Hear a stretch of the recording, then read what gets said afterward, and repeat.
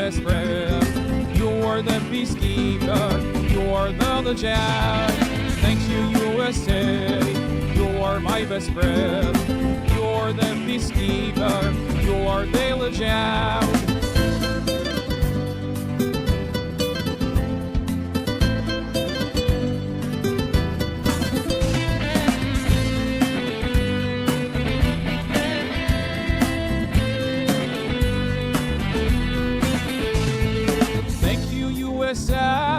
Stopping genocide, helping small Kosovo, stopping Clearing Fight.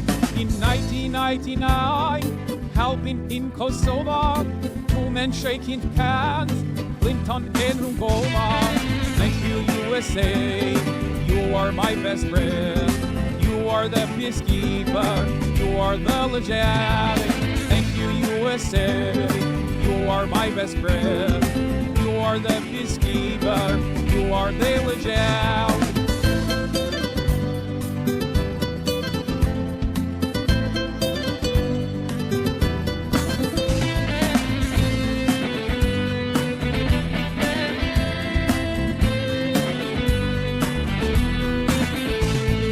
This work that we do, the way we thank you, this song that we sing, memories will bring. In so many countries, you are keeping peace. You are the lifesaver, you are pain release. Thank you, USA, you are my best friend. You are the peacekeeper, you are the legend. Thank you, USA, you are my best friend. You are the peacekeeper, you are the legend. Thank you, USA. What's going on, everybody? You're my best friend. Sam Piker in this Hasanabi broadcast coming to you live from sunny California, Los Angeles, folks. We are live and alive, and I hope all the boys, girls, and MBs are having a fantastic one, because today is yet another beautiful day. It's another fantastic day. It's a lovely day here in sunny California, Los Angeles. Maybe not the same for our brothers and sisters in the other parts of the world, but live and alive regardless. Friday the 13th, and it's a spooky day today. It's a spooky, scary day. Scary for very real reasons, and not the cute ones, obviously. But I'm live and alive. 70 degrees and mostly sunny here in California, Los Angeles. And it is a Friday. It's Friday the 13th. That's right. It's a spooky Friday. You already know. We have to do our Friday tradition no matter what. The day of jihad today. It's Friday then. What is spookier than global jihad?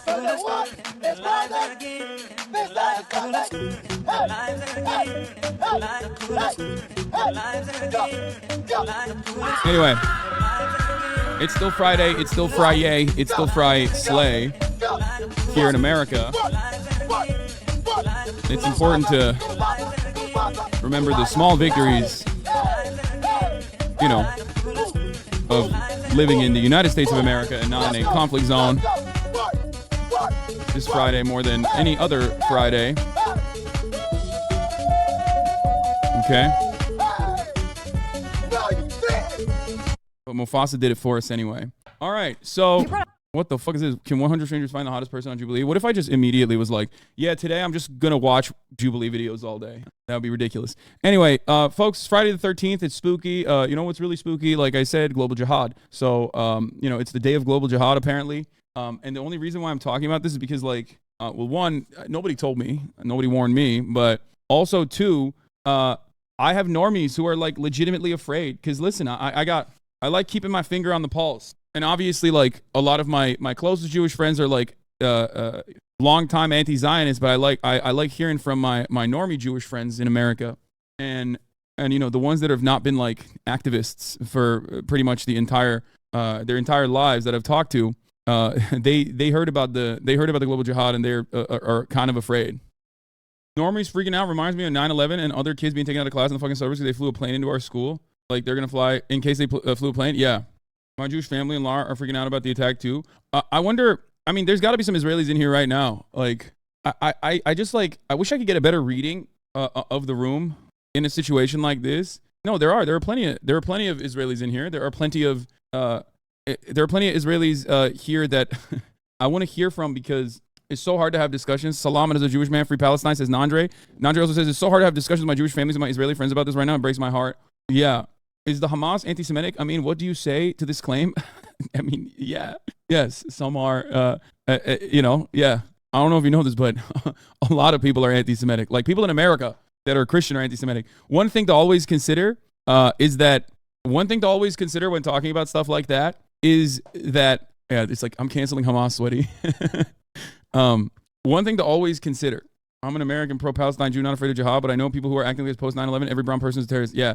American Jews are understandably afraid of anti-Semitism, because anti-Semitism is a constant. This is something we've talked about quite a bit, except it has historically not been dealt like anti-Semitic violence or anti-Semitic actions. Oftentimes in the Western world is not dealt by Muslims. It's dealt by white supremacists. So like it is always like a almost silly fear to be like, oh no, it's the spooky Muslims are gonna come for us. It's like, no, brother, it's not the Muslims.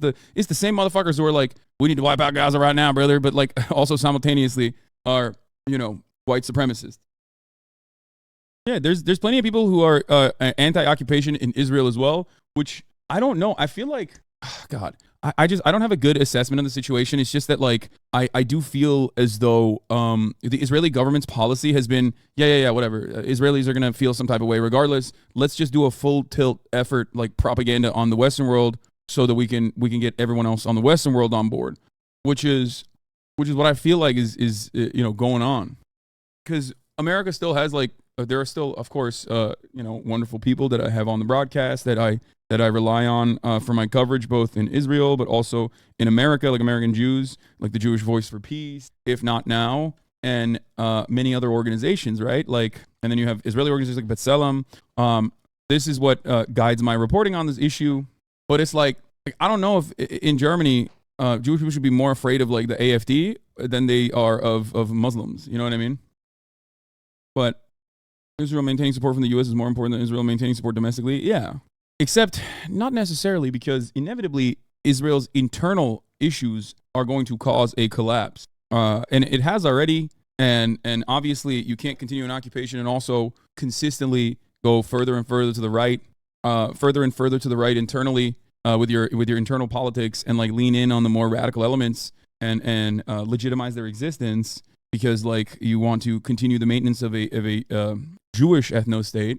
It's like the more you do that, the more liberal Jews are going to get fucking mad at you, which happened already. I feel like we've forgotten about it. Anyway, I jumped right into it, but before we get into this stuff, this is my personal news hour, but I mean, there hasn't really been a moment where I haven't stopped reading, where I haven't stopped paying attention to what's going on. I went to dinner last night. I'm Israeli. I feel like I'm going insane. My family's completely unhinged. I'm scared of voicing any opinions. They think I'm a traitor for suggesting let's not kill them all. Yeah, a bunch of my Jewish friends that have reached out to me in the last couple of days, being like, dude, I can't have any discussions right now with anybody. And these are Jews in America. We're like, no, everyone is like, I get you, but it's time to fucking level Gaza. So it's very sad state of affairs. I did work out though this morning, and I feel pretty good about it. I feel like I've never seen more of an active and deliberate refusal to reckon with the ongoing ethnic cleansing that we're watching in front of our eyes in the modern world. And thank you, Dustal, by the way, for the 20 other subs. And I just like it's happening, and due to our tech, we can see every moment of it, every square of it. Obviously, it has also reshaped the landscape of propaganda, and I don't know. The U.S. intel warned Israel of the attack beforehand. Yeah. The most interesting part about this, of course, is that when 9/11 happened, George W. Bush's approval rating shot up. There was a rallying of the flag moment in America. He got a 91% approval rating. Right now in Israel, the current government has an 85% disapproval rating. Now, of course, some people are mad because like they're not violent enough or they're not brutal enough. Others are simply mad because how could you just drop the ball on security? Some are mad because what the fuck do you think was going to happen after so much occupation? Like, we have to de-escalate. We have to de-escalate. The de-escalation calls were coming from inside the Israeli security apparatus, and while there is a multitude of different opinions internally inside of Israel to varying degrees, no such multitudes exist in the Western world, which is odd. With the exception of Ireland, I have yet to see any kind of like reason, like calls for reason, calls for de-escalation. The calls for de-escalation are marginal. It's oftentimes not represented in mainstream media. And not only are they marginal, but also they are being shot down fairly aggressively, which we will be talking about. Like I mean, Karine Jean-Pierre, we will talk about in a second. It was crazy. I'm a Palestinian in the West Bank, and it's insane that even though Hamas doesn't control the area, we're still being punished by closing checkpoints and border crossings to Jordan. Collective punishment here is the norm. Yes. Palestinians in the West Bank are being murdered by settlers right now. That's another inflection point that is going to be worse. The notion that the U.S. State Department is what? Holy fuck, that is so crazy. Senior foreign affairs reporter. Okay, let's just get started. Let's just get started. I'm gonna blast off and we'll dive right into it. Okay. After killing 4, UN gets evacuation orders from Israel, northern Gaza. As death toll rises, West refuses de-escalation. Okay.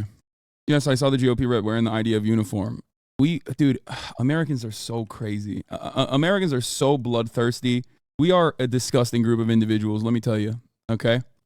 Yeah, Israel's doing America shit right now. This is like the most America shit you can do. This is Doctors Without Borders, chat. Breaking news. Israel's given the Al-Awda hospital just 2 hours to evacuate. Our staff are still treating patients. We unequivocally condemn this action, the continued indiscriminate bloodshed, and attacks on healthcare in Gaza. We're trying to protect our staff and our patients. That's the most America thing you can do.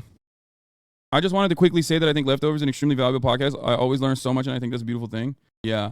I think so, too. I think people were being fucking ruthless to Ethan on Twitter. And Ela, like, I think ultimately, I get why tensions are high, and I understand why you look at the situation and you go, like, any kind of counter in one of the very brief moments where someone is like rooting for Palestinian emancipation, should completely be like untouched and unvarnished, and you can't offer any pushback. Like, any kind of pushback is like bad and wrong, and I think that is not that's not nice. It's not kind. It's not a decent way to have this conversation in the Western world, for sure. Like, Ethan was being pretty bad faith at the end there, specifically with a clip of you blinded by bad logic, but he still didn't like come at you too bad as a hard convo. No, he immediately recognized that he was in the wrong, like immediately, about the systemic incarceration, sexual violence that occurs in systemic incarceration. Would you have breakfast? I don't have breakfast. So I think people are being very aggressive towards Ethan is not like the most outspoken anti-Zionist activist or anything, but with respect to the overarching sentiment coming from America, I think he is empathetic to Palestinians being ruthlessly slaughtered. That's not even a thing that people think. So, you get fatigued when constantly covering stuff like this? Yes. Look, over the course of the past 10 years, I've covered a lot of conflict. I've covered a lot of death and destruction. Obviously, violence of this magnitude happens quite frequently all around the world. It's just, I guess it's a little bit different when it's happening at the hands of people that you know, like people that you can identify with, and so publicly. And your government officials and your tax dollars are going to facilitate this violence, this ethnic cleansing, and the entire Western world that hails itself as these like supposedly elitist, supposedly liberal, tolerant, educated, peace-loving people, which of course the global South knows has never been the case, are on the one hand simultaneously claiming that they are in support of peace in the so-called free world, while simultaneously saying some of the most bloodthirsty, most violent things that I have ever seen. It's like watching the Trail of Tears happen in real time. It's like watching ethnic cleansings happen in real time, where those who are being ethnically displaced or ethnically cleansed have fucking phone cameras and they can show you that they're being blown to pieces. Israel will cut off internet services in Gaza soon. Israel is now bombing bus convoys of Palestinians they told to flee to the south of Gaza. 70 killed so far. Thousands aimlessly walk while bombs drop around them. My friends said internet will be cut off in a few hours with no more contact. I hope these are not my last words to you. Yeah, last night we saw some of the Palestinians basically saying goodbye. The World Health Organization pleads for immediate reversal of Gaza evacuation in order to protect the health and reduce suffering. Yeah. It's like these are, first of all, it took you this many days to say it. Like, that's crazy. Okay. This genocide will only continue if the Western media structure remains the way it is. I might be misinformed, but is there much leftist organizing push to at least demonopolize the media in the U.S.? Wouldn't that even help in any way? No, there is no. That will never happen anyway. I'm an Israeli American and I genuinely enjoy engaging in diverse viewpoints, which is why I frequently watch your videos and Al Jazeera Plus when it comes to the Palestinian-Israeli conflict. Recently, I came across a video titled "Americans in Jerusalem are assisting in the displacement of Palestinians." It's refreshing to encounter videos that aren't typically featured in mainstream media. Regrettably, I can't provide a direct link here. Yeah, no, we've covered that already, quite a bit. So, but yes, that is that is the policy on the peaceful side of peaceful coexistence on the two-state side, and what that looks like. That is, of course, Israel refusing to follow on the original deals that were brought to the table, oftentimes with a third-party involvement of like the Western world, reneging on said offers time and time again, and then continuing to brutally occupy the West Bank and instill an apartheid regime has created chaos time and time again. Even Shin Bet officials and Israeli officials internally that are worried about internal Israel security have said that this occupation, even if you don't fully fucking end it, needs to be brought back a little bit, needs to be scaled back time and time again. And it has not. It's only gotten more ruthless. It's only gotten more brutal. And now you see some of the inevitable consequences of that. There are articles right now claiming that this ethnic cleansing was Hamas's plan, and they basically goaded Israel into doing this. Storming Gaza will fulfill Hamas's wish. Yeah, they want everyone.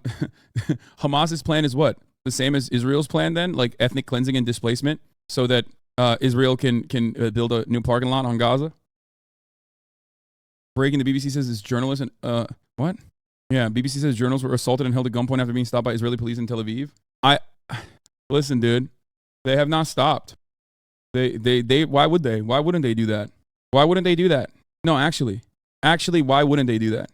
No one is scaling the Israeli forces back at all. They're like, hey guys, they've been hurt, they've been harmed. This is their 9/11. They can do whatever the fuck they want. Is the attitude?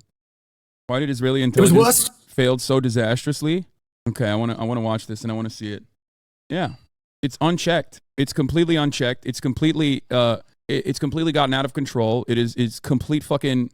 Oh, here, this is the statement from the Reuters PR team. We are deeply saddened to learn that our videographer Issam Abdallah has been killed. Issam was a part of a Reuters crew in southern Lebanon who was providing a live signal. We are currently seeking more information, working with authorities in the region, and supporting Issam's family and colleagues. Reuters journalists Tayyar al-Sudani and Maher Nazah have also sustained injuries and are seeking medical care. So who killed him? How did this happen? How did this happen? How did this happen? Did it was just like a loose rocket? Is that what happened? It's crazy. Oh, is that the Luftwaffe photo? Is that what you're showing? Oh, I saw this. Yeah, the Luftwaffe photo. Joining Minister Baerbock on a trip to Israel together.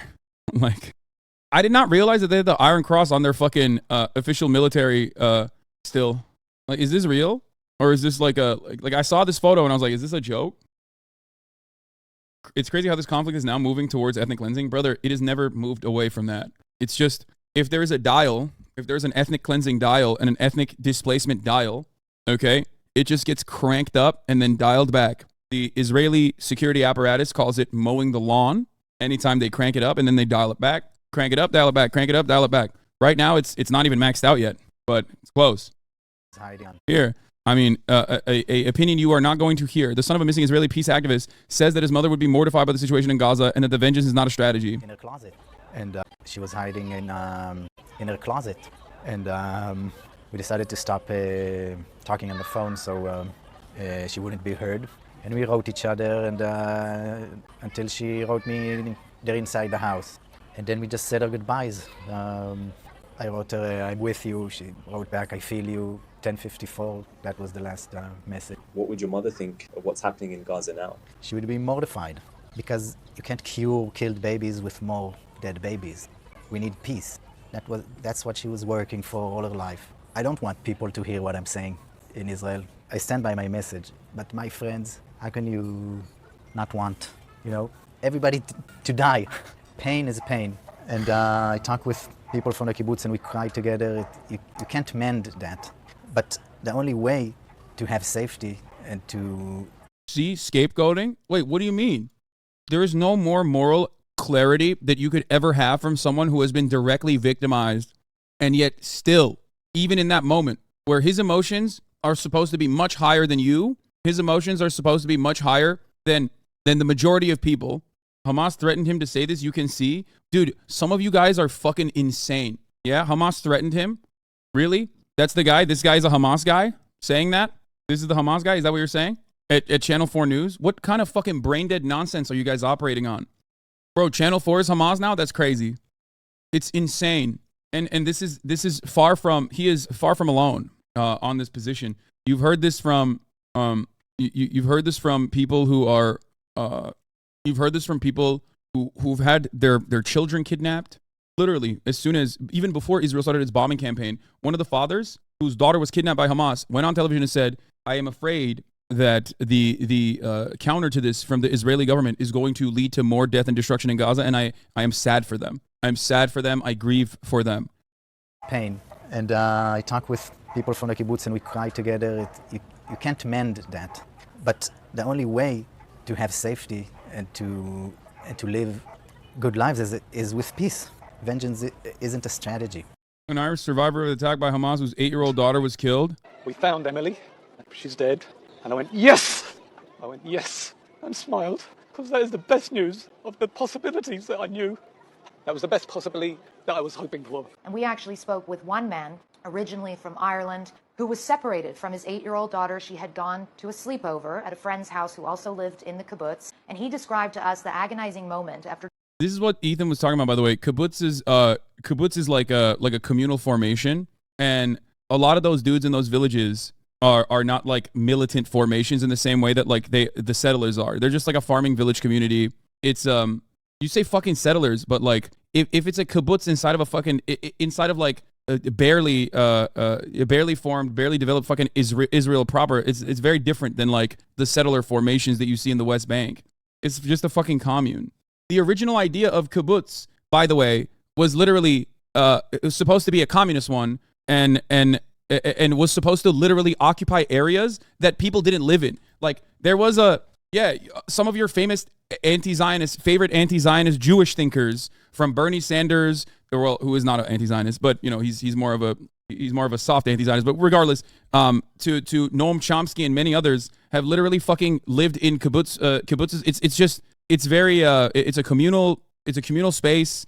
It's not supposed to be.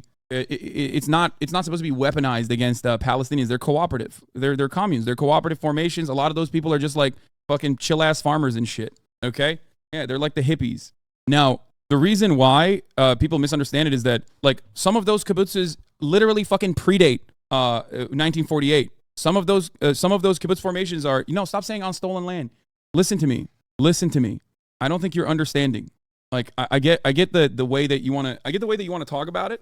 Okay, but there is nuance to this situation. You're ridiculous for just like for writing it off, because you're also wrong. You're literally wrong. The original kibbutz strategy was supposed to be like putting Jewish people from Europe that were escaping pogroms or the Holocaust into kibbutz formations that were on areas where no one was actually living there. It was not supposed to be like displacing Palestinians. As a chatter a couple days ago correctly talked about, a land for, what was it, like a land for no people, for a people with no land was originally supposed to be about putting populations into areas where no one was actually living there. The kibbutzim were founded by the members of the Bilu movement who immigrated to Palestine, like the members of the first Aliyah who came before them and established agricultural villages. Most members of the second Aliyah planned to become farmers, almost the sole career available in the agrarian economy of Ottoman Palestine. And the original formations were not like supposed to be viciously ethnically displacing Palestinian people.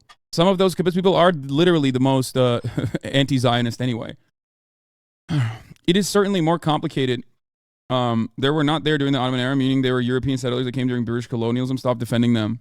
Palestine is for Arabs only, not Europeans. Okay, I want to maintain a position here. When I say I'm a one-stater, okay, I am for a single-state solution. I want to present something to you. Make no mistake. This does not mean that my one-state solution means a cleansing or a forcible displacement of all Jews that are currently living in the occupied Israeli 1948 territories. Okay, there's no way you can do that. That is impossible, and that's wrong. On top of that, okay, if it is wrong to ethnically displace Palestinian people during the Nakba and the Arabs during the Nakba, it is also wrong to try to forcibly, and also frivolous to even make this argument, because it's never going to fucking happen anyway, but it's also wrong to try and make this argument that that they deserve to also be displaced. Not only that, but it also feeds into the hands of people.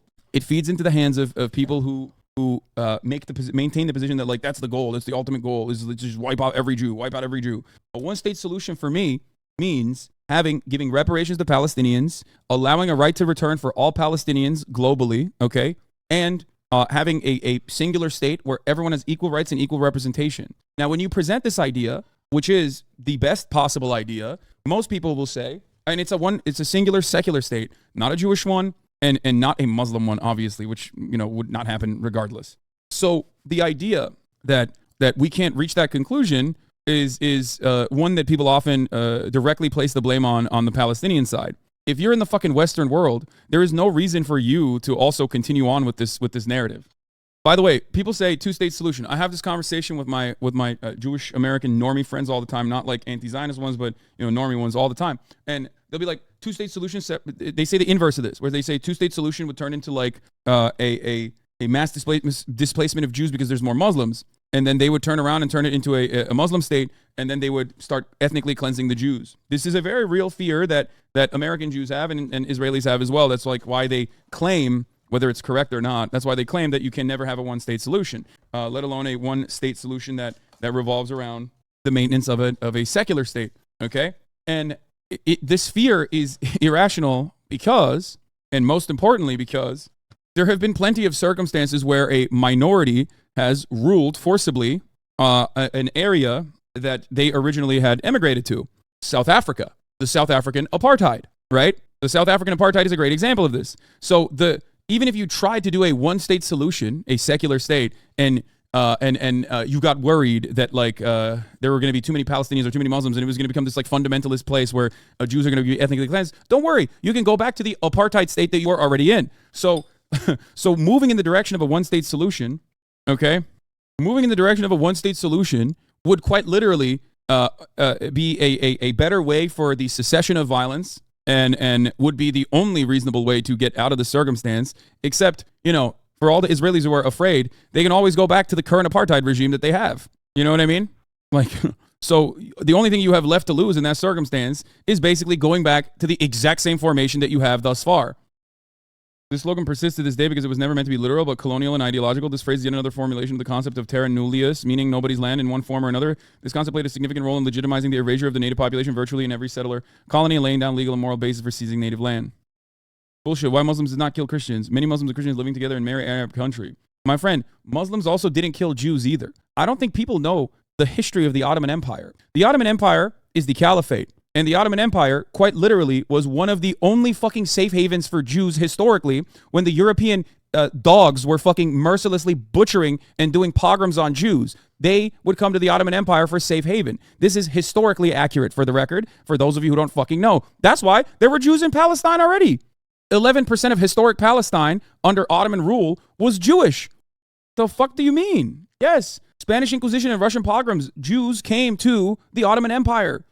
So the invention of like anti-Semitism, which is very real. There is definitely anti-Semitism in the Arab world, just like there's anti-Semitism everywhere. Okay, but anti-Semitism in the Arab world specifically has heightened since the inception of a Jewish nation state that was designed to be a Jewish nation state, even though it should not be one. It should be a secular nation state for Jews and for everyone. I mean, it's always funny to like. I've heard from other people that say like Germans love, like the German government especially loves the invention of Israel because they can always point to like, yeah, no, like it's not us that fucking hate Jewish people. It's those guys, those Arabs, right? And it's like, fuck you mean, dude? No one historically has mistreated Jews less than Arabs. The anti-Semitism in the Arab world and the anti-Semitism in the Muslim world and the global Muslim world is a relatively recent phenomena in the grand history. In the much, much larger history, it exists and has only heightened in the aftermath of the Nakba. Why are so many Muslims against Jews then? A lot of European countries just asking, I really don't understand what I just described to you. And also, I mean, it's mostly what I just described to you, but also on top of that, oftentimes, this is the exact opposite. This is the diametrical opposite in America. But in European formations, like you end up building Muslim enclaves rather than regular integration. Okay. And a lot of the a lot of the Muslims in Europe, and I'm saying this off of like my understanding of Turkish diaspora in Germany, for example, they are way more intolerant and way more reactionary than the larger Turkish population on many issues. Again, this is a very complicated issue. If we are going to talk about like the historic precedent and all this stuff, it's not as black and white as you think it is. After 2 days of waiting for answers, he was rescued. He finally found out that his 8-year-old daughter, Emily, had been killed. She was either dead or... Oh, yeah, this is true. After the Ottoman Empire fell, the Arab nationalization threatened a lot of Christians and committed massacres in Syria, forced Christians to modern-day Lebanon in the 1890s and 1900s, also forcing the diaspora of Christian Arabs. Ottoman Empire's staunch anti-nationalism had created safe havens. Yes. Like, listen, the Ottoman Empire, this is why if you ask fucking historians, the Ottoman Empire was still an empire. Of course, it's brutal. There's no right to self-autonomy. There's no like nationalism, and nationalist movements ultimately were seen as like liberatory, emancipatory movements. And there is truth to that, right? Because we were at that point living in a fucking post-colonial world. It was supposed to be a post-colonial world. Okay? But are people here aware that Muslims in Turkey have always had a tendency to make a distinction between Jews and Zionists? I mean, I don't know how much that tendency or that distinction works now, but it doesn't matter.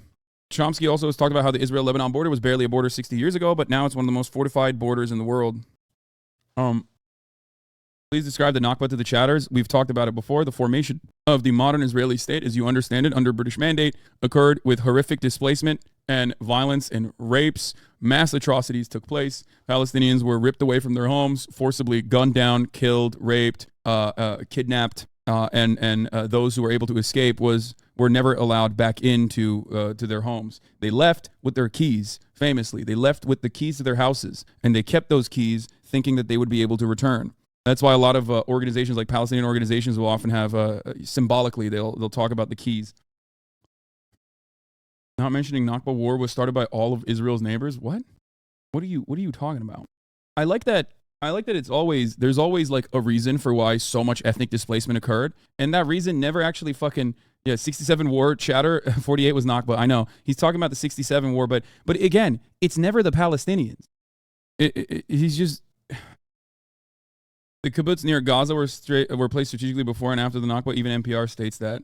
Ottomans even banned blood libel that Europeans were introducing. By the way, the kibbutz near Gaza were placed strategically before and after the Nakba. Even NPR states that. Yeah, but ultimately, if something has happened in fucking 1948 through horrific means, it's not a real solution to be like, no, those to treat children like they are enemy combatants in that regard is never going to do anything. I understand why that violence occurs, and I analyze it, but an analysis is not a justification. Understanding historical perspective is incredibly important, but that is simply analysis. That is not a justification in general, okay?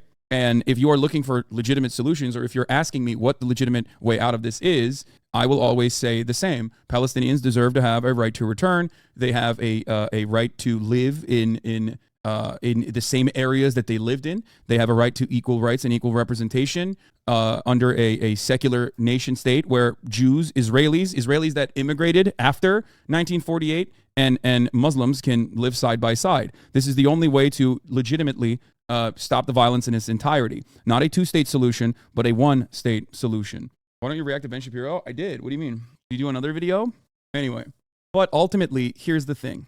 It doesn't actually really change anything. The idea of like the way people talk about Israel now is like settlers, they're all settlers or not. Like the way we cover this in the Western world is so far removed. You know? Sen ciddi misin yoksa troll müsün? Filistin neler yaptığını ve Yahudilerin neler çektiğini tekrar hatırlatırım sana. Yapma ya. Türklere bak. İnanamıyorum. But then Jews won't have a homeland or a safe space if it's secular. See, this is not correct. This is not correct, especially when like the founding fathers of Zionism were not necessarily Orthodox Jews or anything. They were not like Jewish hardliners. They were fucking secular. What the hell are you talking about? The irony is that the non-secular attitude, maintaining that this is a Jewish state, is literally the reason why it has become so much more violent and is actually causing harm to the liberal Zionists that live inside of Israel. Why do you think they fucking protested for like months when they had a constitutional crisis? What are you talking about? Like, how do you not recognize that like creating a religious state that is openly a religious state and trying to maintain a religious state is only going to lead to more reactionary attitudes. Look at fucking Iran, born out of American involvement in Iran. Look at the situation in Iran now. Do you think that is a good situation? Do you think that's a good form of governance? Of course not. So why the fuck would you champion that unless you think that like somehow more radical rabbis are not going to be able to seize on the more reactionary elements in any kind of Jewish societal formation? Like you think that inevitably it is not going to become more and more reactionary? Well, open up your fucking eyes and take a look at what has happened in Israel. It doesn't matter. Anyway, it's crazy to me that like while this is ongoing, the in the Western world, like they're saying like all manner of the defense of Palestinians as like the ongoing ethnic cleansing campaign continues. Any matter of defense of Palestinians is considered to be unjust and violent, inherently violent. And I think that is so totally fucked up, so incredibly fucked up. Shame on our leadership for not only turning a blind eye to the atrocities, but deliberately turning a blind eye to the atrocities. Shame on America. Shame on France, the supposed fucking elitist, liberal democracies in the fucking West. They've shown their asses time and time again, and they're showing it one more time now. Anyway, this is the person whose daughter was killed by Hamas militants. Dead or in Gaza. And if you know anything about what they do to people in Gaza, that is worse than death. That is worse than death. The way they treat you. They'd have no food. They'd have no water. She'd be in a dark room filled with Christ knows how many people and terrified every minute, hour, day, and possible years to come. So death was a blessing, an absolute blessing. This guy's saying that, he's literally saying that it is more fortunate to have died in the hands of Hamas militants than have to live under Israeli occupation or a relentless Israeli bombing campaign. That is so fucking nutty. This dude would prefer her daughter dead. No, he's saying that if she was going to die in either circumstance, it would be better off a swift death rather than one that one where she had to live like a Palestinian, which is a crazy thing to say. That's not what he's saying. That is what he's saying. He's Irish. He's saying at least she didn't have to suffer if death is inevitable. This is not a good thing in general. I think he's saying it's better than Hamas torturing her and raping her for years on end. Wait, what? What are you talking about? Why wouldn't he just say that then? Why wouldn't he just say rather than Hamas torturing and raping her and instead say no food? Like, you know anything she would not have any food in Gaza? About what they do to people in Gaza. That is worse than death. He very clearly defines what he means, I think. The way they treat you. They'd have no food. They'd have no food. Water. They'd have no water. She'd be in a dark room filled with Christ knows how many people and terrified every minute, hour, day, and possible years to come. You meant torture, moron? Am I misunderstanding what he's saying? She was either dead or in Gaza. And if you know anything about what they do to people in Gaza, no, I don't think he's talking about what they do to hostages. I think he means like, most MSM outlets cut out the part where he expands on what he means, so it implies he was describing torture. Do you guys have, I mean, look, I might be totally wrong on this. Is there a longer video? I might be wrong. Maybe I misunderstood it. He's talking about living conditions in Gaza. No, I mean, there must be more, right? There must be more to this than just that clip. I'm sure he expands on it more. Yeah, what they do to people in Gaza: 1, torture; 2, terrorists; 3, hostages. I don't know if that is what he's talking about, because the way he worded it is ambiguous. But maybe it could be. I mean, regardless if it's Gaza living or Hamas torture, the situation that she's awful, and death, swift death is preferable, is what he said. Oh, yes, this is like difficult. We're 6 siblings, and not easy for us. Noah Katzman, may Chaim's memory be a blessing. I'm so sorry for your loss. Can I say one more thing? Yeah, thank you so much. Yeah, so what I wanted to say is the most important for me, and I think also for my brother, was that his death won't be used to kill innocent people. And sadly, my government is using cynically the death of people to just kill. Like, they promised us it's gonna bring us like security, but of course it's not security, because they always tell us, that if we're gonna kill enough Palestinians, it's gonna be better for us. But of course it never brings us peace, and it never brings us better lives. It just brings more and more terror and more people killed, like my brother. By the way, this in and of itself is like not a position that is shared by Americans. And I don't mean like American Jews, I mean Americans in general. Americans are more aggressive than like direct victims of direct violence in certain instances. The bravery that this person is exhibiting is unimaginable. The moral clarity that he is exhibiting in this moment is insane, okay? it defies like human comprehension, which is why I get very frustrated when people immediately rush to be like, well, you know, everyone is a violent person. Everyone's a fucking piece of shit. Now, obviously, having this conversation right now as like bombs are fucking dropping in Gaza and Gaza is being leveled and the entire fucking universe is pretty much watching it step by step while simultaneously asking for more. And even the State Department is like releasing information that declares it illegal to say de-escalation ceasefire. Hours after Israel ordered an exodus in Gaza, State Department officials circulated internal warnings against 3 phrases: no de-escalation, no ceasefire, no end to violence and bloodshed, and restoring calm. It is the latest sign that the U.S. won't urge Israeli restraint. Think about that. This is like when you talk about having a humane criminal justice system and people are like, what if someone killed your family member? Americans are animals. I know. And yet that person in that very moment is behaving in the exact opposite way. Please read Howard Zinn's take from this interview in 2010. I recommend scrolling to the question, how do you discuss Israel and Palestine with Jews who might be resistant to claim that Israel bears responsibility for the conflict? I mean, look, I've seen Saeed had a really good take on this as well about as retaliatory. He had a really good take on this as well, Edward Said, where it's not like an anti-Zionist movement does not mean the purging of all Jews that now live in Israel proper. Okay, it doesn't mean that.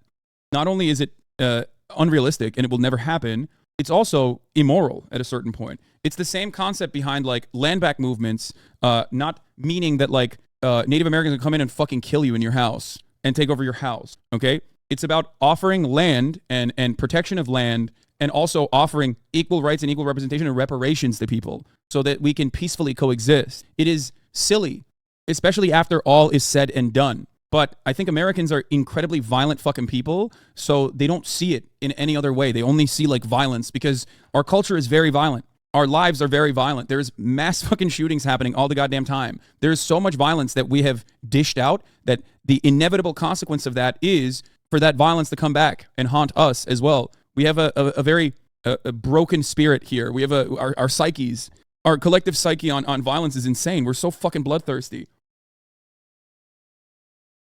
If all of Western media is unequivocally pro-Israel and every Western government is unequivocally pro-Israel and banning Palestinian protests and giving Israel permission to do whatever they want, who do you think controls this shit? Just please answer honestly. If you think that any of this means that like Jews control the media, you are a silly, stupid anti-Semite. Jews do not control the media. Capitalists control the media. Capitalists have an interest in maintaining a destabilizing force in the Middle East. They want a fucking base and they want... No, it's not Zionist Israel that controls the media. You are so silly. You are incredibly silly when you say stuff like this, okay? Don't try to fucking mask it under like anti-Zionist sentiment as well. There is a reason for why America and the Western world operate the way they do. It is not because fucking Jewish people control any facet of American existence or Western existence, dumbass. Get the fuck out of here. Yeah, dude, it's so crazy. You know, when Lockheed Martin, Raytheon, and Northrop Grumman and fucking Boeing stocks skyrocket, that's the Jews pocketing that, right? No, idiot. It's capitalists. Silly, nonsensical bullshit. It's so funny. So do the Saudis control the media, you think? Chatter? Think about how deeply Islamophobic the Western world is. That was not simply born out of, white supremacy, even though white supremacy played a role in the justification, of course, and made it much easier to prop up Islamophobia as a really good way to conduct our war on terror. But how come Saudi Arabia never gets any of that shit? How come America defends Saudi operations or also turns a blind eye to Saudi's ongoing conflict originally in Yemen? What happened there? Do the Sauds control the media now? Do Muslims? Is there a secret Islamic force controlling the fucking media too? Or is it simply capitalists and the interests of our foreign policy aligning perfectly with what the hyper right-wing Israeli ultra-nationalist government?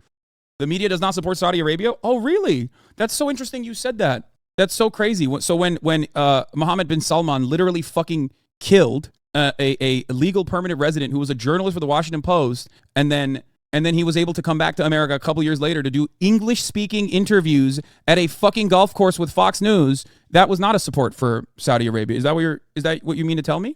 Because even before the MBS murder, the MBS-backed assassination, the brutal assassination of the interview was in Saudi, but it was on Fox News. Is Fox News a Saudi government operation? Is that what you are trying to tell me? Even before the Jamal Khashoggi assassination, he did a charm offensive, as they called it. He went on and interviewed with The Atlantic and everywhere else, and he wore Western clothing, and he was able to parade around America.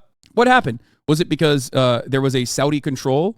Was it the Muslim? The media loves Islam and Muslims. Is that why? No. Every Saudi interview till this day, they ask about Jamal. No one is justifying it like they do with Israel. Brother, asking that question while giving a full-throated support to Saudi Arabia is nothing. Yes, being Muslim in the media implies that they will be more critical of you. They will allow to be more critical of you, but it doesn't matter at the end of the fucking day. The U.S. loves Saudi money more than they hate Muslims. Exactly. Oh, man, they ask about Jamal Khashoggi. Yeah, I know. Well, they don't anymore. Don't worry. It's just an idiotic point either way, because even if it were true that Jews control the media or Jews control the banks, it skips right over the fact that they wouldn't be motivated by Judaism or their ethnicity. They would be motivated by capitalism regardless. Even the delusional JQ takes just ultimately resolve to capitalism being the problem. Fascists are idiots. Exactly. The reason why anti-Semitism festers is because people are routinely devoid of a dialectical assessment, okay? There is no spiritual, monolithic, international Jewry that is operating with the same opinions, okay? You are a delusional fantasist, you are hysterical, and most likely a fucking Nazi. It is not because there is like a modus operandi, protocols of Zion. These guys are like fucking drinking blood or whatever the fuck that you have been told, okay? You're stupid. Also, if there was a group of individuals that dominate the world, it is not Jews, dumbass. It would still be white Anglo-Saxon Protestants, okay? It would be a WASP supremacy that dominates the world, okay? Read Aryan philosopher Hegel. Okay, dialectical materialist thinking is what I should have said. Someone must ask the WASP question, okay? Now, notice how when I say that, everyone understands that that is a joke. You want to know why? Because it's the dominant in-group. That's it. It's the dominant in-group in perpetuity, which is precisely why no one would ever even take that seriously. Or if you try to take that seriously, you would be fucking stupid. Alan Dershowitz versus Cornel West, spar over Israel-Hamas war. Nice. Yeah. America is such a white Anglo-Saxon Protestant nation that we've only had 2 fucking Catholics so far. And the last one was assassinated. Okay? We've had 2 Catholic presidents, and the last one was assassinated, and this one is holy moly. I mean, he's basically dead anyway. There's another instance of gamification in modern society. Americans are so far removed from the reality of conflicts. 100% you are correct on that. Okay? The only fucking conflict Americans are experiencing is the top of the hour ad break that they sometimes see. And they can avoid it easily, too. They can subscribe for $5 or for free with the Twitch Prime to avoid the top of the hour ad break that comes in the middle of the hour this time around. Okay? Thank you for spreading the message of the anti-Catholic Italian hate in this country. Exactly. I will always. Always and forevermore. Anyway, here's the 3-minute ad break now. Nord Shark Saboteur, thank you for the 10 gifted subs. I want to know your thoughts on this. Let's say Hamas had focused on entirely military targets. Do you think Israel's response would be any less brutal? Of course not. Anyone who tells you that is fucking lying. Okay? Yeah, of course not. No. Israel reducing Gaza to rubble now is not new. This isn't new. They've done it time and time again, okay? It does not matter. You should be scared of Italy, damn it. Otherwise, we will surrender to you, too. Anyway. Strikes are underway for Gaza. We are only beginning to learn the horrors suffered by the resident Be'eri, a kibbutz in southern Israel that was one of the worst hit communities. More than 100 people there were killed, and officials expect to find even more victims as they search through the rubble. CNN's Clarissa Ward was able to gain access to that kibbutz. And so, dude, everybody always goes, like, I know your point of, I want a point of view. Why does it feel like the more the candidate, the president proves loyalty to Israel, the higher chance it becomes the president in the U.S.? Brother, some of the largest defenders of the Israeli state and its most violent elements of settler colonial terrorism are white evangelical Protestants in the United States of America. More so than Jews. More so than American Jews. Okay? People do not comprehend the reality of like how psychotic and how violent the WASP concept is. Okay? And it's because of the rapture, chat. It's because of the rapture. And I know it sounds like a fucking insane thing to mention, but it is. That is the whole point. Like, they believe that Jews need to live there so that Jesus Christ can come back to earth and do the rapture and fight Shaitan, fight the devil in Megiddo. This is just like, where do you think the insane displacement? Where do you think the insane displacement is being funded by? It's not just the Israeli state. It's American 501c3s in like Texas. Fight the Antichrist. Yeah, exactly.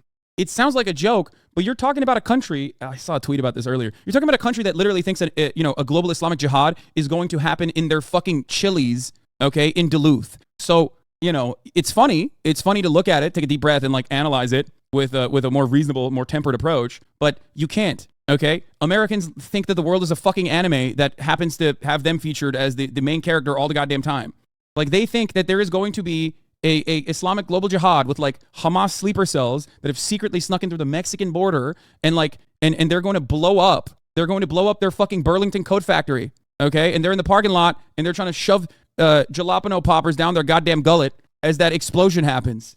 Yeah, it's funny. It's funny to consider how fucking stupid of an idea that is. And then you realize like probably around 30 to 40% of Americans believe that. Okay, like they believe that in their fucking hearts. Do you understand me? I want to bring in Mohammed El Kurd, who is a... Mohammed is not responding to me, which, by the way, I mean, this is... but I will say to my community, at least, I have made attempts to have him on. But he's probably very busy trying to survive and also, you know, speak out on these issues. Yeah, U.S. is urging Israel to abide by Palestinian journalist and writer. By the rules of global thank you, conflict. Mohammed, Okay, for joining us. I'm gonna pee. I'll be back in a second. Watching these images from Gaza. Just tell me, what are you feeling as you witness what's going on? I feel enraged to be watching this because it feels as though we are living through yet another Iraq war, with the mass hysteria being produced and manufactured by mass media, the kind of anti-Palestinian, anti-Arab, anti-Muslim sentiment spreading rapidly. And as the Israeli regime bombards civilians in the Gaza Strip, I mean, the death toll of children alone in the past 7 days has exceeded 500 children killed. And yet, you know, your earlier colleague had, you know, the audacity to say that the people protesting in the street all around the world were protesting to be anti-United States, and not because there are literally thousands of people killed in the Gaza Strip, because literally there are people in the Gaza Strip besieged. There were over 1 million people being told to evacuate their homes and neighborhoods, even though there are no cars, no ambulances, even though everything is being bombarded, and even though there's no place to run. I mean, they are being told to flee and leave the Strip and so on and so forth. But the Israeli regime has bombed the Rafah crossing into Egypt multiple times. It has prevented aid envoys from entering the Strip. This is not a warning. It is not a warning. It is just emptying, you know, themselves. It's preemptively excusing the genocide they're about to commit against millions of people in the BC's Gaza Strip. Now, we're seeing these protests all around the world, from Arab communities and Muslim communities, angry, sad at what they're seeing. Can you just give us a sense of the depth of feeling, why people are coming out in their numbers? I think the protests that we're witnessing today in Amman, for instance, is one of the biggest I certainly have ever seen. Just give us a sense of why are how these people Arabs feel about what's... Why are these Arabs protesting? An ethnic cleansing occurring. I don't get it. Interesting. What's going on? I wonder. I mean, people are devastated. We are talking about hundreds of thousands, millions of lives, millions of families that are experiencing... The other side of this, by the way, not to cut off our friend here, but the other side of this is also because a lot of Arabs, not their leadership, but a lot of Arabs see what is happening to Palestinians and the refusal from the Western world, and are reminded of their own atrocities. They are reminded of their own plight in the hands of Western imperialists. They are reminded of what has happened in their own countries, because this has happened in every single Muslim majority nation, with the exception of, I would say, Turkey, because Turkey has always been an unequivocal defender and supporter of American imperialism, the NATO nation of Turkey. Okay? That's it. That's why they see it, and they're like, this is the same struggle that we have experienced. Why don't you talk to Subi Taha? You know I know him, right? Subi Taha is a fucking OG Hasanabi head for years and years. I could have him on. I should have him on, actually. I'm going to hit him up. Yeah, I've met him. I met him years and years ago at VidCon, I think. There was like an initiative for uplifting Muslim voices it was like a YouTube initiative. Experiencing war. Millions of people who have Good lost suggestion. Entire families have been wiped off of the public record by the Israeli regime in the past 7 days. People are devastated. People are afraid for their loved ones. And it's not just Arabs and Muslims. This is not just Arabs and Muslims. This is all people of good conscience around the world rising up against war, against genocide, against escalation. This is what's happening. And if you've been looking at any Western media, UK, USA, in the past 1 week, you'll see images of Palestinian children murdered by the Israeli regime with headlines that will suggest that these are Israeli children. You'll see images of Palestinian residential buildings being bombarded and blown to bits with headlines that suggest that these are Israeli buildings suffering terrorism. There is manufacturing consent happening all over the world, but I have faith that people are not idiots. People can tell the truth when they see it. I mean, the images speak for themselves. I just want journalists around the world to do their jobs. We're not asking anybody a favor. We're just asking people to be truthful. Mohammed El Kurd, we are doing our best, and that's part of the reason why we have people like you on the show. We're trying to speak to as many people as possible. Yeah. We feel the depth of feeling that you and as you say, not just Arabs and Muslims have, but a lot of people who are watching the images in Gaza, and we want your perspective as well. Quickly, though, can I ask, do you have, as you're the next generation of Palestinian, what do you feel is the solution for this? Can there be, what is it? Because I think the people watching around the world are watching this now with a sense of dread, because it feels like we're descending further into this deep, dark tunnel, which we so often see in this part of the world. Al Jazeera reporter got fucked up by Israeli bombs. Al Jazeera about to spin the block. Yeah, okay, dude. that wouldn't be the first nor the last Al Jazeera reporter that gets killed by the IDF, whether by direct sniper fire or fucking bombing. They don't give a shit. By that I mean like nobody gives a shit about Al Jazeera's reporters. Let's be real, bro. A Reuters reporter was fucking assassinated by the IDF, and they didn't even like put the blame on the IDF. They just fucking said, "Oh, they died. We're looking at the circumstances." Anyway, I want to. What do you think needs to happen? The story did not begin and end with the past week. There has been a population of over 2 million people. Wait, what did he say? Into this deep, dark tunnel, which we so often see in this part of the world. What do you think needs to happen? The story did not begin and end with the past week. There has been a population of over 2 million people being held hostage by the Israeli regime. Living under siege, living under blockade is not a sustainable solution. Neither is living behind a wall under military occupation where thousands of armed settlers roam the streets. Just today, a Palestinian was killed by an Israeli. That's not a bad question. That's a really good question. I think asking a Palestinian what they think is the best way out of this is not the worst question at all. This is a great question.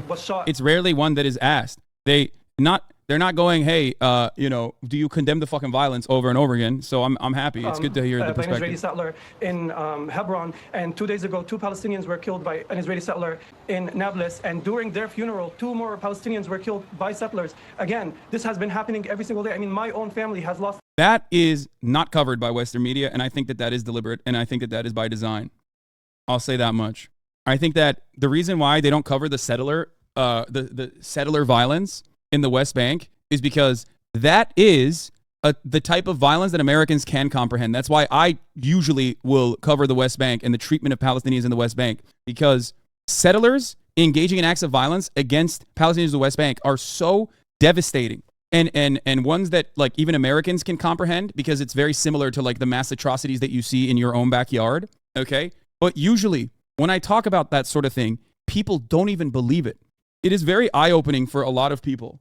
It is very eye-opening for a lot of people when they see that, because they can't even comprehend it. They're like, what the fuck? You're telling me that like this has been a deliberate attempt to partition Palestinian land, that like the entire world is considering Palestinian land, and these guys have guns and they are completely unaccountable, and when they fucking kill Palestinians with the guns that they got from the government oftentimes, that they can just get away with it, and the IDF does nothing, and the IDF basically turns around and also continues gunning down the Palestinians because they have no legal obligation or responsibility to protect the Palestinians, even though they're like occupying this area.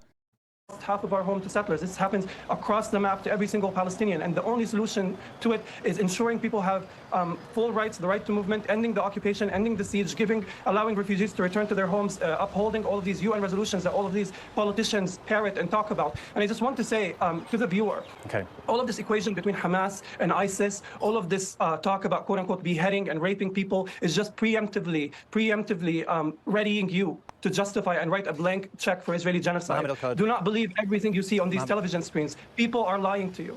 Mohammed Al-Kurd, thank you for your time. I should also, though, point out I've been to the south of Israel. I've met people. An attack happened on Saturday, and this is a response. One can agree or not agree to it, but it is, what happened on Saturday happened. But thank you very much for your time. What? That's how you wrapped it up? Bro, what is happening? Like, that's really, you listen to this man's words and you had to be like, let me get a final word in edgewise, ethnic cleansing is going to happen because of what happened on Saturday, and there's not really much we can do about it, I guess. What do you mean, believe it or not? The fuck? It is what it is, homie. Sorry.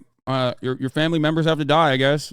I want to warn you that the video that we are about... The militants arrived at Be'eri kibbutz. Surveillance footage shows them lying in wait to car arrive. They shoot the driver and enter the compound. It's censored, but still. More poured in on motorcycles, eerily at ease and in no apparent hurry. Thomas Hand heard the gunshots and immediately thought of his 8-year-old daughter, Emily, who was staying with a neighbor. She doesn't do it very often, but unfortunately that particular night, the Friday night, she went to sleep at her friend's house. For 12 hours, he says he was pinned down under heavy gunfire, unable to reach his daughter, as Hamas went door to door, executing his neighbors. Waiting. I'm thinking the army are going to be here. Like, this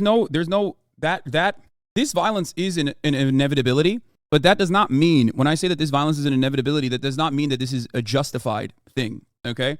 I need people to understand the distinction.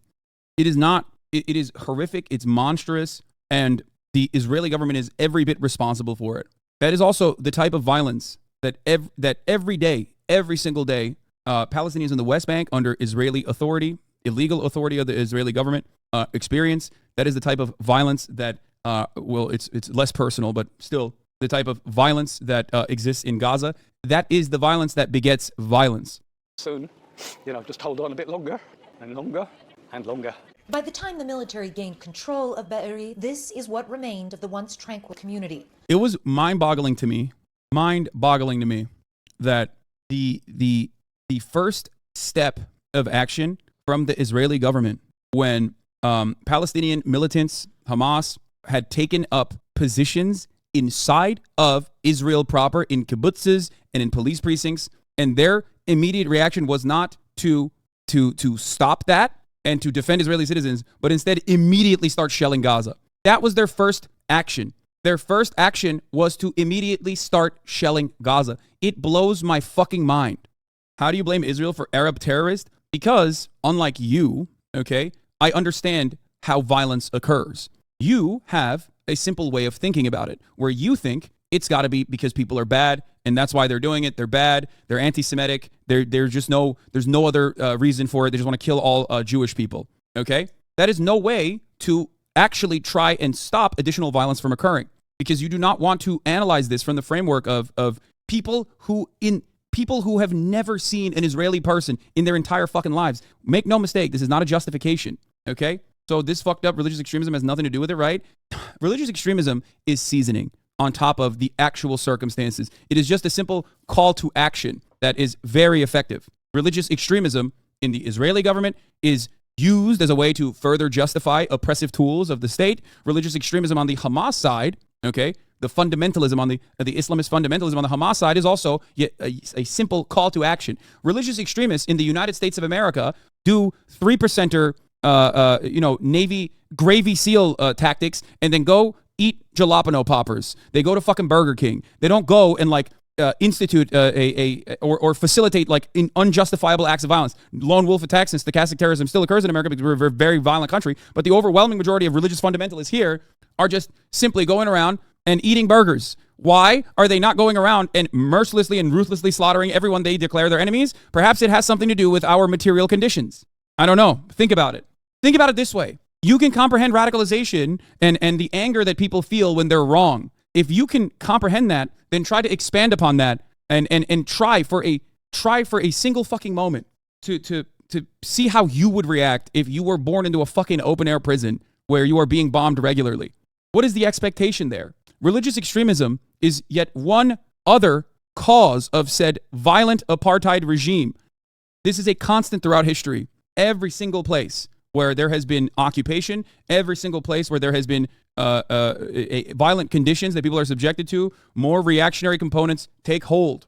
When people are backed into a corner and they have nothing, they look to whatever they consider is an emancipatory force. Religious extremism is at the base of the occupation, though. Zionism isn't only supporting the current regime or not. It's, do you believe Jewish people have a right to the land of Israel and an ethno-state? Yeah, but that is, again, a fabrication. You know what I mean? That is just a way to try and justify it to every single person. Not the real reason. You know what I mean?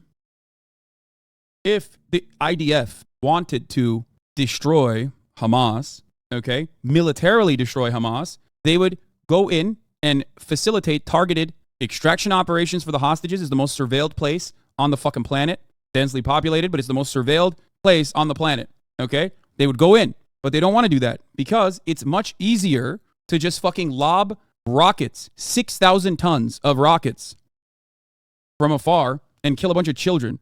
If you want a long-term solution to starving out any kind of Islamist fundamentalist influence inside, you aren't a military specialist. You don't need to be a military specialist to recognize that this bombing campaign is simply a way to engage in collective punishment and engage in an ethnic displacement campaign. It's not my opinion. This is shared by the World Health Organization as of today, and Human Rights Watch, and Amnesty International, and numerous other NGOs, and the United Nations themselves. 420,000 people have been displaced already.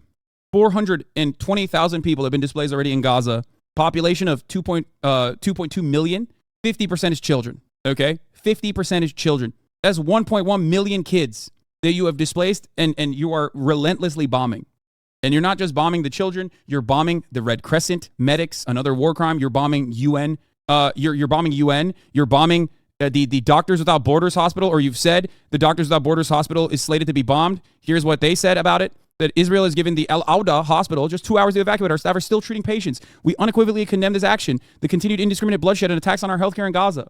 If you have no interest in defending or even seeing the humanity, if you have no interest in seeing the humanity of Arabs, Muslims in general, here are some good old white people that are there, okay? Not that it fucking matters. Yeah. And also, Health Ministry in Gaza confirms 40 people were killed, 150 injured by an Israeli airstrike that targeted Palestinians attempting to evacuate from Gaza as ordered by the Israeli military. Israel has ordered 1.2 million Palestinians to leave their homes in Gaza and head south. And once they did that, they bombed them. And yeah, I saw the video a couple days ago and I didn't want to cover it yet, but now that Al Jazeera has actually verified the independent investigation I saw, I'll cover it as well. Yes, it was... Al Jazeera digital investigation reveals that a video the Israeli army claims to show the killing of 4 Palestinian fighters is in fact 4 unarmed Palestinian men surrendering to Israeli soldiers before being shot at close range. They digitally altered the video to act like they had weapons. They never had any weapons whatsoever. They were just like walking around. I do not know if they were. I do not know that if they were actually Palestinian fighters that dropped their weapons. But even then, if they are unarmed and they're actually surrendering, that is still a war crime to shoot them and kill them. Not that it fucking matters. They also violently, at gunpoint, apprehended BBC journalists, for the record, in Tel Aviv. We never finished the Gaza Fights for Freedom documentary, which documented press and medics were being sniped. Yes. I remember when one of the medics that was sniped deliberately, okay, became yet another telegenically dead Palestinian. That is not my word. That is the word of Netanyahu and many other Israeli officials. And when some in the Western media chose to cover that during the right to return marches in 2018, what did Israel do? They immediately said she wasn't actually a medic. They fucking started doing mass propaganda saying that wasn't actually a medic, and they lied about her. Razan al-Najjar. Anyway, let's continue with this. Late Wednesday afternoon, Israeli forces let journalists in for the first time after days of pitched battles. I saw how the soldier fight. I fight myself in the first hour, only to get inside to the kibbutz, only to come from, apartment to apartment. It took a lot of time. Does that weigh on your to know how long it? We have a very difficult question to ask ourselves. Now we look forward to defend the people, to take the survival out of it, and to switch ourselves from defense to offensive operation. I'm sure that we ask ourselves all the difficult questions after it. For now, there are more pressing questions. The bodies of more than 100 residents have been recovered, but the army says that many more are still missing. You can see the amount of blood. This was a massacre. Full scale of the horrors that transpired here are just starting to come to light. Pictures, family photographs on the wall. Thomas waited 2 agonizing days before getting the news. They just said, "We found Emily. She's dead." And I went, "Yes!" I went, "Yes," and smiled, because that is the best news of the possibilities that I knew.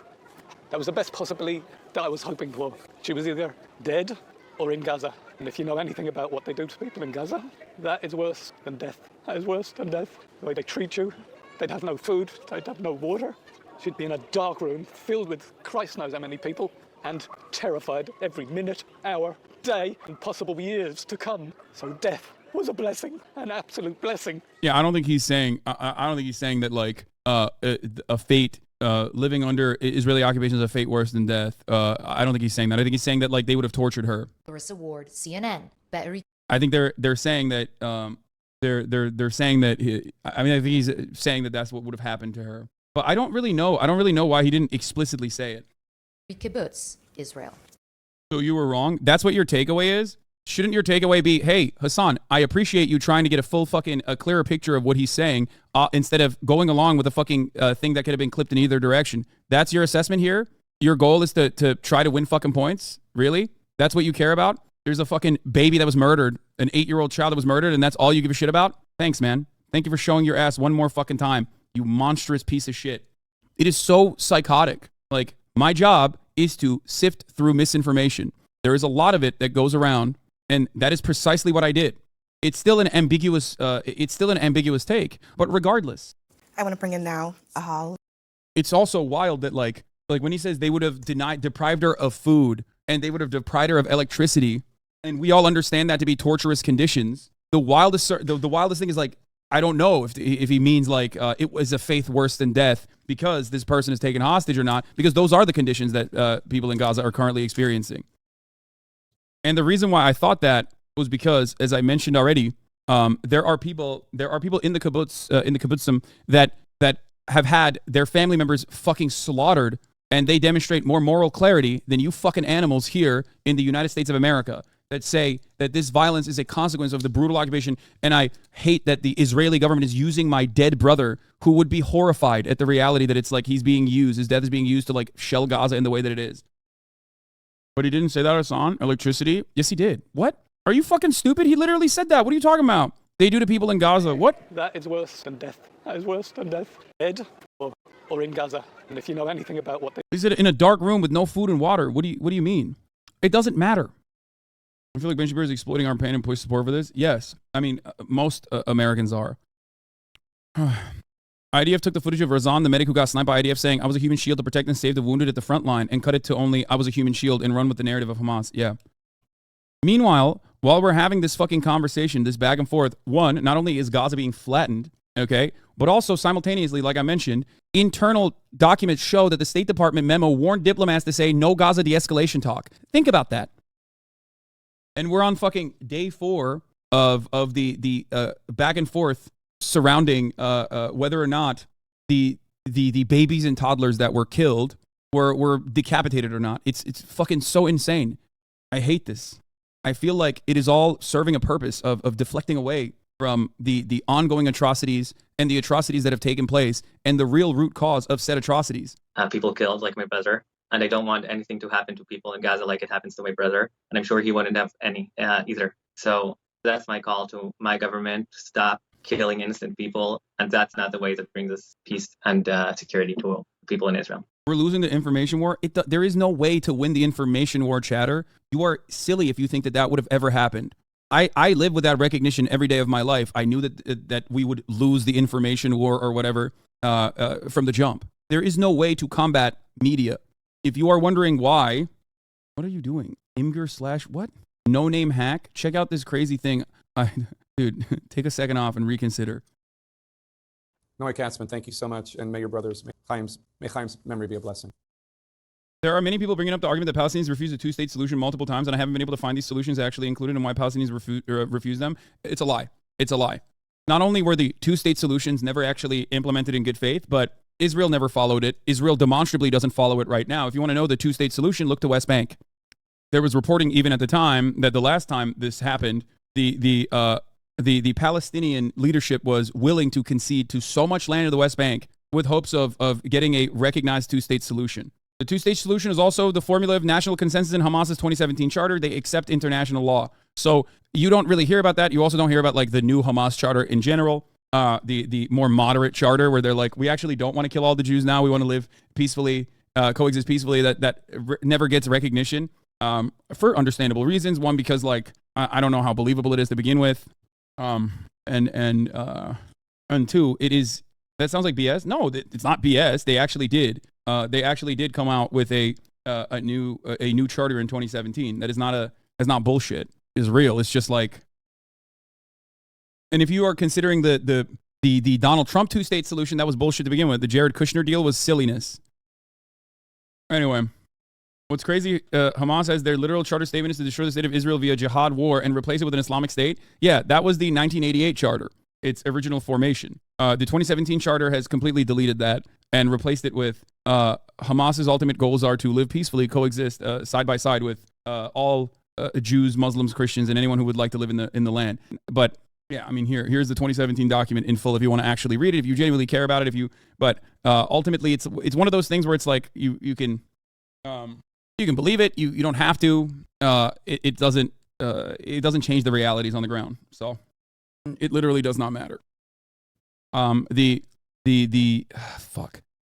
Here's what Sarah Sidner said, by the way. This is the latest update from yesterday on the decapitated baby story. Yesterday, the Israeli Prime Minister's office said that it had confirmed Hamas beheaded babies and children while we were live on the air. The Israeli government now says it cannot confirm babies were beheaded. I need to be more careful with my words, and I am sorry. The words I used were the Prime Minister's office must have proof. If they are confirming this, then the President Biden confirmed seeing it and then backtracked. And then they posted photos I don't even know what the latest is at this point. Why they call it Day of Jihad? What kind of jihad is going on in the world? Have you seen? Has it happened? I mean, I don't know. Crisis in Gaza. We're now striking a vastly different tone than the Israeli President Herzog. Wow. Oh, wow. Biden woke up, I think. The humanitarian crisis in Gaza. At my direction, our teams are working in the region, including communicating directly with the governments of Israel, Egypt, Jordan, and other Arab nations, and the United Nations to surge support and humanitarian consequences for Hamas attack to help it. You know, we can't lose sight of the fact that the overwhelming majority of Palestinians had nothing to do with Hamas. Damn, bro, that's crazy. That sounds like she's doubling down, apparently. I would argue we were misled. I'm going to report on what the heads of government say. That is what news orgs do. Are you fucking nuts? That is not what news organizations do. You are not the mouthpiece. What? Okay, I'm sorry, dude, but this is completely out of fucking control. This is a prominent member of the media saying, my job as the media is to take the government's word at face value. You have betrayed your responsibilities as a journalist. Oh my fucking God, dude. If that is literally what your job is as a journalist, then you are no journalist. You are a press secretary for the government. Like, this is an entirely separate conversation that must be had perhaps at a different date about the goal and responsibility of the media and how far journalism has fallen. Okay, this is not, this is so deeply frustrating, dude. This is so deeply frustrating. Okay, the audacity. Yeah, you are not an uncritical stenographer. Exactly, chatter. I'm an uncritical stenographer for power. I mean, a journalist. Like, that's not your job. Your job is to be a journalist. What the fuck? It does not mean it's true, but it's news. They said it and had to retract it. In that same report, I noted Hamas denied the acts, but no one on here is complaining about that. More than 2,000 people had died before any statement went out. Stop this. Was Hamas slaughtering children Saturday long before the statement? Yes. Was Israel dropping bombs on Gaza, killing people before the statement last week? Yes. That analogy about looking out the damned window leaps the mind. Exactly. The analogy that this person is bringing up is the job of journalists is not to just say, oh, it's raining outside. It's to fucking look out and confirm it, okay? When someone tells you it's raining outside, if you're a reporter, your job is to literally open the fucking window, look out and see if it actually is raining before you report it. That is part of your job. That is your job. That is literally your job. What is going on? I'm sorry, what window would prove or disprove this? Come on, dude. She doesn't even know the fucking, oh God, she doesn't even know the analogy. Yeah, or when one side tells you it's sunny and another side says it's raining, it's not your job to report both equally. It's your job to look outside and confirm whether it is raining or not.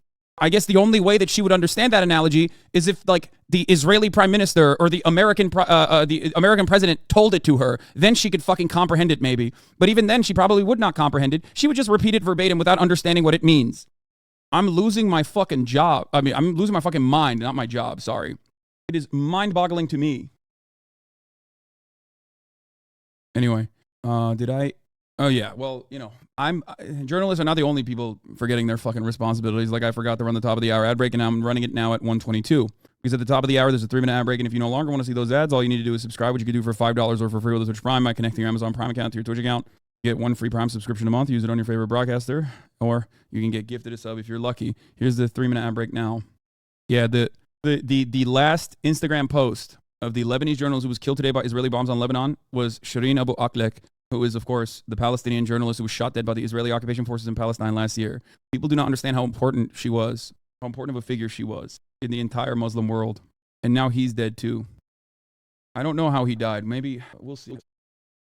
What is it? Reuters said that they are looking into it. Anyway, so sad, man. Oh, I covered it yesterday. Yes, they are using. Human Rights Watch confirmed that the usage of white phosphorus in Gaza, and I saw a child. I saw a child and his dad in the hospital, and the child's face was burned from the white phosphorus, and he was begging his dad not to worry about him. White phosphorus sticks to you and burns you. The cruelty is unimaginable. That's why it's a war crime.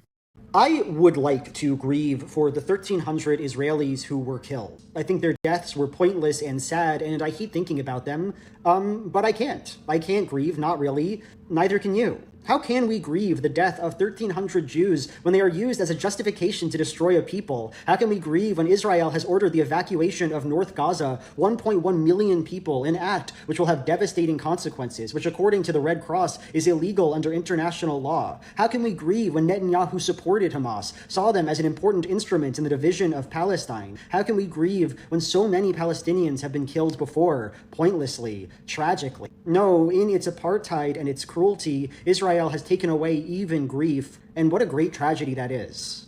Big Joel popping off. If a piece of white phosphorus gets on your clothes or skin, it will continue burning until you literally get it out with a knife. Deploying white phosphorus followed by HE is called shale and bake. While it effectively spreads out the white phosphorus over a larger area, it's fucked. Yeah, another prominent anti-Semite, Big Joel, you know? Oh. Shake and bake, you mean? When you dump white phosphorus and then you drop ordnance in the middle of the white phosphorus so it spreads out to as large an area as possible? Someone whose family is staunchly pro-Israel, how can I get through to them when they regularly dismiss anything coming from UN, Human Rights Watch, Amnesty as anti-Israel? It's such flippant handwave. I have no idea how to argue with facts. I can't use these basic primary sources. Chatters, you ask me these questions all the time. It's what I try to do as well. It's not always going to be a battle that you can win, okay? Because some of these attitudes are so deeply ingrained inside of much older populations especially, okay? So one thing you can try your very best to do is show anti-Zionist voices inside of Israel, show even liberal Zionist voices that are demanding an end to the occupation inside of Israel. All you can do is basically use the sources that I'm using. B'Tselem is a good, B'Tselem is an incredibly valuable resource. It's just like there are people that are directly victims of, there are people who are direct victims of this kind of violence, and even they are demonstrating moral clarity in this very moment, moral clarity that us here in the West do not have. It is crazy. Breaking the Silence is literally an IDF veterans organization against the occupation, okay? And one thing to always show that at least I've seen a lot of success with is to explain to people what settlers do in the West Bank. Because there is no Hamas in the West Bank. The West Bank is led by an entirely different organization, a secular group. They collaborate with the Israeli government, okay? Thank you, Espad.Trez3 and Lone Wolf J. What Noah has to say about being called an anti-Semite, I guess being called a self-hating Jew for the first half of my 20s is why it doesn't so much as make me sweat now. Listen in here, for college lefty Jews, you can build some tough skin on campus. Yeah, I mean, yeah. What was the end goal with the attack from Hamas? Was it designed to reopen negotiations, or was it bait to get Israel to attack and try to play social media? I'm confused about what their next step is. Clearly, they can't win with force. I think they recognize that they can't win with force. If you ask them, their statement was that they wanted to do an in-and-out quick operation that they planned for years and years. They didn't realize that it was going to end with like a 2 to 3 day fucking standoff that ultimately they wanted to go in, kill as many people as possible, kill as many soldiers as possible, and kidnap a couple people, and then do a hostage swap, like ultimately looking for potential port and a hostage swap with the many Palestinians that are held hostage. It was and kill a bunch of civilians. Yes, I said that already. Go in, kill as many people as they can, and take a couple hostages to, in exchange, try and negotiate with the Israeli government to get a port. I think they said. Didn't realize Israel would be pissed. No, they did. How do you know this? How do you do this for a living, man? I would kill myself. I mean, I've been doing this for a very, very long time. So, you don't know that, so why comment on it, or rather not state that it's speculation? No, I do know that. No, that's not. No, you're entirely incorrect. What the fuck do you mean? No, I do know that, because there are like Hamas leaders that do talk to Western press and Al Jazeera as well. What do you mean? You think I just fucking made that up? They have fucking said that. It's just that obviously. Considering the reaction is just like, I don't even want to mention it because I'm worried that people are going to say you're defending them. Yeah, they do.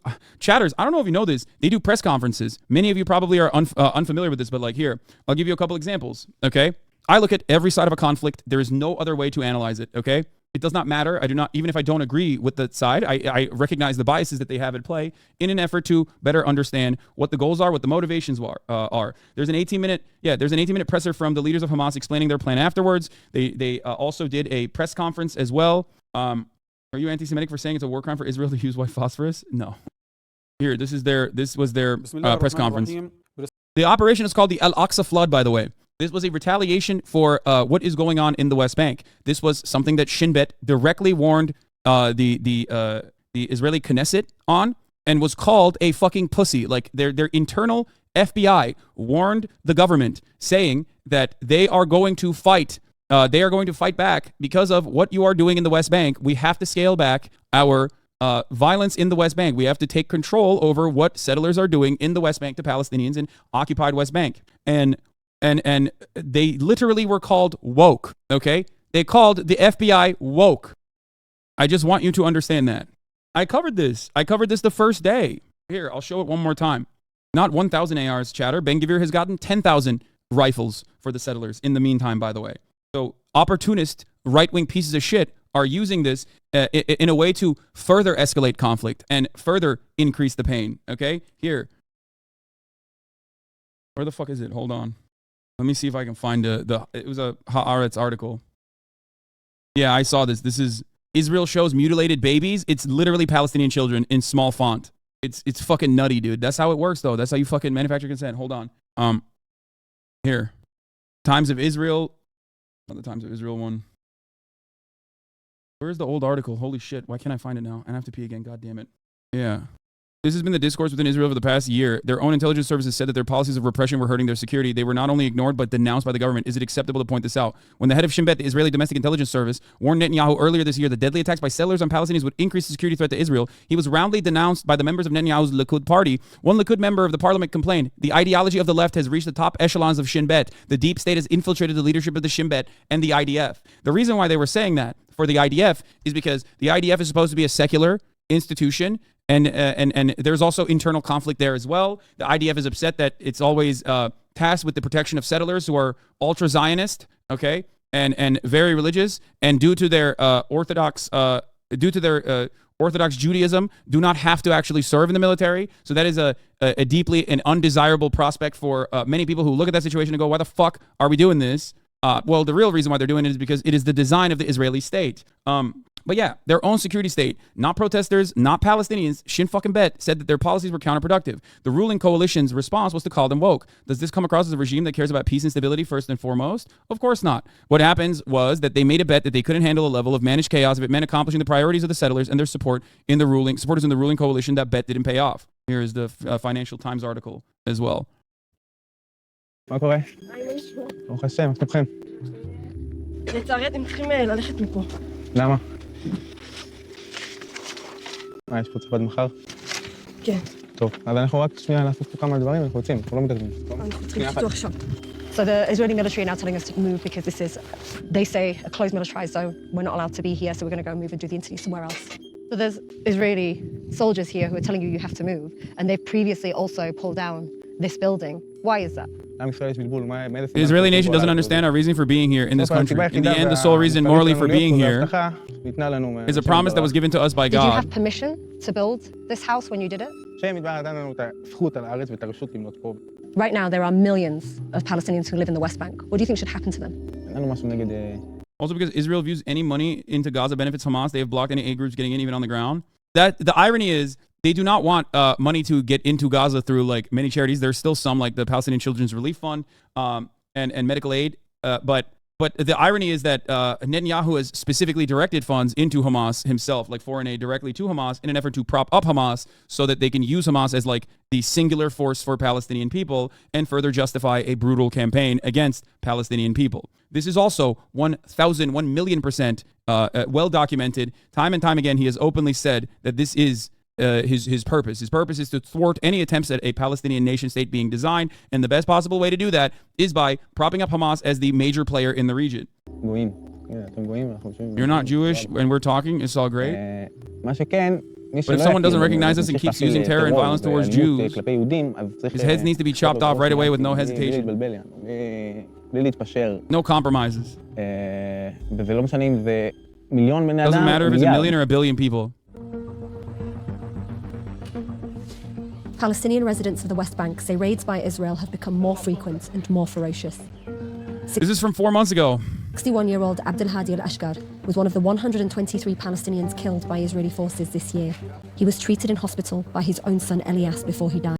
One other thing that I have to explain to a lot of you, by the way, is that one way that they also do journalism in many of these instances is like if a settler kills someone, they will try to lop that under the IDF as well.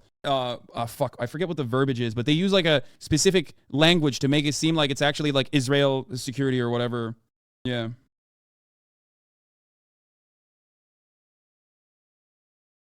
Wait, hold on. Sorry, I was responding with that. Israel says it's targeting militants, but at least 23 of those killed in the West Bank, Jerusalem and Gaza were women and children. And in February, 30 Palestinian homes were burnt down after hundreds of settlers attacked several Palestinian villages. I have to pee. Armed Palestinian fighters in the West Bank have also targeted Israelis. This year, 19 were killed, including 3 British Israelis who moved from the UK to a settlement 8 years ago. One of them was 15 years old. The increase in violence hasn't disrupted the new government's programme. It's pushing ahead with the reforms to Israel's judicial system, which would make it easier to implement extreme policies, including the annexation of the West Bank. The proposed changes have triggered the biggest anti-government protests since the creation of Israel. Every week, hundreds of thousands of Israelis gather in Tel Aviv to protest against the far-right coalition's plans to overhaul the judicial system. But what's really striking is that there are hundreds of Israeli flags everywhere. There are LGBTQ flags, but I can't see any Palestinian flags here. Despite 5 million Palestinians living under Israeli military occupation, few here believe it's relevant to the debate around democracy. Barak Heyman isn't one of them. We met the film director as he was battling police officers who'd confiscated his Palestinian flags in contravention of the law here. He says he attends the protests with a small group of Israelis who ensure that the Palestinian issue isn't ignored. I swear to God, it's difficult for me right now. It's difficult for you right now? Yeah. Why? Because, look, I feel like I'm in those fascist, nationalistic flags march of Israel. And you've had I your feel Palestinian embarrassed. flag taken I always walk here with my Palestinian flag, and this is what disconnects me from all this Zionist orgasm. And, Zionist orgasm? Yes. So settlers are exclusively a West Bank thing, or is not isolated just to the West Bank? Sorry, this is a dumb question. The origination of the Israeli state is, of course, due to settlements, but it is no longer 1948. It's no longer 1967. These are people that have been living there for 75 plus years. So when I talk about settlers, I am referencing settler terrorism in the West Bank. There are still areas since 1948 that were always designated for Palestinians as Palestinian land, as designated by international law. That wasn't what I was responding to. I was responding to this. Every Israeli in Israel is a settler, not just the West Bank. They started settling in 1948. Okay, listen, it doesn't matter.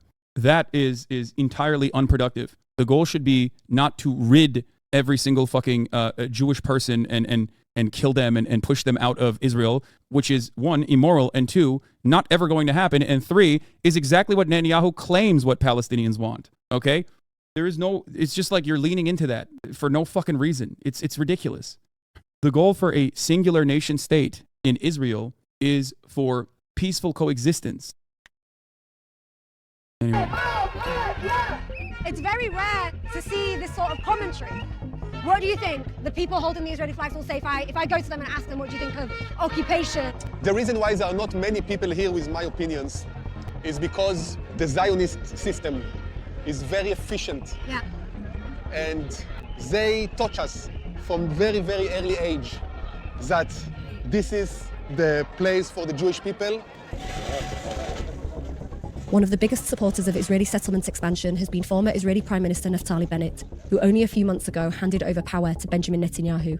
Before politics, Bennett headed an Israeli settler organization called the Yisha Council. He's advocated for the illegal annexation of 60% of the West Bank. What do you think the role of the military occupation of Palestinians and the death of Palestinians, what role do you think that has played in terms of Israeli society and politics? We make it our business to thwart terror as early as possible in the process. So if we can meet the terrorist in his home, in, let's say, Jenin, rather than meet him while he's shooting us in Tel Aviv, all the better. That's our process. And during that sort of friction, yes, Palestinian militants and terrorists die, and that's part of it. But we don't go out ever with a goal to kill civilians. You say it's defensive, but this year, 18 Palestinian... This is insane, okay? It's just fucking, no, that's crazy. That is a lie, dude. Get the fuck out of here. Actually insane. Children have also been killed. And the father of Ilyas that we spoke to was not indoors. He was outside. He'd just been in a mosque. He wasn't around any militants, and he was shot and killed. We also spoke to the father of a boy who had been killed in Jenin. He was outside. We saw the video of him. He was also unarmed, and he was killed. Shireen Abu Akleh is another person who clearly was labeled as press. There are clearly situations that happen over and over again. I want to emphasize, if we don't see Palestinians coming in and killing Israelis, we won't walk around there. They're basically calling all Palestinians terrorists? Yeah. We're not in the business, and no one has a desire. That's not ESL. He's struggling to frame it the right way. Yeah, exactly. No, I don't think that's like a. I mean, if you think that's ESL, you should hear the way he speaks about Palestinians in Hebrew. You know what I mean? Let me tell you something. Desire to roam around Jenin or Nablus or Ramallah. That's not what we're looking for. But when folks from those cities come into Israel and kill Israelis, so yes, we. Yeah, he's saying that actually in the West Bank they are also terrorists. Like, so if there are terrorists in the West Bank as well, and all of Gaza is definitely terrorists, then everyone is a fucking terrorist. Yeah, by his logic, every time there's a mass shooting, we should bomb the city the shooter was from. Yeah, I mean, it makes it a lot. Well, Capri Sun Papi, let me tell you something about white supremacist attitudes in America and draw a parallel to something that we did in 1985, where exactly what you just said happened in the United States of America in fucking Philadelphia near Drexel.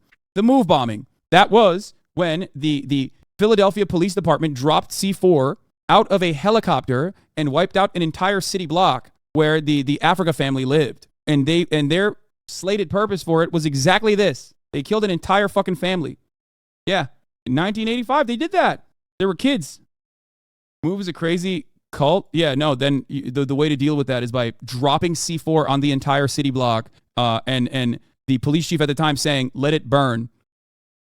Do go and try and thwart terror at its sources. Do you believe in the Palestinians' right to have their own state? The Palestinians have their own state. Like, you know how the Irish say we have a dual struggle? Americans look to Israel and say we have a dual struggle in the opposite direction. You know what I mean?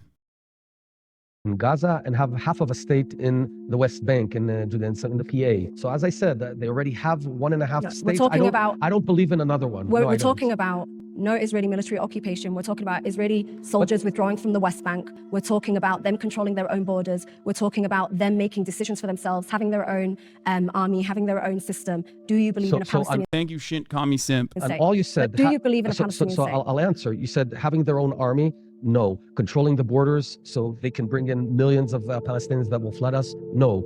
Having their own education system, their own tax system, their own government, their own parliament, their own democracy? Yes. But nothing that can infringe on our security. So do you believe that Palestinians should be allowed their own state equal to how Israel has its own state? It's less than a state. I said that because a state would mean they have their own military. It's what I would call an autonomy. And yes, we need to strengthen that. But I am opposed. After having one Palestinian state in Gaza, another one or half of one in the Palestinian Authority, both are terror states. No, I oppose a third one. I need to mention something here.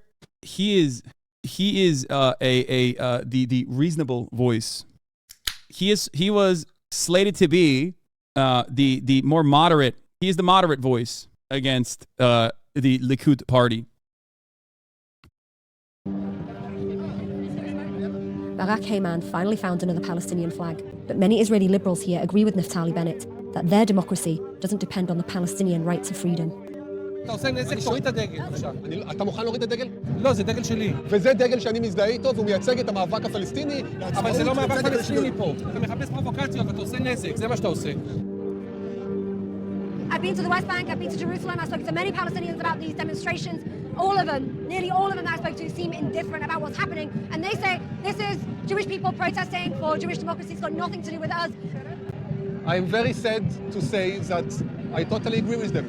And instead of being home and bitching about it, I prefer to come here with my Palestinian flag because I believe that maybe it is helping to change just a tiny bit the wind towards the left.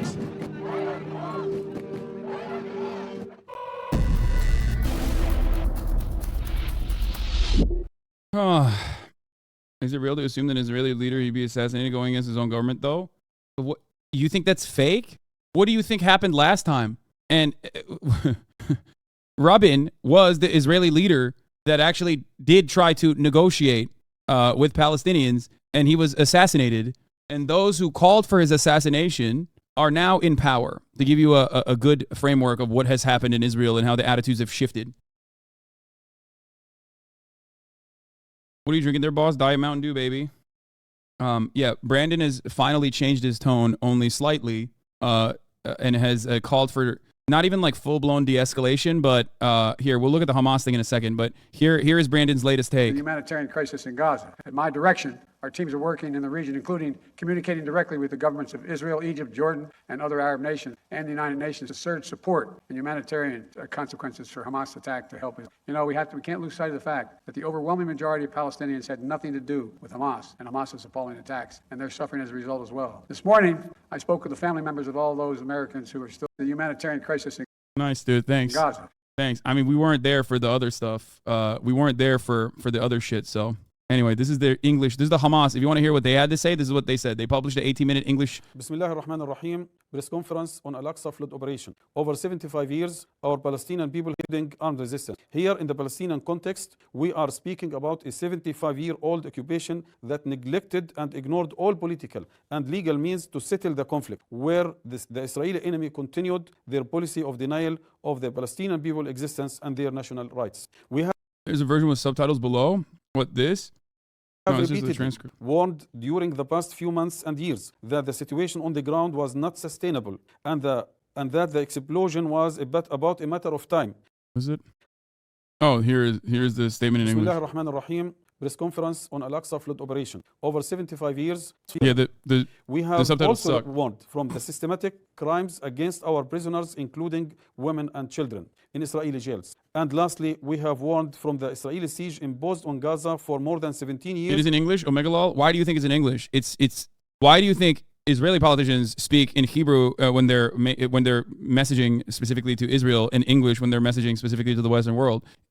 I mean, this is not a video that will ever get played in Western media. You guys asked me what you think Hamas's own perspective is on this, or you asked me where I came up with what the Hamas side of it was, and I'm showing it to you. But there's a reason why I don't usually cover it, because I don't want to be put on a fucking more watch list than I already am. Which is a war crime that turned Gaza to the biggest open-air prison on. Where does Fatah stand here? They're not related to Hamas at all. They are not a warring faction, but they're not. They're completely removed. Don't worry, you've been on every watch list already. The DSA and PSL are organizing a lot of protests around the country this weekend. Can we share it? Sure. They're exactly not friends. They're not exactly friends. Wait, there's a Middle East Eye. There was a Middle East Eye for, here, where is it? 8 of the captives and prisoners Confirm here and make it clear. We are fully committed to treat them in accordance with our religious values and the rules of international humanitarian law. But in the same time, we are really worried that as the Israeli aggression is everywhere in Gaza, they might be the victims to the Israeli army bombardment like our people. We all know that Israel military allows Israeli army to target captives. I thought protesting Israel is illegal in many states due to anti-BDS laws. No, protesting Israel is not illegal. Protesting Israel by demanding, by being a part of the BDS movement is a justification for public schools to deny you a job. There's different kinds of anti-BDS laws in 35 different states. It is, I think, illegal in France across the board, now at least, even though people still do it. But here's how it works. In Texas, for example, one of the more famous ones is if you protest against Israel and say that you want to be a part of a BDS, for example, when you go and get a job, it is a condition on receiving state contracts, and it is a condition for like being a public school teacher. You have to sign a form in the state of Texas that says you will never participate in boycott, divestments, and sanctions moves against the state of Israel. And their captors, even if it leads to kill them, which is named the Hannibal Doctrine. Okay, hold on. This is not as informative nor instructive as the interview conducted. I'm going to go try and find it. Hold on. Yeah, here. A Texas elementary school speech pathologist refused to sign a pro-Israel oath, now mandatory in many states, so she lost their job. I've covered this before many times as well, but hold on. It's fucking wild. My fiance had to sign that shit. Yeah.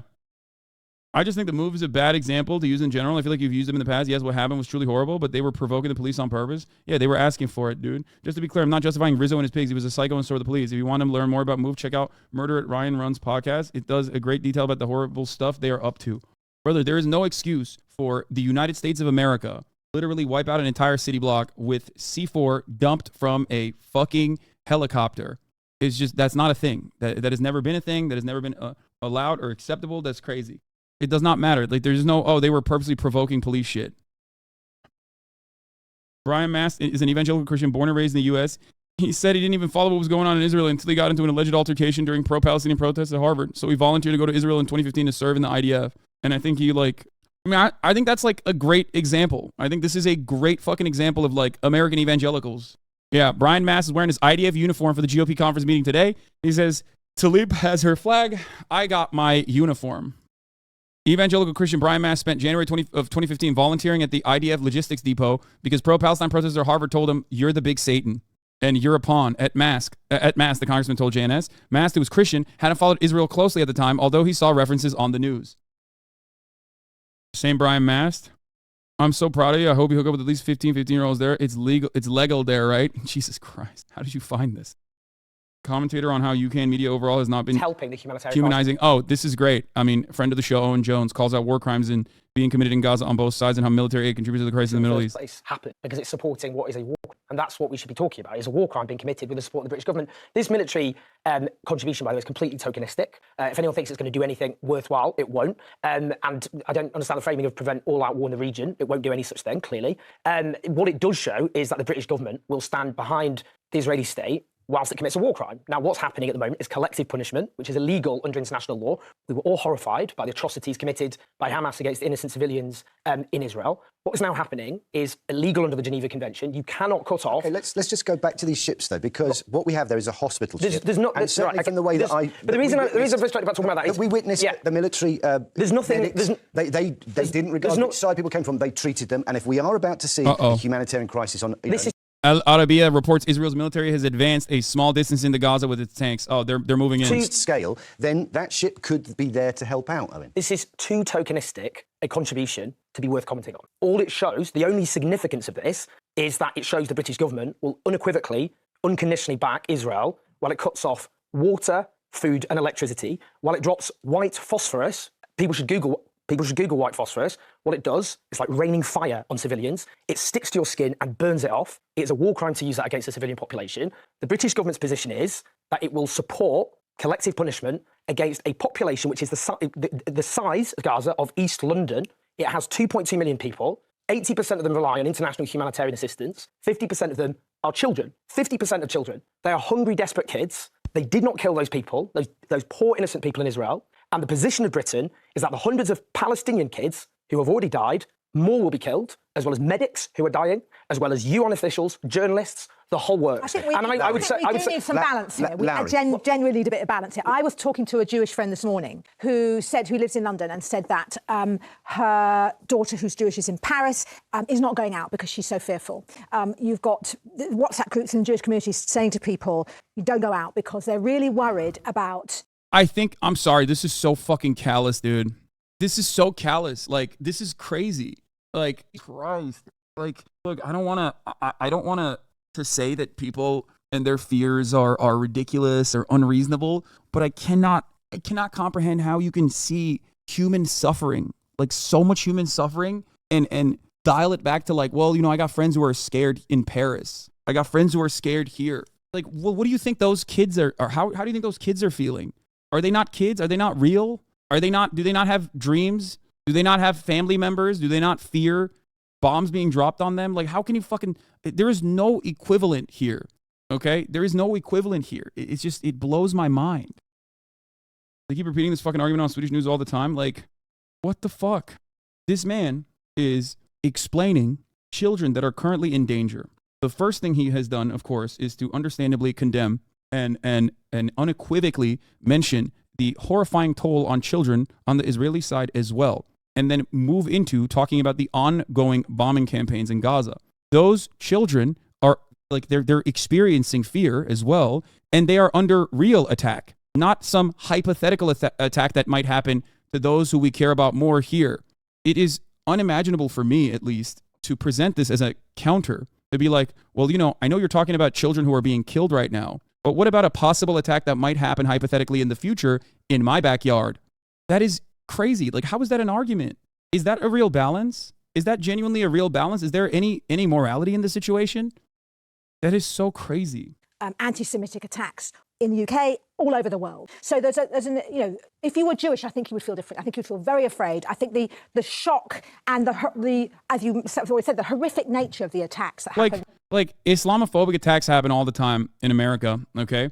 Islamophobia is very present and has been ever present. I would never, ever in a million years, fucking years act like my circumstances are worse in any capacity than a person living in Iraq. You know what I mean?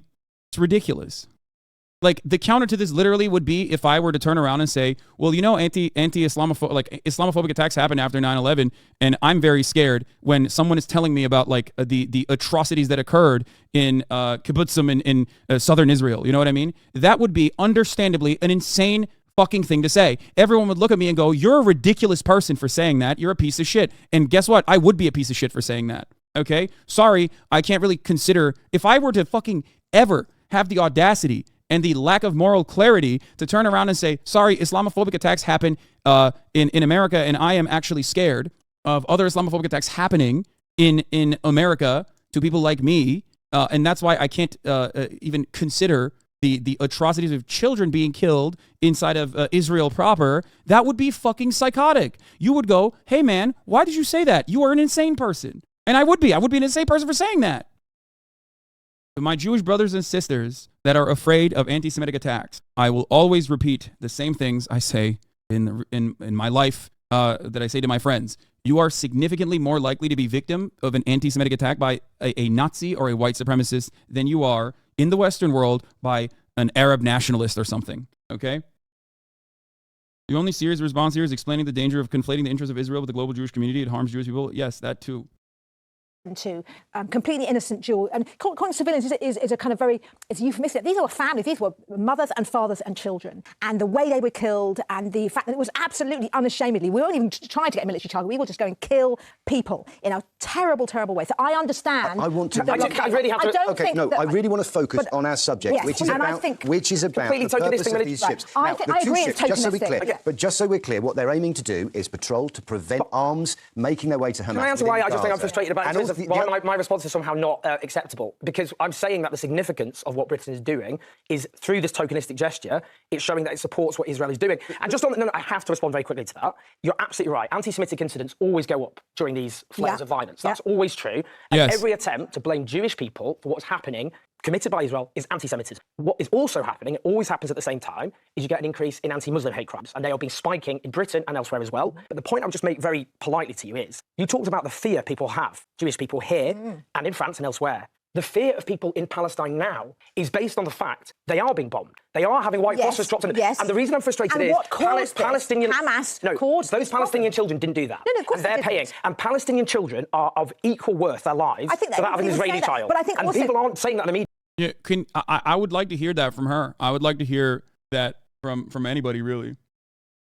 Palestinian people are being treated as less than human. Again, this support that's been offered, that's on its way. What do you want us to say about this? I'm genuinely curious. I don't understand what the point I'm just saying, if you look at the purpose of these two ships, what they're there to do, one is to prevent arms making their way to Hamas. That's a good thing. They're not going to do that. That's a tokenistic effort. The other is to provide hospital assistance. Now, presumably, that's for whoever needs it, regardless of which side they're... That is aiding in what could be a catastrophic humanitarian crisis. Which Britain could stop by taking a stand against collective punishment, which is killing innocent people. Cannot stop that. I mean, my fear when I heard that we were sending this task force was, oh my goodness, we're not getting involved in another war, are we? You know, surely we have learned that when we step into the Middle East, no good thing ever happens there. And I think we've already got Ukraine. I mean, that's how Israel happened. So interesting that she has this perspective. I wonder what she thinks about that other side of the equation. We're involved in, and now we're going to be involved in this. It's just like I feel like as a country we've got so many problems here, and yet again we're getting, whether it's tokenistic, which I think it largely is, here we are getting involved. You just made a great point. Larry just made an excellent point there, which is every single one of these military interventions has been a disaster. You're right. Iraq, Afghanistan, Libya, we could go on.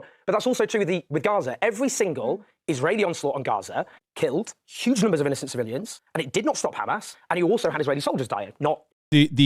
The take is so the whole human shield narrative has like completely. I always dismiss it, but it's wild how much people just go off with that. For the record, like if you ever talk to someone, if you ever talk to like normies on this issue, like they just go, oh no, they're human shields. Like Hamas is like forcibly keeping them in their houses at gunpoint so they die. Like the propaganda surrounding that is genuinely wild. Genuinely wild. And it's yet another way to justify human casualties, you know what I mean? Always. Hi, Hassan. Anonymous donated $3. First, let me start with, I truly appreciate you. I'm an Israeli left-wing supporter. Would love to share my pure experience as civil as possible. You may yell at me, curse me, ridicule me. It's probably a huge mistake for me. Much love. What? Oh, man, you wrote anonymous wrong. Do they not get that while they're talking about bullshit? Israel is bombing an area displaced by Gaza residents? Yes. We are watching all the Western leaders and almost unanimously support genocide and ethnic cleansing in Palestine, and there's absolutely nothing we can do about it. Shocked. MSNBC actually defending Palestinians and explaining how Israel's an apartheid state and how they treat Palestinians. Defend itself. Oh, this is Ali Welshi, right? Indisputable fact. But so do Palestinians. One thing clear: Israel has a right to exist and to defend itself. That is an indisputable fact. But so do Palestinians, and that's a fact that's often ignored. Another fact is at the top of the hour, there's a 3-minute ad break. If you no longer want to see those ads, all you need to do is subscribe, which you can do for $5 or for free with the Twitch Prime. I totally forgot to run it earlier. I'm fucking dropping the ball many times over today. Here's the 3-minute ad break now. Palestinians are, at best, third-class citizens in the nation of their birth. The idea that it's even remotely controversial to call what Israel has imposed on Palestinians a form of apartheid is laughable. One look at a current map of Israel, Gaza, and the occupied territories conjures up only one other example: apartheid-era South Africa. The Israeli government, on an ongoing basis, declares parcels of land on which Palestinians live to be either of military or archaeological importance, causing residents to be evicted. Sometimes there's a court case, and almost always the Palestinians lose. Yet months or weeks later, that same important land suddenly becomes home to a brand new Israeli settlement. As more and more Jewish settlers take over land on which Arabs live, the occupied West Bank becomes de facto more Israeli, and in the explicit hopes of the Israeli government, more Jewish. This is a long-standing attempt, and a deliberate attempt, to force Arabs who have lived in that land, sometimes for hundreds of years, out. It's an attempt to dilute their presence, because to have Arabs as full participants is, in the opinion of the Israeli government and their courts, diluting Israel. Just prior to the pandemic, I toured many of the contested areas and homes from which Arabs are being pushed out, both in Israel proper and in the occupied territories. Palestinians don't control the important parts of their lives. Palestinian families are refused permits to build or renovate their homes. When they connect their homes to the municipal water supply, Israeli soldiers sometimes cut the pipes. When they attempt to harness solar energy because their homes are not on the grid, Israeli soldiers literally come and remove solar panels from. This is a old clip. I don't think he would be able to say this now. I don't think if he said this right now, they would be like, you're supporting terrorism. Palestinian journalist Mohammed Shahab calls upon the international community for assistance in his dying moments. Israel killed 44 members of the Shahab family yesterday. This might be my last video. This is my message for the world. We have been cut off from food and electricity and water and everything. And we cannot leave our house because they are killing us from inside and outside. Until now, no one has moved. We don't want you to move because of us or Palestine only. We need you to move because of the violence targeting Al-Aqsa Mosque. There is no difference between Kaaba and Al-Aqsa Mosque. What are you waiting for? We don't want you to support us with food or money. We want you to move. This video is staged? Yeah, I don't know what's going on here. It feels kind of weird. Staged, publisher admitted, kind of gross. How staged? I mean, it looks a lot like the fucking clips that you see when Palestinians in Gaza are speaking to like CNN and shit. But it's like very weird that he's just like constantly looking down at, I mean, he's just like falling down and shit. It just, something feels off about it. It feels like he's shaking the camera. Like it doesn't feel like the actual walls are shaking. Does that make sense? The lights are on. We've seen so many real examples of people speaking to a camera. You're not his target audience. What do you mean? In the Arab world, it came out that this is staged. Yeah, it's really fucked up. It's a sketch video to describe the situation. This guy's living in Dubai. He's an Arab. Yeah, that's really fucking stupid and gross that he did that. That is a real fucking family with 44 people died, where 44 people died. If he's claiming to be that person, that's like super disgusting. Prior to this explosion captured by Reuters live stream on Twitter, a Reuters camera appeared to be hit by a rocket in the vicinity of the Lebanon-Israel border. Fuck. Also, yes, cell service. No, they haven't fully shut off the internet yet. From their homes. I spent an hour and a half traveling alongside an elderly MSNBC has quietly taken 3 of his Muslim broadcasters, Ali Velshi, Mehdi Hassan, and Ayman M., out of the anchor's chair since Hamas's attack on Israel last Saturday amid America's wave of sympathy for Israeli terror victims. I don't believe that. Jory was being too nice to Palestine on Wednesday, and MSNBC took her off for the rest of the week. Wait, really? That person was saying, I can't feel my legs, by the way. Palestinian woman who was being transferred between 3 ambulances from Gaza to the no man's land in between and then into Israel to get cancer treatment. 3 ambulances over the course of 1 mile, more than an hour to cross the border. That's how Gazans live. Without medical treatment because Israel prevents it. Without electricity much of the time because Israel prevents it. Without the ability to fish in the Mediterranean Ocean because Israel prevents it. Without an airport or a seaport because Israel prevents it. Like Israelis, Palestinians also have a right to exist and to defend themselves. But there is no one willing to help them do that. Not the Israeli courts and not the U.S. government. What the U.S. also shares with Israel is the belief that Hamas, the political party that governs Gaza, is a terrorist organization that calls for the destruction of Israel. Hamas is supported by the majority of Palestinians in Gaza. Hamas may not be in the best long-term interests of the Gazans, but peace hasn't really worked out for them. Faced with an Israeli government which pens them into what has been called the world's largest open-air prison, dude, this is a fantastic assessment. They have chosen a government that most of us wouldn't prefer, one that is not given to negotiation and moderation and respect for its neighbor. Israel needs a new approach to the Palestinians, and America needs a new approach to Israel. After more than 7 decades of not just being deprived of land from which they were evicted, Palestinian frustration runs deep. It may be worth going deeper than what you may hear inside your bubble and understanding the depth to which the Palestinian people are subject to apartheid in their own land, deprived of basic necessities, and subject to relentless civil rights violations. This is not a secret. It's out there for you to see. You just have to look for it. Oof, that was really good. R.I.P. Muslims eat dick. Nice man. Thanks. Ben Türkiye'de yaşayan Filistinliyim. Bütün kuzenlerim öldürüldü. Bebekler dahil. Allah rahmet eylesin. Owen Jones was on Sky, gets shut down again when talking about Palestinian lives. This is the one I saw. Minister, Senior Labour MP Dame Margaret Hodge, and the author and Guardian columnist Owen Jones. I don't even know where to start. I mean, the stories that are coming out, and we're learning more and more about this. It is heartbreaking. It is sickening, as President Biden was saying. Margaret, you were talking earlier before we went on air about how you visited the kibbutz recently, that we have seen some of these horrors emerging from. Yeah, I've got a lump in my throat, Sophie, so I'm sorry about that, but I was at Kfar Aza in February, and we spent a day there, and it's I spent the day with a third-generation kibbutznik, so the kibbutz has been there for ages, and as you walked the periphery of the kibbutz, you could hear the call to prayer from the Muslims on the Gaza side, and you did think, for goodness sake, why don't these two communities talk to each other? But what was so awful, it isn't a rich kibbutz. It sort of felt to me like an inner council estate. The housing wasn't very well off. They made their money from a plastics factory, and every home had a covering, so because they were used to bombs, they had a minute to get to the shelters, and the covering was supposed to protect their homes. And what is so awful is the people I've travelled with had been in touch with the woman who showed us around, spent the day with us and showed us around, and she's been WhatsApping us. And we now realise is that probably the WhatsApps that came back weren't from her, they were from Hamas. And the idea that 40 babies were killed there, some of them beheaded, that homes were ruined, that adults were killed. We don't know how many are left of the people that we met there.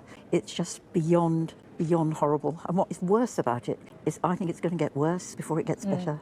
And I just, I haven't got relatives and friends there, but, obviously as a part of the Jewish community, everybody I talk to has got somebody they know there, a cousin, brother-in-law, a brother or sister, somebody is there. And this absolutely horrific bit of terrorism is condemned. Well, I condemn it. I stand by Israel. I was proud today that there was a standing ovation when Keir said he stands by Israel. And Israel has got the right to defend itself. I hope they do that within the rule of law. And what is particularly depressing for me, having been... I hope that they do that within the rule of law. Well, they're not. This is not a... When was this posted? 3 days ago. Okay. Well, to be fair, I guess it hadn't started at that point. It would be normal to speculate. Actually, no, they had started at that point. It wasn't within the rule of law even then. That's when they shut off the water and power and electricity, right? In February, I think this has pushed back years, if not decades, the idea that we can never come to a peaceful solution. It's pushed the agenda back. The terrorists have managed that. They're out, maybe that's what they wanted, but it's pushed that agenda into the background rather than bringing it forward. Thank you for... I know it must be really difficult after you've been there. You've met some of the people living there, and so thank you for sharing, your experiences of it. It does bring it to life what some of those horrors are that we've seen. Do you share that fear that things are going to get worse before they get better? Yes, of course. And obviously, firstly, it's so important to share the disgust and horror at what happened. I was at a rave on Saturday with my friend who's an Israeli citizen, and I was with him as he took a call from his family. His niece escaped that rave. 2 of her friends were kidnapped and are now being held hostage by Hamas. There's no cause on earth which justifies the slaughter of innocent civilians, and the horror and disgust is raw with so many people, and the anguish of what those left behind are going for is indescribable. Obviously, my concern about what happens next is partly informed by what's happened before. When we talk about how Israel responds, already the Israeli government, which is a far-right government, have made clear that they will institute a policy of collective punishment. The defence minister said, I've ordered a complete siege in the Gaza Strip. There will be no electricity, no food, no fuel. Everything is closed. We are fighting human animals and we act accordingly. That is the language of war crimes. It is illegal under international law to impose collective punishment on a people. 80%. I'd let you speak. So you're this part is pretty illuminating.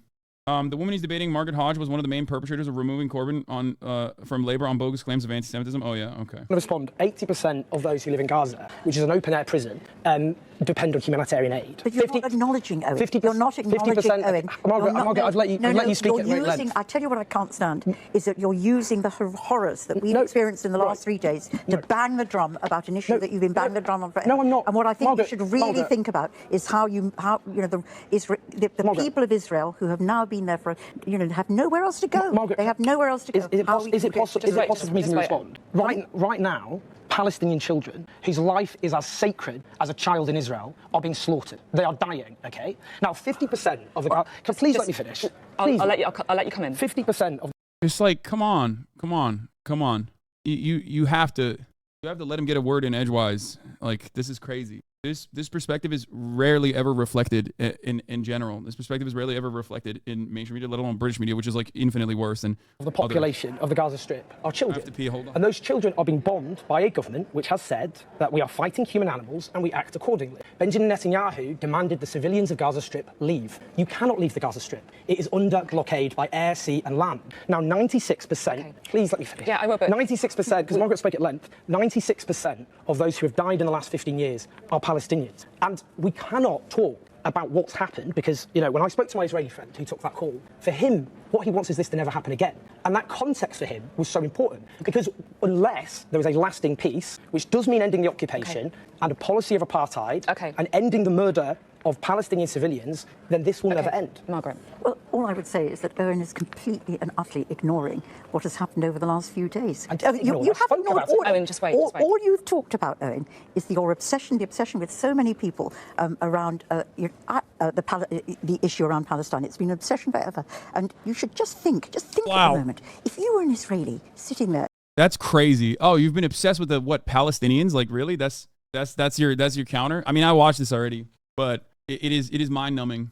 How is this take a controversial one for real outside of the context of Netanyahu's very specific interest for Israel? Nothing that Owen is saying is controversial. The problem is you can't say uncontroversial things. You can't, guys. If you want to understand the attitudes that we have in the Western world in comparison to like attitudes that are allowed, sentiments that are allowed to be expressed even in Israel, okay, look no further than the treatment of the Harvard Students Association versus the Haaretz piece. The editorial piece by Haaretz in the first day of the Hamas actions inside of Israel proper was directly condemning and squarely placing the blame in the hands of Netanyahu's cabinet and his administration and their policies of trying to maintain an apartheid state. Okay? 0 people looked at that and went, wow, what a fucking anti-Semitic thing to say. Why? Because it's the fucking paper of record in Israel. Okay? Sure, they're leftist liberals, but it is still a Zionist paper, and it is the paper of record. Okay? Whereas that very same sentiment expressed by the Harvard Students Association was met with so much backlash. What is a paper of record? Like the New York Times is the paper of record. Do you understand? Margaret Hodge said she never felt connected to her Jewishness until Jeremy Corbyn and his supporters in the Labour Party made her realize he/they did not want people like her in the party and that he's a fucking anti-Semite. She also consistently supported the Iraq War. Yes, papers that not only report the news but archive it. Exactly. That's why when you want to get a snapshot of a Haaretz isn't the paper of record, Yehudot Ahronot is. Really? I thought Haaretz was the paper of record. I mean, Haaretz is the liberal leftist paper in Israel, but it is also the most it's the most populated. No, it's like even more populated than Times of Israel. Yeah, see, Haaretz is Israel's newspaper of record. Wait, let me look this up. I'm pretty sure. Hold on. I mean, Haaretz. It says it's Israel's paper of record on his Wikipedia, at least, from this open source center media aid guide. I think it might be the most popular paper outside of Israel about Israel. They're mainstream and Zionist. I think that's your point. Yes. I mean, we're getting lost in the semantics. Haaretz is a very popular newspaper. It is, I think, the most popular, but maybe I'm wrong. Top newspapers in Israel. The Jerusalem Post is number 1. Well, Jerusalem Post had similar opinions as well. So Jerusalem Post, Yedot Aharonot, Globes, Panorama, and then Haaretz is the fifth most popular newspaper in 2019 in Israel. Haaretz crowd has become smaller and smaller. The more red ones are Yedot Aharonot and Israel Today. Latter was also called the Bibi paper. As of 2022, Haaretz has the 3rd largest circulation in Israel. It's Israel's oldest paper. Anyway, we're getting lost in the semantics. It's okay, Washington Post. You know what I mean? New York Times, Washington Post. Imagine if they fucking wrote on 9/11, on the day of 9/11, that this is squarely a consequence of George W. Bush's like foreign policy and lack of interest in like listening to the fears, the very real fears, you know. Oh, here's the Semaphore article that I was going to look at. Anyway, the notion that an incredibly popular, widely circulated newspaper and its editorial team can offer ground condemnation and squarely place the blame on the Netanyahu administration for an attack of terror that Israel experienced, while that same exact sentiment expressed in America and the Western world is like immediately silenced, immediately shut down, immediately attacked, is crazy. Meanwhile, MSNBC has quietly taken 3 of its Muslim broadcasters out of the anchor's chair since the Hamas attack on Israel last Saturday amid America's wave of sympathy for Israeli terror victims. The network did not air a scheduled Thursday night episode of the Mehdi Hassan show on the streaming platform Peacock. MSNBC also reversed the plan for Ayman Mohyeldin to fill in this week on the network for host Joy Reid's 7 p.m. show on Thursday and Friday. Mohyeldin, an Egyptian-American journalist and a veteran NBC News correspondent, covered the conflict from Gaza for 2 years. In 2021, he aggressively taken out of the chair. Does that mean fire? No, that means like you've been sidelined. In 2021, he aggressively questioned Israeli leaders on strikes on the territory. 2 network sources with knowledge of the plans told Semaphore that the network also plans to have Alicia Menendez fill in this upcoming weekend for Ali Velshi, a third Muslim-American host who on Sunday interviewed a spokesperson for the Palestinian Authority. Some staff at MSNBC have been concerned by the moves, feeling that all 3 hosts have some of the deepest knowledge of the conflict. NBC says the shifts are coincidental, and the 3 continue to appear on air to report and provide analysis. A company official vehemently pushed back at any notion that either Hassan or Mohyeldin were being sidelined in any way. Over the past several days, Mohyeldin has appeared on several programs, such as MSNBC, as a guest, including shows hosted by Reid and Chris Hayes. While he did not host Reid's show, a network official said that the cable channel opted to stick with its more recognizable weekday hosts rather than hand over the reins to weekend anchors. Hassan's Peacock show is taped, and the network official said his show was shelved in favor of keeping coverage on MSNBC streaming service more up to date. Yeah, I think, to be fair, I mean, I don't know. It could be like they could possibly do it because they do have Hassan on other shows. It's not like they don't have him on other shows. And Hassan does have a Peacock show that's pre-taped, so it's not like that being substituted for live coverage does make sense. We have and will continue to cover the barbaric terrorist attacks on defenseless civilians in Israel last weekend and the tragic war that has provoked thoroughly and in all their dimensions. NBC executive. Oh, okay, maybe. Okay, that statement seems a little bit different then. Never mind. Okay. That comes across like you're fucking, that is like, it. Let me explain something. What he's saying is not incorrect. It's just that he mentions at this point the Israeli reaction as a secondary part, like a simple, like a natural reaction. The framing of it is like definitely not great. The moves come as, especially when asked about specifically why you may or may not have shelved all 3 of your Muslim hosts that are some of your most well-versed on Palestine. But once again, like I said, I don't know because I know that they have been doing hits on other programs quite frequently, and it does make sense. They've been doing hits on other programs. They did the same thing with their black hosts when BLM started taking off. Wait, really?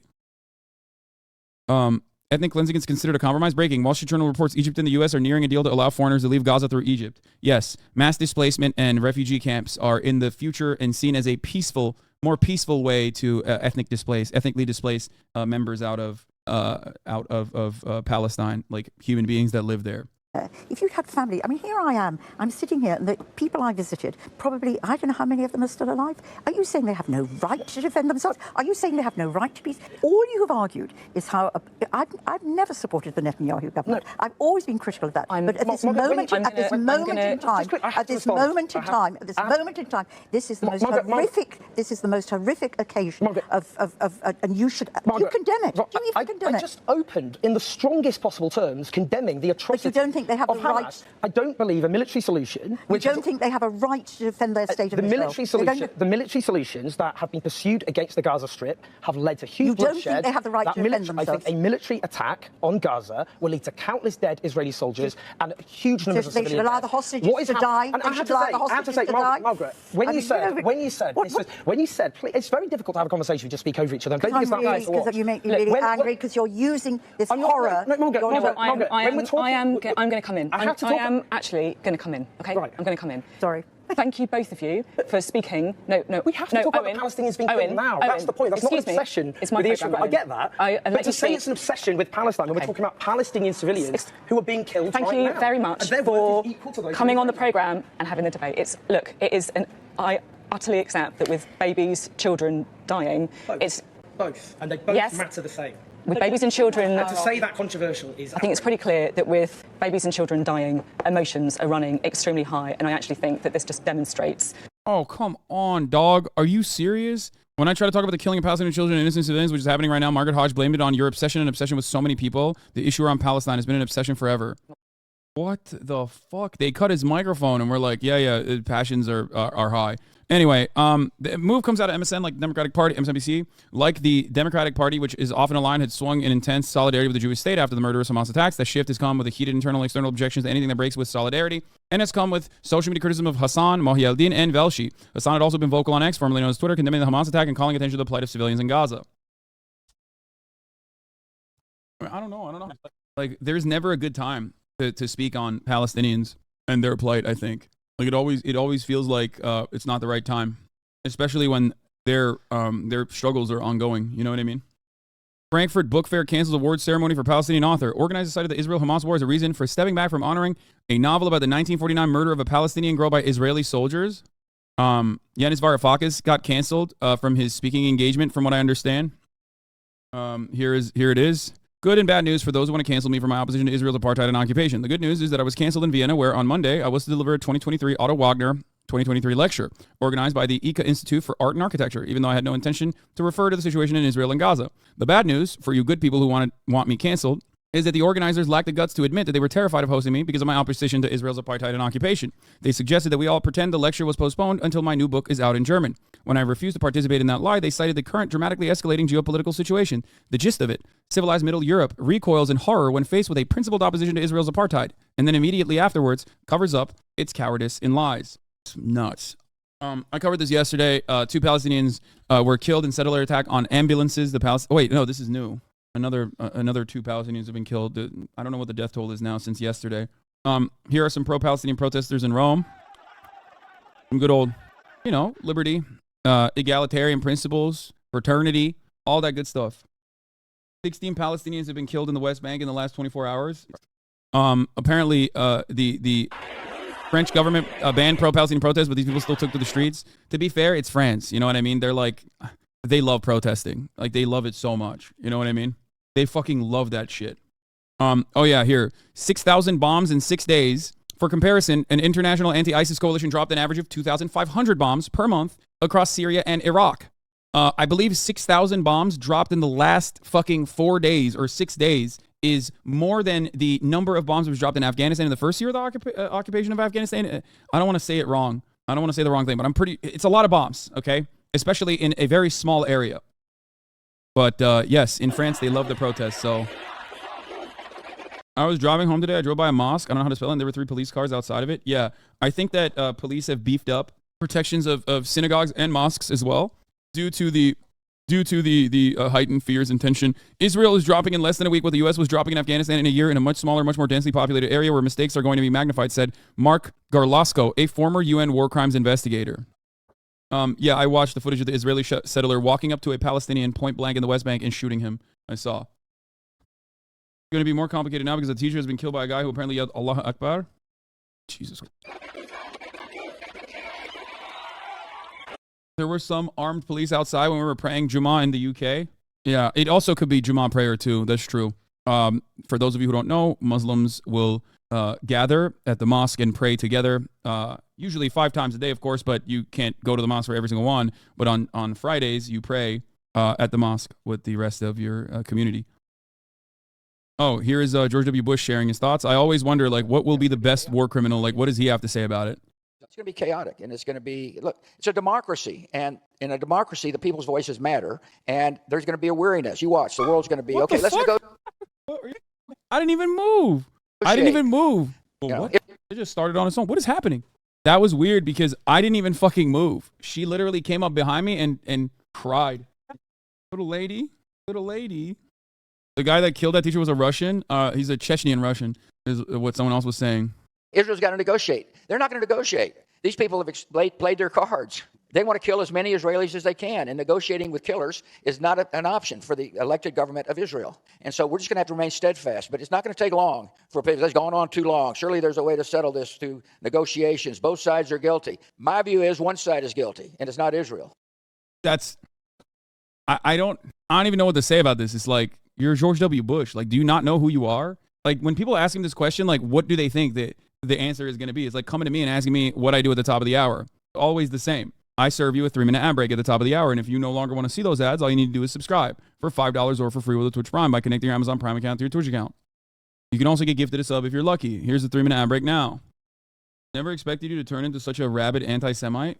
Wait, don't block that person. Brother, don't ban that person immediately. I want to say something to you, okay? Unless you were saying that you were joking and saying that the ad break debate was anti-Semitic or something. I have been a staunch defender of Jewish people and someone who has combated anti-Semitic conspiracies for the past 10 fucking years, okay? For many of the things that I say, where I echo the same exact sentiment expressed by anti-Zionist Jewish friends of mine as well, who have been in this, who have had skin in this game, who have been in this game for a very long time. I have been the recipient of death threats from Nazis, okay? It is truly wicked to look at a situation like this and look at my coverage on the matter and think, oh yeah, no, you're definitely an anti-Semitic person. That is crazy. Re-examine your position. Anyway, no one remembers you during the Kanye shit? Yeah, I mean, it's so silly. And it's not just the Kanye shit either. Guys, the number one enemy to myself are fucking actual anti-Semites. Nazis. Like, I have no greater enemy in this world than neo-Nazis and fascists. I don't know, man, the libs hate you a lot? No. I don't even think most liberals do. I think it's mostly liberals that have like adopted a very specific style of like liberal coverage on issues that despise me, but they do not reflect the greater opinions of like those who go and vote for the Democratic Party.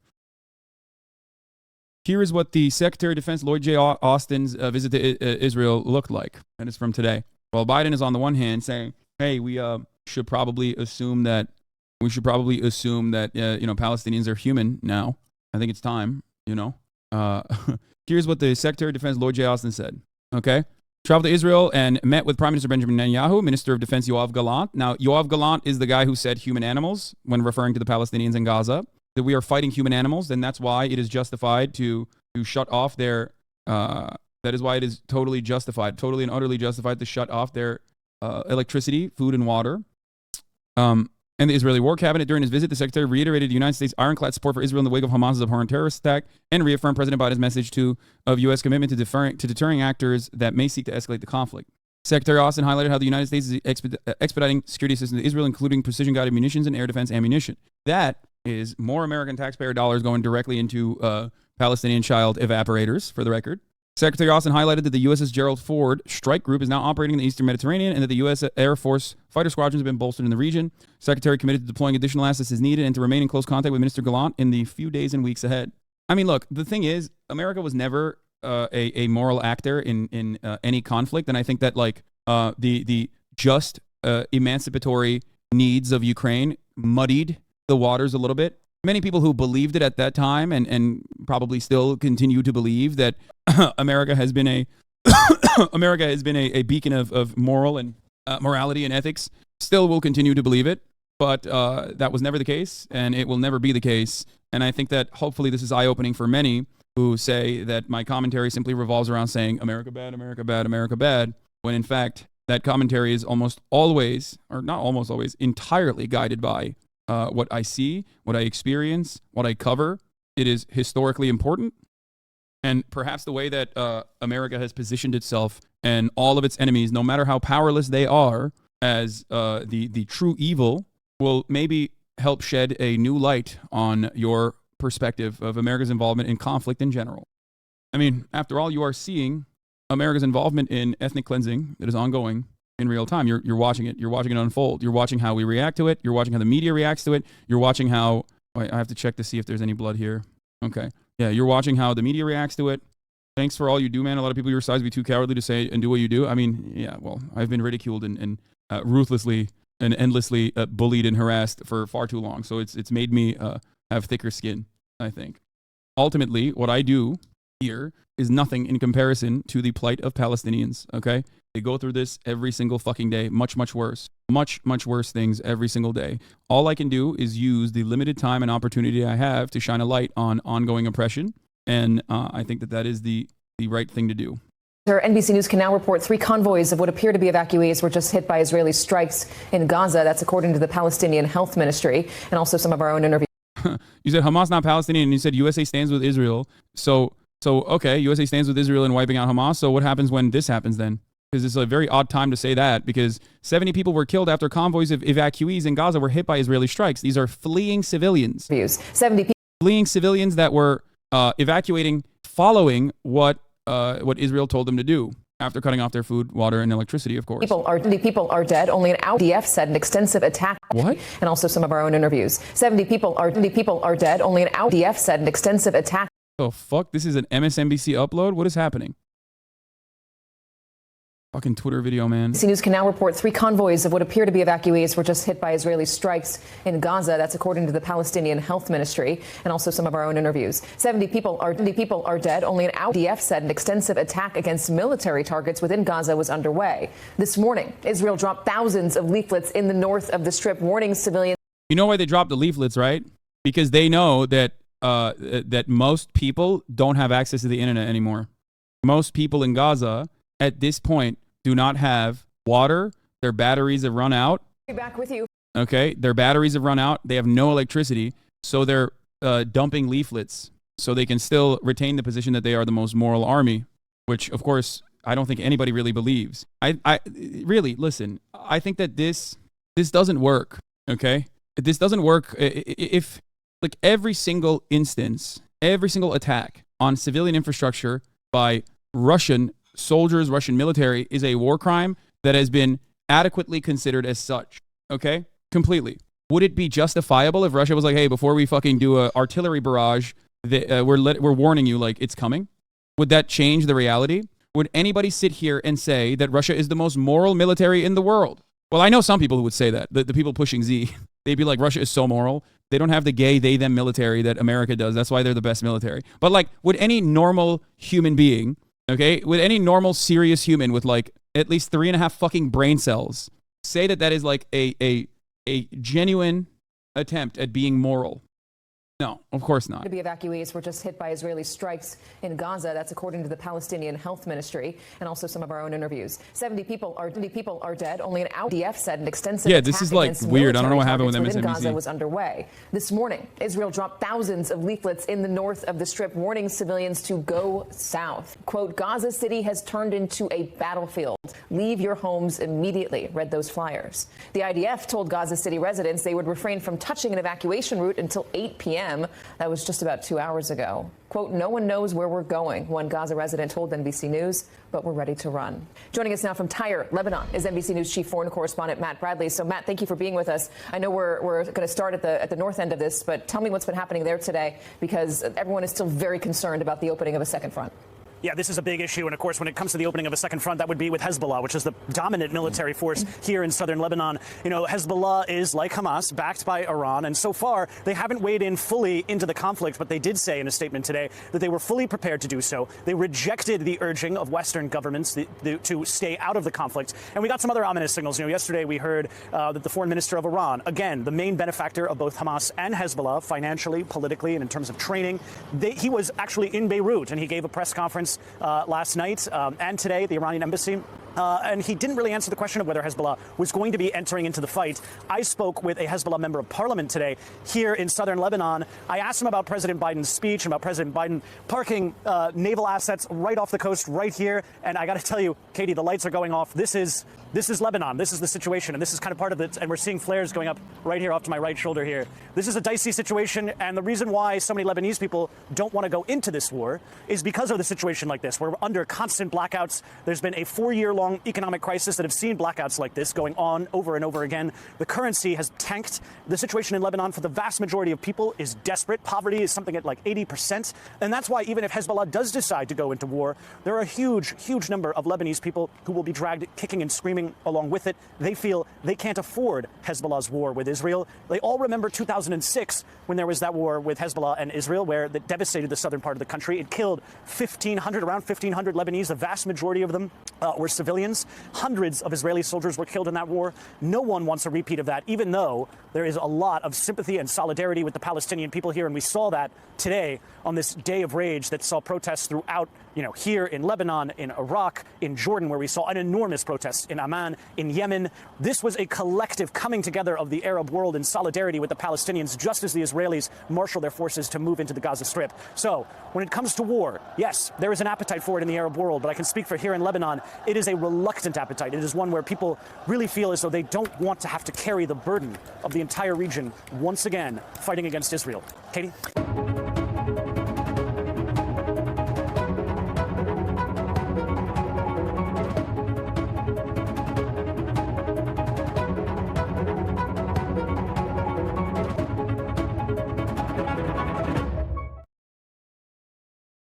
Oh, sorry.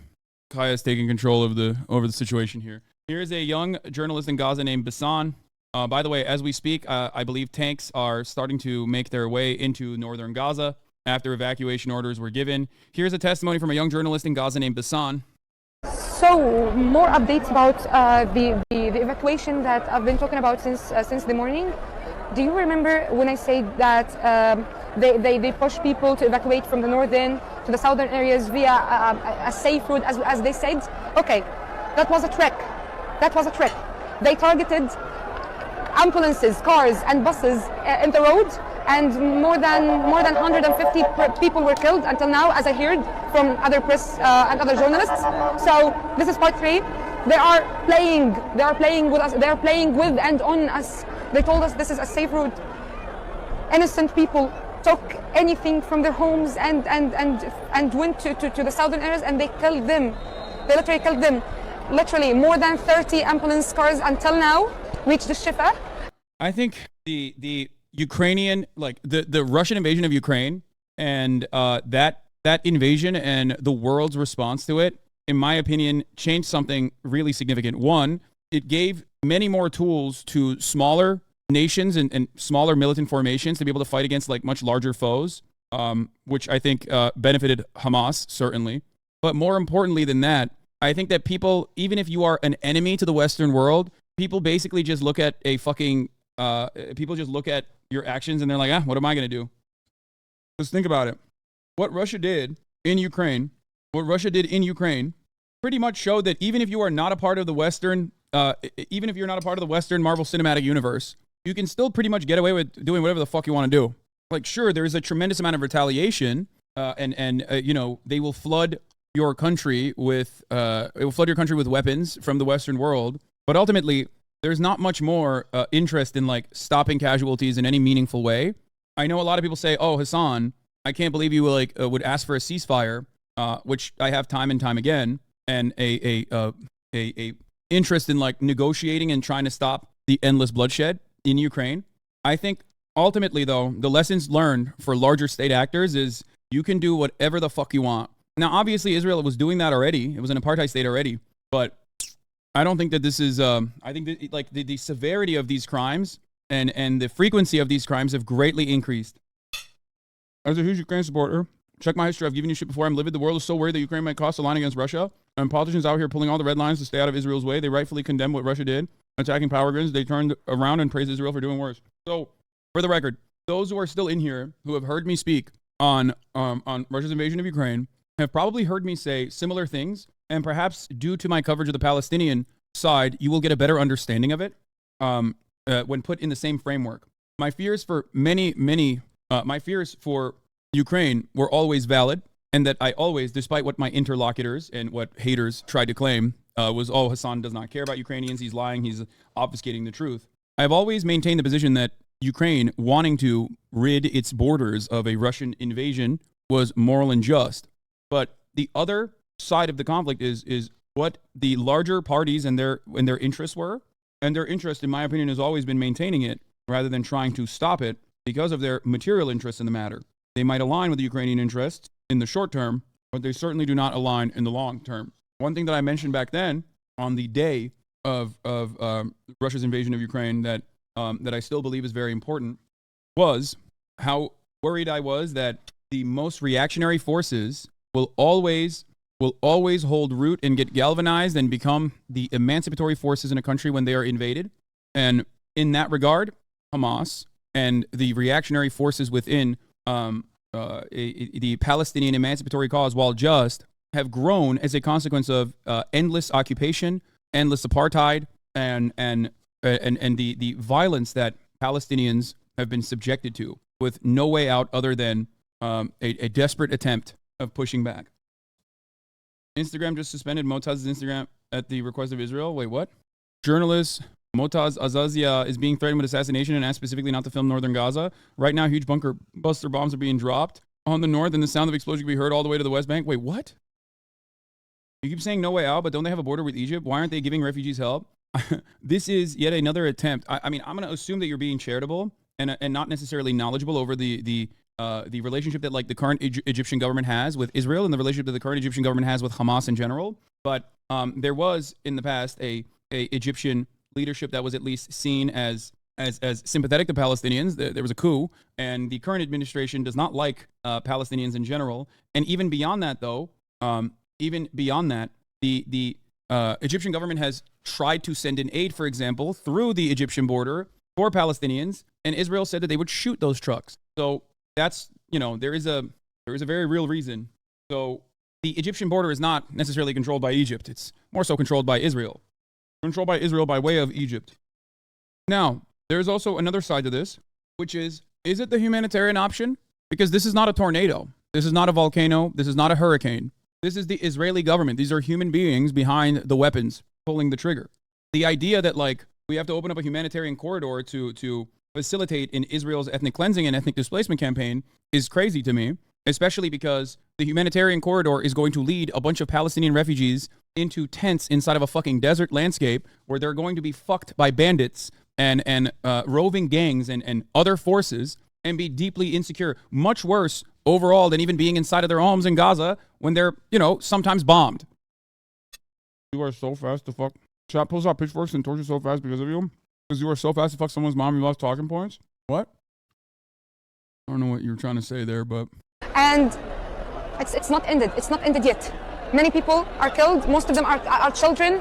The scenes are really hard. I can't even imagine that I'm living this. I can't imagine that this is real. I'm losing my mind. I'm losing my life. Please do something. So... Have you talked about the whole turning metal pipes into missiles? No, I haven't, because those aren't metal pipes. They're PVC pipes, which you can't turn into missiles. Like,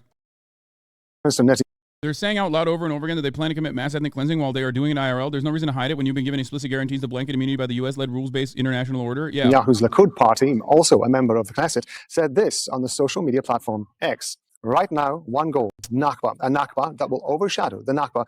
It's shocking because, like, Nakba and its existence is contested inside of Israel, I thought. Like, I thought that it wasn't a cleansing, ethnic cleansing and ethnic displacement. So why is this guy saying that it is and that we should do more of it, actually? Just something to consider. It's very odd because I thought it wasn't real. It's the classic, yeah, it didn't happen, but if it did, they deserved it and we should do more of it. And it was good. What is this? This man is, oh God, I hate these videos, man. This man is a 95-year-old Ezra Yachin. He was part of the Stern gang, terrorist group that participated in the ethnic cleansing of the 1948 Nakba. They raised them, raised their families, their mothers and children. These animals can no longer live.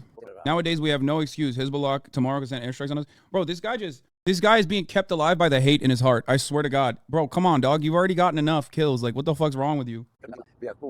כל הערבים בארץ נגדנו, ואז לא תהיה ברירה מי יכירה בהם. אתה יש לך שכן ערבי, אתה לא תחכה שהוא יבוא אליך הביתה. תיכנס אליו הביתה ותיכנס בהם לפני שיפעילו את אל תחכה שיפגיעו ותיקח את כיפת הברזל. תיכנס לפני זה. It's so sad that this fucking animal is alive at 95 and like Israeli babies inside of a fucking kibbutz are dead now and hundreds of Palestinian children are burned alive under Israeli shell fire. Like, those people deserve to be alive. This person has lived such a long fucking life, dude. Like, that's insane. You're just, how do you keep it going? Like, I don't get it. Oh wait, is this the Lehi massacre guy? Oh, this is him. Yeah, Ezra Yachin at 95 is IDF's oldest reservist. He's been drafted to the reserves to boost morale by talking with soldiers. That's how he boosts morale, by talking. להרוס בית ולהיכנס הלאה. להרוס עוד בית. כמה אלמנים לנו, עכשיו הולכים להיות דברים שלא חלמנו, שיפלו עליהם פצצות שישמידו אותם. כל מה שהנביאים מנבאו הולך על אחרית. My grandfather was sent at age 21 to seize this guy's weapons and bury bodies of innocent Palestinians of Deir Yassin, only friendly to Jews before Lehi's massacre. My grandfather waited for news of criminal charges until he realized no justice was coming. I'm gonna be honest. If this guy said that you know this ancient land belongs to the Jews, I believe him because like he probably was there. You know what I mean? He looks like he was there when you know he looks like he was there before the Romans, dog. Okay, so if he says it, maybe he's right. Okay, god damn, dude, holy shit, dude, hatred is such a good motivator to bro predates Israel. Bro predates Israel by 20 years. Ego tripping. He doesn't just predate Israel. He predates Israel by 20 years. That's like quite a bit. Of 48, Nakba in Gaza, and Nakba to anyone who dares to join. Nakba, or the catastrophe, refers to the forced exodus of Palestinians from their homes in 1948, when the State of Israel was created. Well, after the Hamas attack, a member of Prime Minister Netanyahu's Likud party, also a member of the... Bro knew Moses personally, okay? He was there when the seas parted. He was like, damn, can't believe you pulled that shit off. That's wild. He was lost in the desert, dude. Yeah, he dabbed Moses up. Yeah. Oh, here's George Santos going crazy. With a child in my hand, I want him out of here. He's an animal. I am holding a child. He is a fucking terrorist sympathizer. Who? You can go look at the video. Mr. Santos, who? What happened? Mr. Santos, who? You're such a drama queen. The gentleman back there is a terrorist sympathizer that has no business in this building. What is happening in Israel is abhorrent. What is happening to the people of Israel should not be defended. Nobody... Guys, George Santos is really passionate about this because he has a deep connection with being Jewish in his own words. You know what I mean? He's anyway. Even him saying that is cultural appropriation. Oh, did you guys forget that he lied about having parents that escaped the Holocaust and that he was Jewish? I mean, I'll be honest. That he is like a Larry David character. Like he is like cooked up in the. If you could like put to print a character that Larry David imagined, it would be like this. So down to him claiming he was Jewish. So in that regard, I feel like he is a part of the tribe spiritually. You know what I mean? Because it's like everything he does is insane. Apparently he stole a baby. I don't know what happened there. Defending Hamas has any business in this building, whether you're elected, whether you're a civilian. It is a disgrace that we allow people to parade that kind of thought in here. And the next time he tries to accost me... George Santos. Oh, dude, let me say something, okay? What a wonderful little break from covering the ongoing atrocities to go back to the fucking clown show of American politics. Like, I find myself in the comfortable bosom of familiar territory of just an absolute a group of insane people in a nut house behaving in increasingly stupid ways. George Santos just left Tim Burchett's office with a baby in his arms. When asked if it was his baby, he said, "Not yet." This is the lead up to George Santos' meltdown outside of the GOP conference meeting via J.C. Whittington. Why should he be the leader instead of Mr. Scott or somebody else? I think Mr. Jordan has had a very long history of being an effective leader for the party in every capacity known. So I don't see a reason why he doesn't get to be a good speaker. And his message has been on point. I think his entire push has been accurate, and I'm very confident he'll come out of here with the majority. Where's the baby? Last question is, do you think that this will go a few rounds on the floor, or do you think it'll be just decided back there? Look, wait, I need to understand where he acquired a baby and where the baby came from, what the significance of the baby is. What did you do with the baby? What is going on? If it were a perfect world, it would go and done. Officers, this is the gentleman that was accosting me when I had a 2-month-old baby in my hand. You came in my personal space and I immediately stepped away. Yelling at me with plenty of people around. What are you doing? What are you doing to call for the end of Nothing. What are you doing about terrorists destroying Israel? What about the terrorists from Hamas that you're trying to defend in this building? It's abhorrent. It is abhorrent. Okay, wait. Is he calling that guy a terrorist for saying, what are you going to do to end the occupation? Brother, there's one guy that's Jewish in this photo, and let me tell you, it's not fucking George Santos, okay?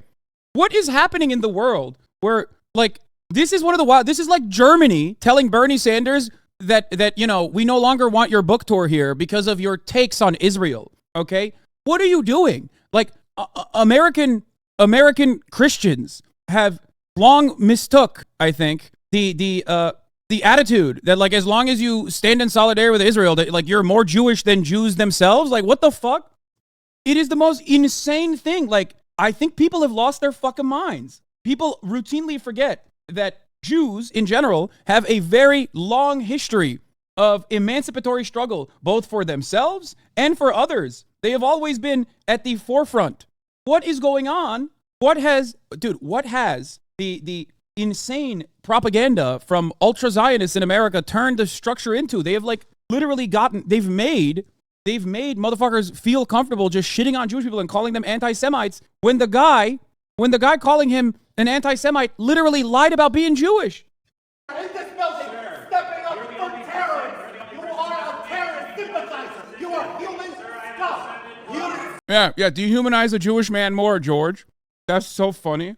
What is happening right now? Actually, what the fuck is going on? And I also still don't know where he got this baby from. This does not explain the baby. Honest question, should I show my hyper-liberal but staunchly pro-Israel mother this footage? Do you think that she will have a coming the truth moment? The man who stole valor of Holocaust survivors and 9/11 victims having the same exact perspective as her? As he calls a Jewish protester of the Israeli occupation a terrorist sympathizer. What the fuck? Oh, Biden's thoughts on South African apartheid? Oh, yeah. Mr. Read the Room had bangers on the South African apartheid. Let me explain something to you. His takes were such bangers that he might as well have met Nelson Mandela. You know what I mean? Here to, and then you, and I will go over them in a moment. Then you say on page 14, we must not become part of South Africa's problem. We must remain part of their solution. We must not aim to impose ourselves, our solutions, our favorites in South Africa. Damn it, we have favorites in South Africa. The favorites in South Africa are the people who are being repressed by that ugly white regime. We have favorites. Our loyalty is not to South Africa, it's to South Africans. And the South Africans are majority black, and they are being excoriated. It is not to some stupid puppet government over there. It is not to the Afrikaners regime. We have no loyalty to them. We have no loyalty to South Africa, to South Africans. And the fact of the matter is I listen to this rationale, first of all. It is the leaders of South Africa and their people, black and white, who have the majority responsibility. They must rise to it. Well, they are rising. They're rising to it. The only thing left available to them with that repulsive, repugnant regime of Afrikaners there. And it's the only way they have. They've tried everything for the last 20 years. They begged, they borrowed, they crawled. And now they're taking up. My controversial opinion is that this is why BDS matters. And if it didn't matter, they would not have completely fucking shut it out from the public conversation by saying it's anti-Semitic. Because Brandon, Mr. Jim Crow Joe himself, delivering this impassioned speech, is doing so because at this point, there is a robust BDS movement happening in the Western world, that is demanding the apartheid state end. You know?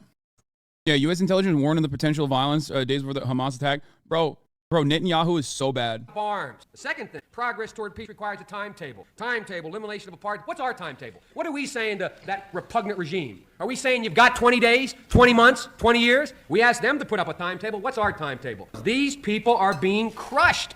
And we're sitting here with the same kind of rhetoric. The same thing we heard. We heard go slow. We heard we have to take care of the problem afterwards. We heard we can't impose. You are totally misconstruing the testimony that I gave. Read first. Furthermore, Senator, let me say that I hate to hear a senator of the United States calling for violence. I'm not calling for violence. That's what you're doing. I hate to hear. Exactly what you're doing. I hate to hear an administration and a Secretary of State refusing to act on a morally abhorrent point. I hate to hear this country. I'm ashamed that this country puts out a policy like this that says nothing.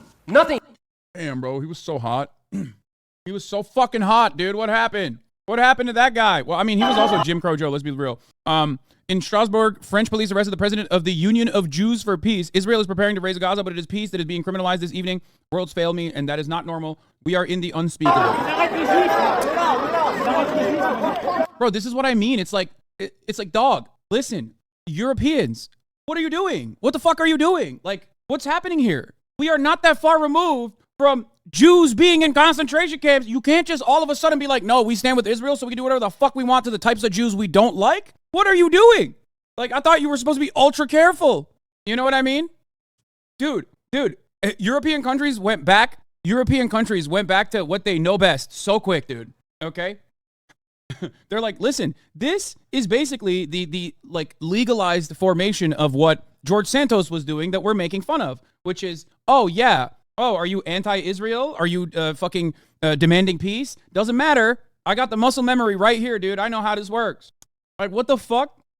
What is happening? Listen, I have tremendous respect for no context on this video. What do you mean no context on this video? France made Palestinian support basically virtually fucking illegal, and they arrested the leader of the Jewish Voice for Peace in France. They are draped in the Palestinian flag, which, you know, is more proof. So what's going on?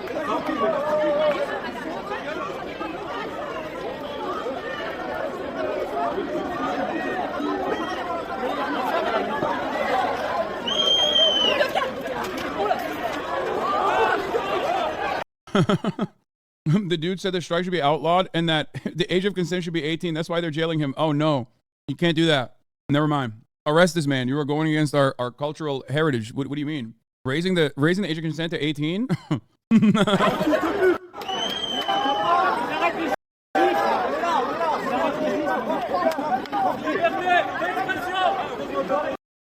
I think like a lot of these countries, they just respond to like whoever is the fascist. You know what I mean? I guess like in that situation, they didn't do it for Russia. So it's not like they do pick favorites. Oh, he will be invited to speak to the Canadian Parliament soon. Yeah, we just watched this. Yeah, if not now movement, I've talked about before. They are protesting outside of Warren's office. Are they protesting because the Elizabeth Warren staffers made like Holocaust camp style fucking tattoos on their bodies? That's what I would be protesting against as well.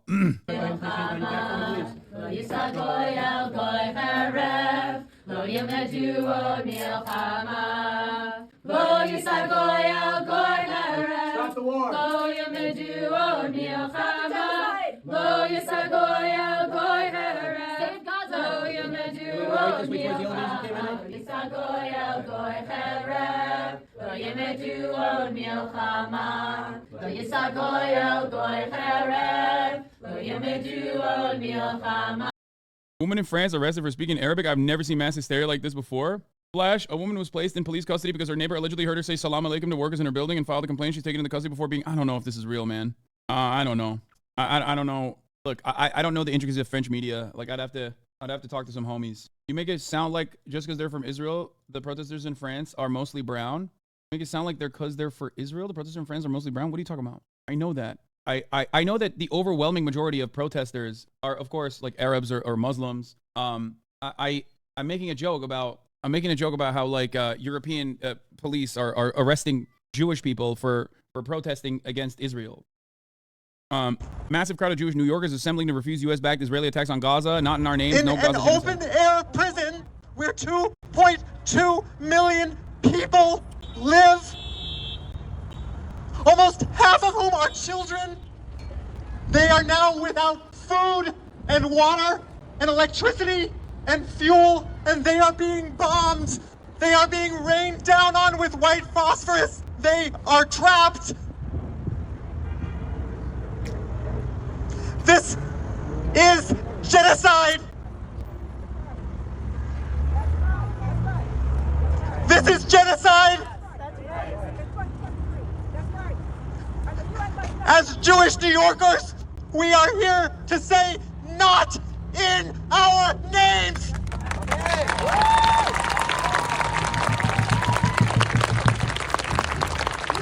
I mean, this is great.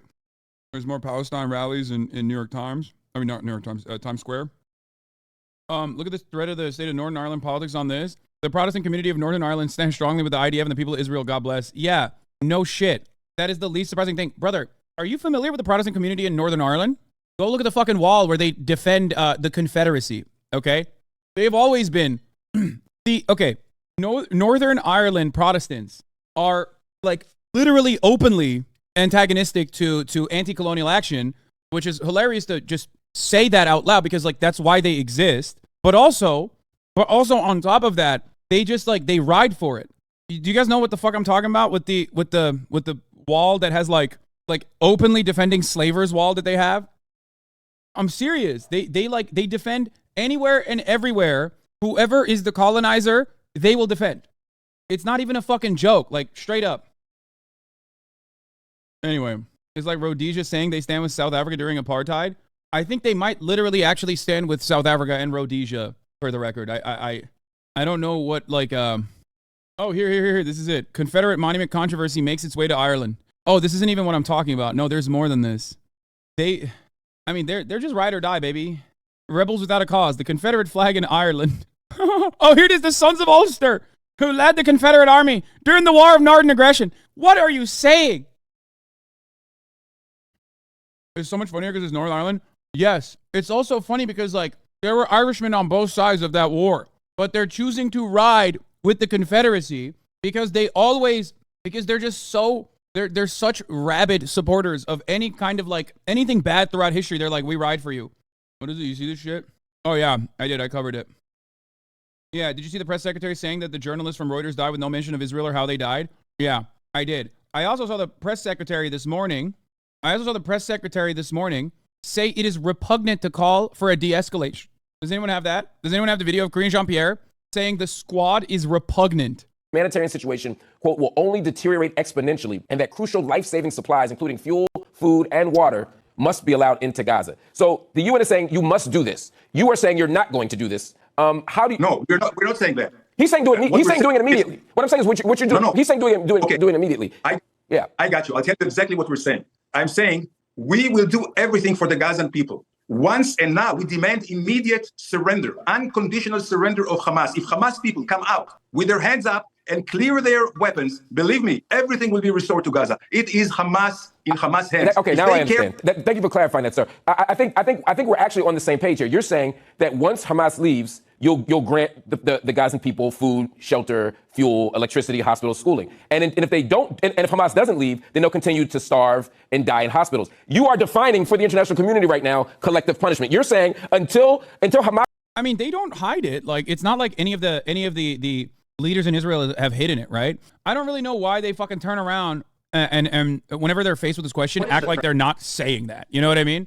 Like, I don't get it. Hamas acts differently, the 2 million people in Gaza are going to be treated this way. And once Hamas acts differently, these 2 million people in Gaza will be treated better. That is exactly what collective punishment is. You're holding them accountable for the actions of others. That is the definition, the textbook definition of collective punishment, sir. Now, you may accept that that's what you want to do, but this is absolutely a contravention of international law. Well, I'll tell you exactly. No, had we pushed them into the wall, we're not pushing them to the wall. We want to open a humanitarian corridor so they can leave. But wait, that's pretty funny. Hold on. That's still a violation. No, like, now you're saying ethnic displacement, like at the barrel of a gun, which you also fucking killed a bunch of people evacuating. Fucking anti-Semitic dumbasses. Do you agree it's used as the protest for Palestine in the U.S. as the financial government is run by powerful Jewish? See Federal Reserve and Rothschilds. Yeah, dude, totally. I despise anti-Semitism because it is fucking immoral, obviously. But I also additionally hate it because it's so stupid. Like, you have to be on a different kind of stupidity level to be able to get to this point and be like, see, the Rothschilds, thank you very much. Yeah, dude. He said my citations, anti-Semitism. Jews do not control the American government or our financial industry. Capitalists do, okay? Jewish people are not a monolith. You have been blinded into feeling this way. You are silly and easy to control. You might think that you are thinking outside of the box, okay? You are not. You are so in the box that, you know, the former German government was thinking in that same box, in those same confines, okay? It was quite a popular idea, both in America and also in Germany. If Hamas... So that who can leave? Citizens? Bro, let me teach you something. I'll show you how wrong you are. Bro, you don't understand, dude. I'm about to fucking anti-Semite pill you so fucking hard, dude. Folks, I believe in dialectical materialism. Anti-Semitism is spiritual nonsense, okay? It's idealistic garbage. It is absolutely ridiculous to assume that one group of individuals is monolithic in their thinking, in their attitudes, in the way that they have commanded entire nations or whatever the fuck you dumbasses believe, okay? The reason why you engage in this kind of anti-Semitic thinking is because you cannot comprehend that the structures that were designed by capitalists are designed in a way to oppress you and also make you blind to said oppression. So you look for some spiritual mumbo jumbo, like there's a group of bad guys out there. There are, if you want to think about it as though they're bad. even though I don't think that they're bad necessarily. So they do bad things because they're allowed to. But those group of bad guys, okay, in the way that you understand it, are not Jewish people, okay? Jewish people are not a monolith. Those are capitalists, capital owners doing what capital owners do. Helps show, dude, the Torah Judaism thing I didn't show up until this moment because, listen, there are a lot of, this is a very complicated issue, okay? There are Orthodox Jews that also stand against, they're anti-Zionists, okay? There are some that live in the UK as well. Part of the reason why I don't show it is because, first of all, I don't think this like breaks through. You don't have to like show proof to say Jews are not a monolith, okay? So that's number one. And number two, a lot of you, I feel, have not necessarily looked into why some Orthodox Jews are anti-Zionist in general. Capitalist equals dog whistle for Jews. Yeah, dude. No, totally, definitely. Only Jewish people own capital. You're right. Like all my Jewish followers in the chat with their fucking busted Honda Civic that they drive is the only thing that they own. That they have to their names are permanent renters. Okay. I don't know if you guys knew that, but this chatter is on to you. You are actually all factory owners yourselves. Yeah, Elon Musk, famous Jew. Jeff Bezos. Is Bill Gates Jewish? I don't think so. He does get... Bill Gates might as well be Jewish, though. The amount of fucking conspiracies that surround him. Like, they do treat him like he is. I don't know how the fuck Jeff Bezos got away with not getting that level of fucking... not getting that level of backlash. He got bar mitzvahed by conspiracy? Yeah, like, they... Anyway... This is a good video from the same account about why these Orthodox Jews don't accept Israel. Jews have no nationality and no nation state because unlike all the other ummahs who exist because of a common land, language, or culture, the Jewish people exist only because they accepted a common religion, because they accepted the Torah from Hashem on Har Sinai. Hayom hazeh niyeh la'am. Today, the day of Kabbalas HaTorah, we became a nation. Within the borders of our homelands, the Torah, we flourish. Outside of its borders, we die. They were Jewish versions of the anti-Semites. They hated Jewishness and they hated Jews. They hated Judaism. Their solution was Zionism. Its goal, to destroy all that makes the Jews in their eyes so weak, so despised, to destroy all that makes the Jewish people so Jewish. And they decided that the source of the problem is Judaism, the religion itself. If only we could get rid of Judaism. I quote from one of their founding fathers, Vladimir Jabotinsky, Shein Rishoyim Yirkov. And I quote, what is a Zionist? This is what he said. To imagine what a Zionist is, you have to take a Yid and imagine the opposite, the exact opposite of a Yid. And the Zionists wanted to repeal and replace Judaism, to replace religion with nationalism. So they obtained a state. And they declared this state to be the nation state of the Jewish people. But the Jewish people have no state. What they created is a statehood, but it doesn't possess any aspect of Jewishness or Judaism in any form or matter. They should stop calling themselves Israel and stop calling themselves a Jewish state, because those are lies. They can call themselves whatever they want, but they are not Israel, and they are not the state of the Jews. They do have incredible drip, but listen, they got some... Listen, more power to the anti-Zionist cause, but these guys got some wild takes, okay? That's all I'm going to say.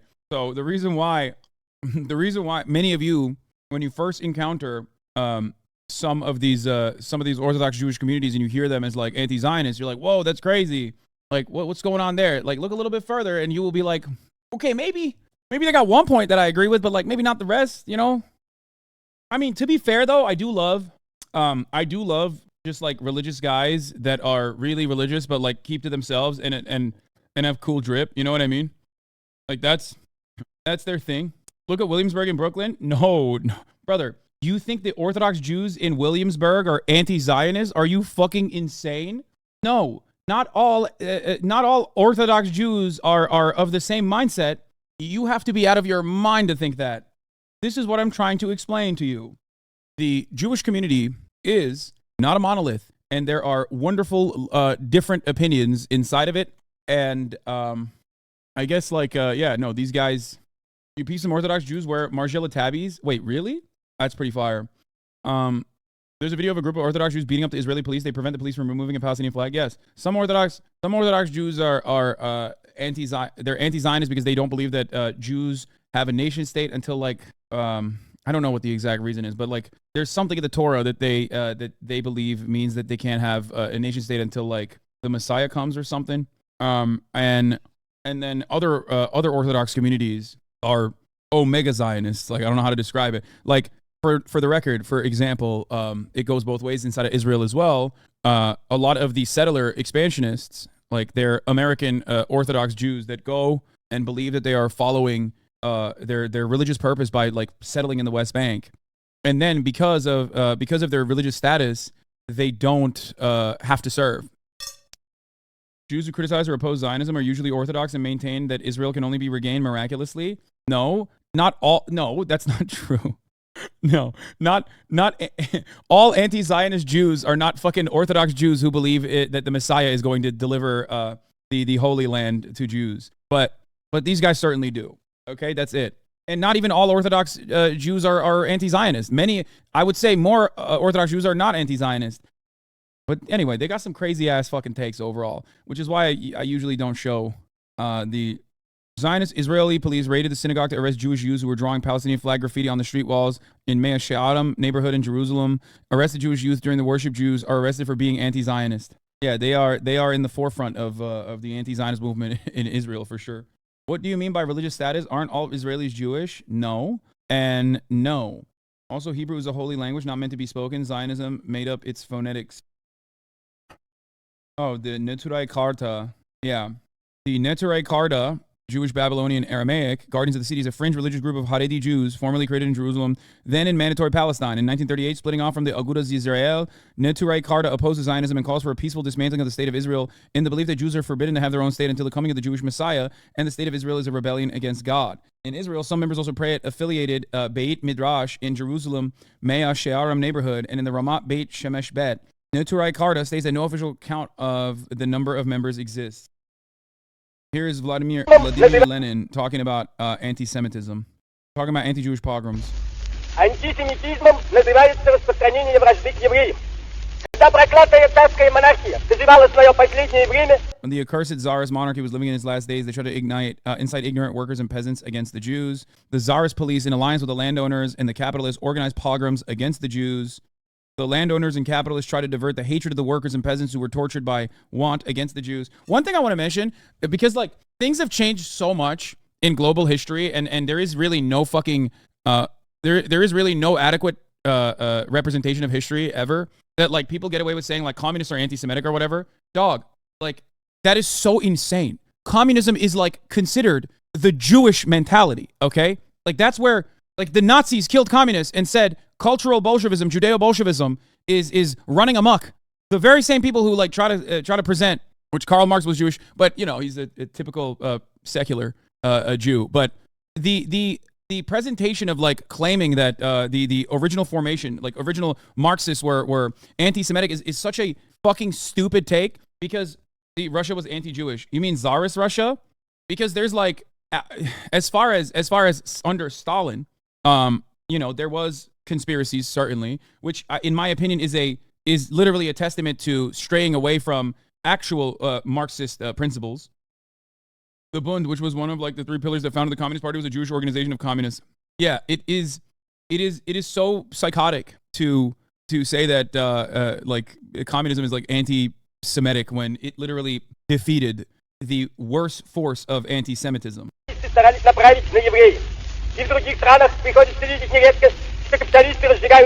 other countries too, we obviously capitalists fomenting hatred against the Jews in order to blind the workers, to divert their attention from the real enemy of the working people, capital. Hatred towards the Jews persists only in those countries where slavery to the landowners and capitalists has created abysmal ignorance among the workers and the peasants.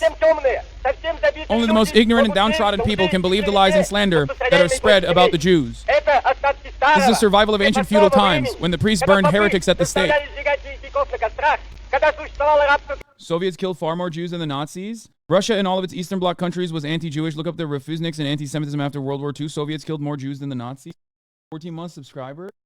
Wait, that's Holocaust revisionism, brother. Like, are you a Nazi, or are you unwillingly or unwittingly dropping Nazi propaganda in here? I already mentioned the doctor's plot, which the anti-Semitic doctor's plot, but and there definitely were anti-Semitic components. But to say that, what? No, you're just Russian and Jewish? What the fuck? I'm not talking about the doctor's plot. You're saying Soviets killed more Jews than the Nazis. I'm thinking about like how you could make this work in my mind, and it has to be the classic like Black Book of Communism take, where like you analyze what the fertility rates look like specifically inside of like the Jewish populations living inside of the USSR or something to like pad the numbers, right? It has to be something like that, right? I don't know what the fuck he's talking about other than that, or unless you are either. What are you talking about? Give me your answers, and I can make a better assessment. I can't tell if you're like deliberately spreading Nazi propaganda, because like this is a Nazi talking point. Everybody, don't dogpile on him. I want to just know what he's talking about. Unless you mean like, unless you got whipped up in a frenzy by the whole like 100 million communist death toll, which literally includes. How is that not? Oh my God! Oh, you are doing the victims of communism memes. Okay, got it. Okay. No, you're right, Chatter. Yes, you're right about that. The double genocide theory is real. That two genocides of equal severity. Well, he didn't even do double genocide. He said one genocide is actually not as bad as the other. And no, he wasn't even saying that it was the fucking Holocaust that was worse. He said the Russians were worse than the Holocaust, which is a little bit different than the double genocide theory, where he's basically saying like, I guess the U.S. joined World War II on the wrong side. Then like walk through that a little bit. I know a lot of people get like really anti-USSR, and that's understandable. There's a lot of fucking propaganda, and also Stalin wasn't great. I will admit he was good at killing Nazis though. But I think that you have to at a certain point reckon with the reality that like, so you're saying that the United States actually joined the wrong side if your goal was to stop the elimination of even more Jews under the USSR.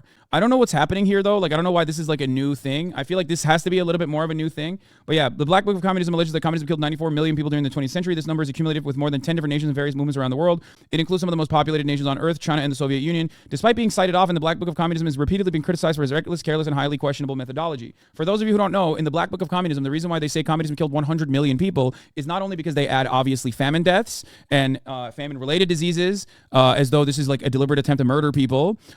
They also add Nazis who were like killed in the hands of the USSR. They literally add Nazi deaths onto that toll.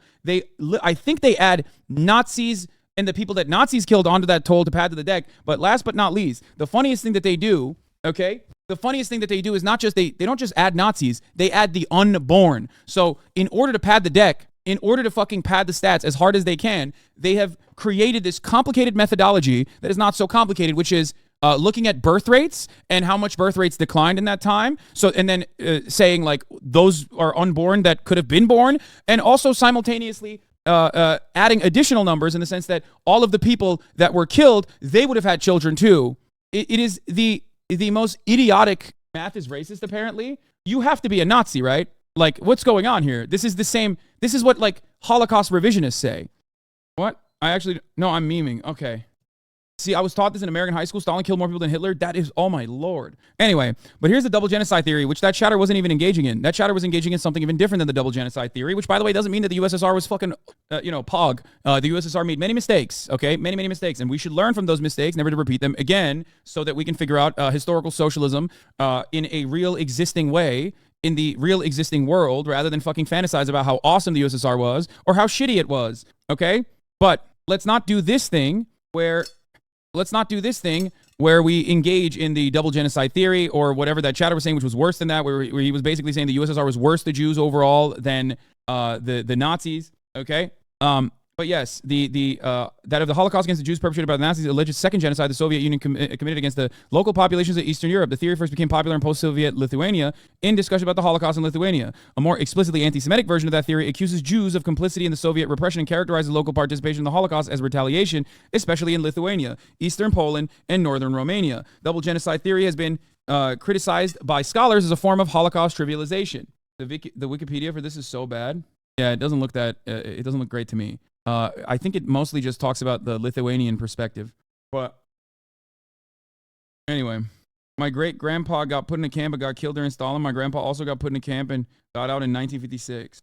How is that Nazi propaganda? I'm not talking about the doctor's plot. Russia and all the Eastern Bloc countries was anti-Jewish. Look up the refusniks and anti-Semitism after World War II. Brother, the Nazi propaganda is saying Soviets killed more Jews than the Nazis did. Okay? Like, what the fuck are you saying? I mean, and before chatters rush to conclusions and say, oh, your grandpa was a Nazi or whatever, his grandpa was Jewish, he's saying he's Jewish.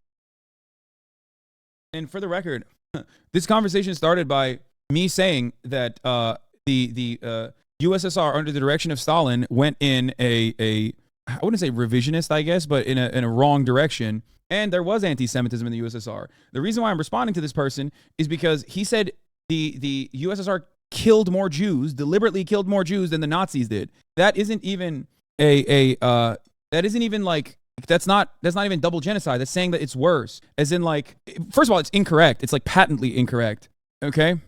And secondly, I don't know why we're even talking about this. The idea is this, for double genocide theory, the idea is simple, okay? First you say, you know, the Nazis were bad, but so were the Russians. Then you say the Nazis were bad, but the Russians were worse, like that chatter is doing. And then you finally arrive at the conclusion, the inevitable conclusion, that America sided with the wrong side in the battle, because if the Nazis were bad, but the Russians were significantly worse, then why do we side with the Russians? We should have sided with the Nazis instead. That is literally the express purpose of trying to correct the record and engage in this kind of Holocaust revisionism, which is precisely the reason why, luckily, a lot of Holocaust museums and all of the thinkers that are all the thinkers that engage in an accurate assessment of the history of the Holocaust will immediately clamp down on shit like this. Like, for example, the Waffen SS guy that they tried to fucking prop up like a hero. Okay. I've never understood why they were hated in a lot of places where they just scapegoats because they were minorities. Yes, they were minorities and always pointed to as like the reason for evil. It's just like witchcraft shit. I mean, bro, dude, here, Lenin explains it better than anybody else. Когда народ был задавлен и безгласен, это старая капотническая темнота проходит. Народ становится зрячим. Не евреи враги трудящих. Враги рабочих, капиталисты всех стран. Среди евреев есть рабочие. Okay, dissidents. Russians sided with Nazis until the Nazis marched on them. Both were bad. Bro, we've had this conversation before. Saying Russians sided with the Nazis until the Nazis marched on them, both were bad, is literally the fucking reactionary Confederacy argument that Republicans engage in. Where they're like, I'll have you know, the Republican Party defeated the Confederates. Okay, so what else happened? Nothing else, I guess. You know what's more important than the same appeasement pact that Russia made, the USSR made with Germany, that every Western nation made as well? World War II! Kind of a point of reference that you're jumping over for some fucking weird reason right now. It was a non-aggression pact that literally the USSR had exactly as the Western world did, okay? The West made appeasement pacts with Nazi Germany. What are we talking about? Imagine being like, the world ended at that point, right? Like nothing else happened, really? And now we're, you know, Germany took over all of that land, including Poland, you know, and then it's all German now. We're fucking living in the Fourth Reich. Is that what happened? They fucking got together and started singing Kumbaya? Soviet Union defeated Nazism, not the capitalist West, which constantly appeased Hitler. Never forget the 1938 Munich Agreement or the USSR's offer on August 15, 1939 to send 1 million troops to invade Nazi Germany, which the UK and France rejected. Then after World War II and the CIA rehabilitated Nazism and the former top Nazi war criminals ran NATO and the West German regime. Everything that Benjamin Norton said there is correct. 100%. The Munich Agreement and the USSR offer is correct. That was the Western appeasement. He is 100% speaking facts. Chatter, I hope this was a illuminating moment for you to reconsider your perspective on you know, your own people's history specifically. So, very odd. The peace among USSR and Germany argument is so funny because history proves it's so wrong. Yeah, it's like 20 million fucking Russians died, dude. How did that happen? How did 20 million Russians die? 400,000 Americans, 20 million Russians. How did that happen? Have we ever thought about that? Have you thought about that? Or do you think that that was also a consequence of the USSR doing fucking, you know, Nazi-style killings on its own people or something? Maybe he added that to the toll of the death toll of communism. How did 3/4 of the Nazi soldiers die on the Eastern Front? Wonder who did that? The world's greatest fucking Nazi murder machine that has ever existed. And I, for one, will never forget that, okay? That is a relatively massive W that you have to reckon with, no matter what you feel, no matter how you feel about the USSR, okay? Victims of communism wanted to add the global COVID deaths to the toll. Yes, because they're fucking unhinged. Listen, man, these guys, it's kind of, here, I'll say it like this. The victims of communism, guys, are kind of like the propaganda machine that Israel launches every time they want to change people's attitudes. They get more and more unhinged every single time because it's unchecked. No one goes, hey, man, what the fuck are you doing? Like, no one goes, hey, dog, you shouldn't dox students at Harvard for literally writing a carbon copy of the fucking Haaretz editorial board's opinion on what happened on October 7th. Like, that's unhinged. That has gone unchecked for far too long. And the same goes for, like, victims of communism Andes over here who, like, because of our endless thirst and Red Scare propaganda and our endless need to fucking say the USSR is the worst of the worst of the worst, that they just kind of get away with increasing the stakes over and over again. You're saying civilians can leave, but only through the Rafah border, correct? At this point, yes. So they can't because come. Where else? Your country. They can come into Israel. I'm telling you one more thing I want to say. I want you to address that point. Don't just smile, sir, respectfully. You're saying you're making a corridor. They can go to Egypt. You're bombing them. You say you want to save them, but they can't come in. First of all, I'm not smiling. I'm crying in my. Never forget, Mark Lamont Hill got fired from CNN for saying, "From the river to the sea, Palestine will be free," which people straight up, unironically, were like, "That's anti-Semitic." He said that maps and documents recovered from the bodies of Hamas attackers reveal a coordinated plan to target children and take hostages inside of an Israeli village near Gaza. NBC News site, Wall Street Journal also got them. I was literally fighting with someone earlier about their phrase. It's not anti-Semitic, but I know you know that already. Yeah. You may also have heard claims the slogan is anti-Semitic. On May 19th, for example, the New Yorker Union was widely attacked for tweeting solidarity with the Palestinians from the river to the sea who went on a 24 strike yesterday for their dignity and liberation. Unfortunately, the union backed down. Like many Palestinians, I've long used this phrase. About a decade ago, Peter Beinart started a blog at the Daily Beast called Open Zion, aimed at bringing together a range of perspectives on Israel-Palestine. He invited me to participate regularly, and first I was hesitant, given the name. Would a project called Open Zion be open to arguments that challenge the tenets of Zionism? Today, I believe the conversation has increasingly shifted in this direction. Oh, he said, from the river to the sea, as I explained to Peter, I wasn't concerned with Israel's identity crisis over whether it could be both Jewish and democratic. I was concerned that Palestinians were being denied basic rights throughout their homeland. My column, From the River to the Sea, would be focused on the unity of the Palestinian experience and how all Palestinians face a shared struggle with Zionism, regardless of where they lived. USSR occupied Baltic states and sent hundreds of thousands of people to the gulags. They started a war with Finland. Why say all that 20 million died when not all of them are Russians, but also Ukrainians and other nations? Worst tech and stupid. Dude, I'm so glad that we clapped you before you could finish your fucking filth. First of all, when I didn't say the Russians, I said the USSR, okay? Obviously, Ukraine played a major fucking role in this too. Something that I have mentioned time and time again, because unlike the Canadian Parliament, I like to celebrate Ukrainian veterans on the right side of the war and not the wrong side of the war, okay? Ukraine absolutely was a part of the Nazi smoking machine. 7 million Ukrainians fought in the Red Army, okay? Anyway, but we're moving away from this today. Why are we talking about fucking World War II history? Jesus Christ. I like Ukrainian POWs who didn't get captured. Well, considering that in World War II, the ones who were who inevitably became prisoners of war were actually the ones who also were siding with the Nazis, you know. I just don't understand how the fuck you literally are like, oh, these guys that say we're dogs, they're going to liberate us. And also, okay, if I kill a couple more Polish people, maybe, and a couple more Jewish people, maybe they'll give me my freedom. Oh, fuck, I'm in jail now. I'm in Nazi jail. What's happening? Oh, well, I still believe that, you know, it's fine. Okay, please let me out. I promise I'll kill more Polish people. Is like half of the Ukrainian nationalist movement I just described. When like the fucking their neighbors were fighting against the Nazis, 7 million of them. Oh, this is the greatest Felix tweet of all time. Yes, it explains everything. World War II is the only thing Americans know about, and we don't even actually know that much about it. It's so good. It's so fucking real, dude. Will I address the LeBron allegations? You mean Le Zionist? It's fine, dude. He's allowed to say it. He's the GOAT. I'm a Zionist too, so listen. If LeBron thinks it's totally fine for Israel to keep doing ethnic cleansing in Gaza, then I don't know, man. I gotta fucking reconsider everything I've thought about this issue up until this moment. I am, after all, not a Marxist-Leninist. I am a Marxist-LeBronist. They call him Le China too. To be fair, Le China is also Le Zionist, so, and I don't mean LeBron. I mean like China and Israel. Okay, that was a great video from Mark Lamont Hill. Here is what our White House spokesperson said about calls to de-escalate violence. What is the president's message to... Okay, the pool should start leaving, and then we're going to take this last question. Thank you, Green. What is the president's message to members of Congress who seem to be equating the Hamas terror attack with actions that were previously taken by Israel? Say that one more time. Everybody's moving around. I apologize. What is the president's message to members of Congress who seem to be equating the Hamas terror attack with actions that were previously taken by Israel? Look, here's the thing, and which congressional members? Well, there have been some members of Congress who have called for a ceasefire, and they have not gone as far as backing the administration's call for support for Israel. Yeah, I know it's like 4 megapixels, but guess what, dude? Just wait, okay? So look, I've seen some of those statements this weekend, and we're going to continue to be very clear. We believe they're wrong, we believe they're repugnant, and we believe they're disgraceful.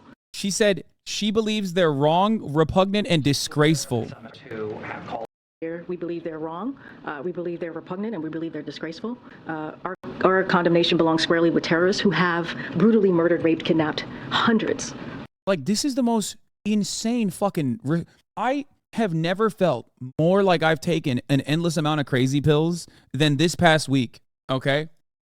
Rare KJPW. Ottoman L caused this? Bitch, Ottoman L caused this? What the fuck do you mean? It was a graceful Ottoman W, okay? How dare you? It was the British L that caused this, so suck my dick.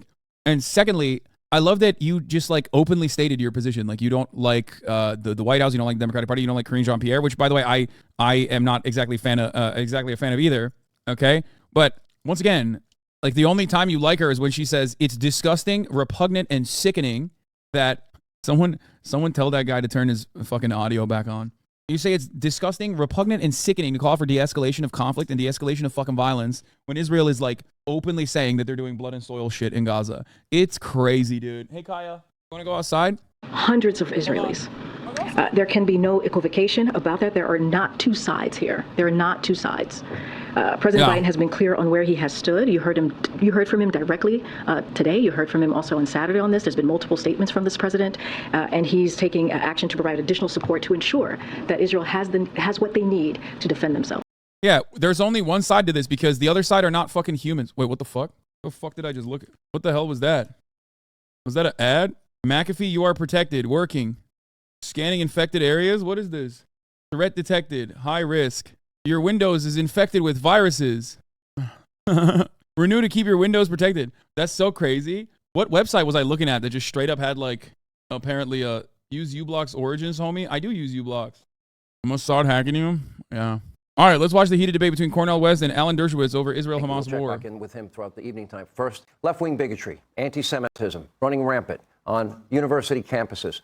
Dude, there is nothing sillier than talking about what is going on in the world from the framework of like university campuses being bigoted or whatever the fuck. I'm sorry, this is simply a method to derail the conversation. This is simply a successful way to just like talk about some of the most like individualist, selfish, like there's nothing more selfish than looking at a situation where like a heavily militarized nation with our fucking dollars and our weapons is like destroying the most dense open air prison on the fucking planet that they've cut off the water, food, and electricity to. And then we're like, ooh, what does this say about fucking college campuses in America where, you know, dumbass American college kids are like taking either side of this conflict or some shit. It's so stupid. I fucking hate it so much. I hate Americans so much. We are disgusting pigs. We are so disgusting in the way that we contextualize everything from our own individual selfish needs. It is so obvious to me that like we do not give a fuck. This is the same instance. It's the same energy that like a lot of people engage with the news with when they go, oh, did you hear what this YouTuber said about this fucking thing about Israel? Did you hear what this YouTuber said about this thing about Palestine? It's just like you cannot contextualize good things and bad things on their own. So you have to do a secondary battle on fronts that you are more familiar with. This is familiar territory, okay? And then we have fucking leftists who do this shit. Please stop calling it a prison. They're not convicted of a crime. It's a concentration camp. I hate this idiotic language policing. This is no different than the other side of the language policing where they say, technically, it's not a prison. How can you say that? People can leave in and out. Yeah, let me call it a fucking concentration camp so that people can say, well, concentration camps have guards. It's actually technically not a concentration camp, and you're being anti-Semitic for calling it a concentration camp. Who gives a fuck what it's called? Okay? Stop. Do you think that it was the invention of Hasbara trolls that fucking started calling Gaza an open-air prison? Do you think it was the Gazans themselves that call it? Okay? Do you find this to be a reasonable conversation to have right now? Do you think that, like, when I say it's the world's largest open-air prison, people go, and yeah, that's because Palestinians deserve to be in prison? Is that what you think people are thinking? Do you think that this idea was invoked by the Israelis themselves? Okay? Or do you think that this was what Palestinians called their conditions, and it's perfectly understandable to call it that way? It's not that big of a deal. Fuck. Okay, well then stop fucking chirping at me over it. You're not the only one who's been doing it, by the way. Anybody that ats that person and gets mad at them is also silly, okay? Don't get mad. Don't. Dude said it twice, not that big of a deal. Oh, okay, Megaphonics. Mr. fucking I spam 8 times. Is that what you're trying to say? All right, let's watch around the world, London, Australia. What's happening? Chanting in Australia, you know, about gas chambers. And, you know. Like, this is such a silly fucking frame, okay? It's such a silly way to refuse to address the main problem at hand. When we move away from the actual issue at hand, Israel's relentless bombing campaign that is unjustifiable and a human rights violation, okay? A violation of human rights. and just the most immoral thing you can do. It's an ethnic cleansing campaign on a population of largely children, okay? That is unjustifiable, it's inhumane, and it's cruel. So you can't have that conversation on those terms. So what do? You go, well, here are some of the supporters of Palestine saying deeply and insanely anti-Semitic things. Okay, what do you want me to say about that? Yeah, that's really fucked up. Does this mean that I should, what's your suggestion? Should I stop defending Palestinian emancipation because some fucking dipshits took over a rally? Or is your goal to say all supporters of Palestinian emancipation also believe that like Jews should burn or whatever? Is that your goal here? Is that what you're trying to say, Sean Hannity? Or are you a fucking charlatan who just simply wants to distract, deflect, and not talk about the real issue at hand? You said Sean Hannity's doing the exact same thing you said the news would do on Leftovers. Exactly. They are doing this deliberately because every moment that you talk about this shit is a moment where you're not talking about the actual on-the-ground realities that Palestinians are subjected to, okay? That's it. For Jewish people, what is happening on our college campuses? What is happening among the Democratic Party? Some Harvard students. It's a way to try to paint a fucking brush on every single person that says Palestinians are human beings and they do not deserve this. They want to paint you with a brush to say you are anti-Semitic. You are anti-Semitic. Are there anti-Semites who join in on these protests? Absolutely. Okay? Absolutely. There are. Of course there are. There are anti-Semites everywhere. Okay? Especially in the Western world. But the idea that a few voices being anti-Semitic in a protest immediately means that the Palestinian cause is unjust or rooted within anti-Semitism is fucking psychotic. And it's additionally psychotic for the most anti-Semitic network to put this out there. These motherfuckers do George Soros conspiracies every other week. You think we forgot? You think we don't hear you when you say that Tucker Carlson had the most prominent slot in your news network? You really mean to tell me that you all of a sudden care about anti-Semitism when it's like a bunch of fucking idiots at a pro-Palestine protest being anti-Semitic? Really? Really? Now you care about anti-Semitism? Suck my cock. You've never cared about anti-Semitism. It is so disgusting that these guys, for them, it's just like, oh, it's just a talking point. Is a few accurate? Do you deny that basically everybody in Gaza agrees with what Hamas did? What? What does this have to do with people in Gaza? People in Gaza are in a concentration camp. Also, the majority of the people in Gaza that you're talking about are children. Do you think children agree with what Hamas did? Or let's say they did. Do you think they deserve to be fucking shelled and murdered? Go ahead. Explain that to me. Because like these aren't even fucking adults, okay? These are children. These are children that were born in a fucking open air prison. They've never known a moment of freedom in their entire lives. Go ahead. Explain to me why you dropped that little tidbit in there. Is a few accurate? Do you really deny that basically everybody in Gaza agrees with what Hamas did?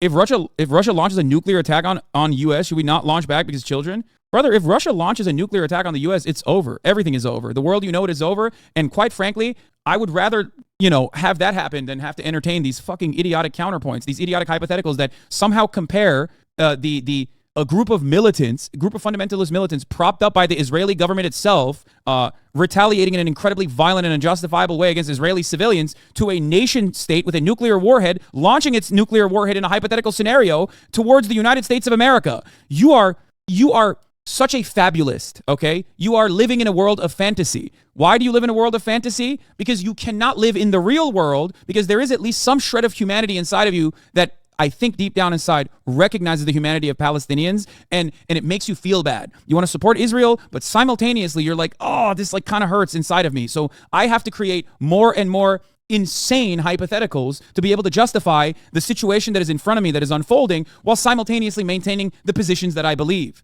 Okay? It's additionally ironic because Israel is a nuclear state. Israel does have nukes secretly and never has claimed to have it, but everybody knows is a nuclear state. But that is besides the point. Do you understand? I want to believe in your humanity here. I want to believe that internally you have some level of contradiction that you recognize. That on the one hand, you understand that dead babies are dead babies, no matter which side of the border they're on, and that hurts your feelings. But on the other hand, you have a deep-rooted fear that, Hamas is going to come and murder you in your sleep, and that's precisely the reason why maybe this kind of retaliation is justifiable. But that poses a glimmer of light inside of you, okay? That means that inside of you, you are still relatively conflicted. You can't meet the issue head on, so you must come up with hypotheticals to justify what's going on. So search deep within yourself that recognizes the humanity of Palestinians, and you will arrive at the conclusion that this is completely unjustifiable, completely immoral, completely unacceptable, okay? There is no world in which it is acceptable to drop white phosphorus on children. Israel has done that. Why don't you go on TV and give your opinion on the matter? I think TV would be a better megaphone for the cause. Well, I mean, it's not like people are inviting me to go on TV. Now are scrambling to finally rescind their support of their vile letter, actually blaming the victim, Israel, for the brutal Hamas terror attacks. Not everyone disagrees with them. 2024 presidential candidate, former Harvard professor Cornel West said the students were largely right, but they lack nuance. He joins us now with reaction along with attorney. That's so also funny Harvard that he said that, because I don't even think that they lack nuance. Yes, Piers Morgan invited me on his TV show, but he wanted me to do it while I was streaming. And I couldn't do it while I was live. So, no, I did not do that. This narrative is so insidious. Oh, they voted for Hamas. Hamas won the last election in 2006. Even they got only a plurality, not a majority. They've ruled as a dictatorship since, refusing to hold elections. This narrative is so insidious. I wouldn't be okay to bomb Gaza if 100% of Palestinians supported Hamas. It also downplays Palestinian support for resistance. They have issues with Hamas when it comes to things like governance, corruption, etc. They support Hamas because it fights Israel. Plus, the polling is just bogus, and he's lying about refusing to hold elections. It's the PA and Israel that have kept new elections from happening. Yeah. Like, even if, for the record, the stupid thing is that, like, the last election, Hamas won the last election in 2006. It's like, okay, how many people were adults, and how many of those people that voted for Hamas were alive, are still alive? How many of the people that are currently being bombed are fucking children, okay? Is it really true that Hamas would hold elections, but Israel stops them? It's one part of it, Israel collaborating with the Palestinian Authority. And the reality is that this level of violence that Israel has brought upon the Palestinian population has also led the Palestinian population into the only form of armed struggle against the Israeli state, which happens to be Hamas. Okay? But it does not matter. There is no world in which, like, full-fledged genocidal actions are justifiable. Okay? It is so insane. The entire reason as to why there are people, okay, there are people that, like, believe that, would you say clipped? Clipped what? Starving children is unjustifiable. Starving adults is unjustifiable. Okay? Let me take it one step further. Starving the Gaza Strip is unjustifiable. It's just completely and utterly unjustifiable. It is, we're not in this business to fucking talk about, like, what level of genocidal behavior is acceptable and morally permissible by those who are not even involved in this struggle in any capacity from thousands of miles away. Okay?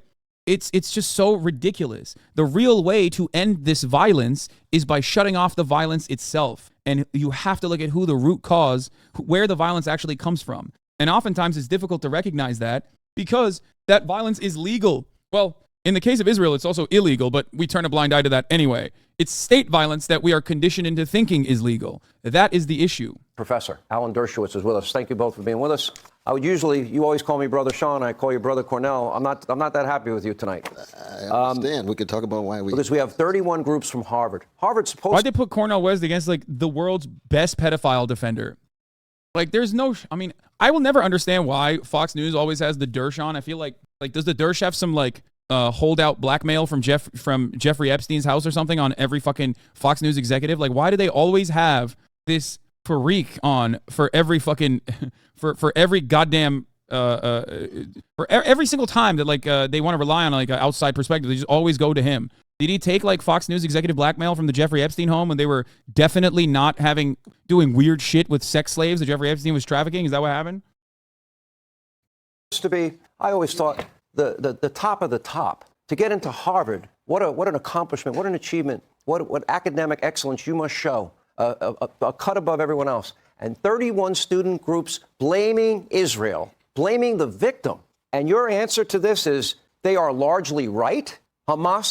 They are. Why are you fucking bullying him? They're 100% right. And Cornel West gave, like, the loudest condemnations to Palestinians, and he's still getting fucking wrecked because there is no room in this world where you can ever side with the Palestinians. There's just no legally permissible, acceptable way to say Palestinians are human beings, because that's the ultimate goal here, okay? The dehumanization campaign must continue, because if you say enough is enough, this is fucking ridiculous, you're out of your mind, then you're a bad guy. You're making me feel bad. Fuck you. Why are you bringing this up, you fucking piece of shit? That is the reason why we don't talk about what is going on the ground, and instead talk about what our feelings are about what you said, or what he said, or what she said. And of course, the inverse of this never happens. When you talk about the tragedy that befall upon Israeli borders on October 7th, no one is talking about, like, the perspective of those who I don't know. No one is even bringing up any sort of counters to that. Okay, and they shouldn't. Like, the only thing that you should say in this circumstance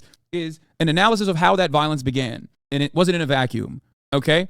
It is ridiculous that it has been 4 or 5 days now of exclusively championing like why Israel's cause of genocidal ideation and ethnic cleansing campaign in the Gaza Strip is just. It's crazy. That murdered children, Hamas that murdered innocent people. That's what I said, though, brother. Okay, That's what I they said. are largely right, but lacking nuance. No, I didn't say lack nuance. That's the title of the piece. Okay. My actual words were, I'll just be very honest. I got it here in front of me. The words too. The words were that Israel's policies of war crimes and collective punishment against Palestinians. I'll read it to you. Israel. Like I want to mention something here, okay? I fucking hate Nazis, and you guys know that already. I also hate the top of the hour ad break. And I don't want you to see the top of the hour ad break, which is why I tell you can subscribe for $5 or for free with the Twitch Prime by connecting your Amazon Prime account to your Twitch account, where you get one free Prime subscription a month. Use it on your favorite broadcaster. Hopefully that's me. You can also get gifted a sub if you're lucky. Here's a 3-minute ad break now. But anyway, I hate Nazis. You guys know this, okay? But what do I always say? What do I always say? I hate Nazis, but they still deserve health care, okay? They do. We have to treat all human beings with dignity, all right? All human beings deserve dignity. That is how you stomp out reactionary sentiment. That is how you push these reactionary ideologies away, because people who are comfortable are going to be less likely to be ideologically predisposed to do violence. Okay?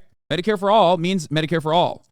Doesn't mean Medicare for all except for the people that I don't like. And those same principles apply here.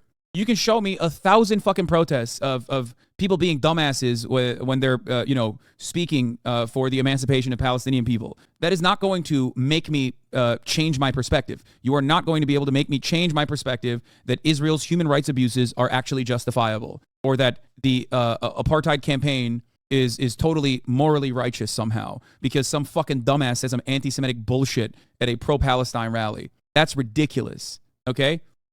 Ridiculous.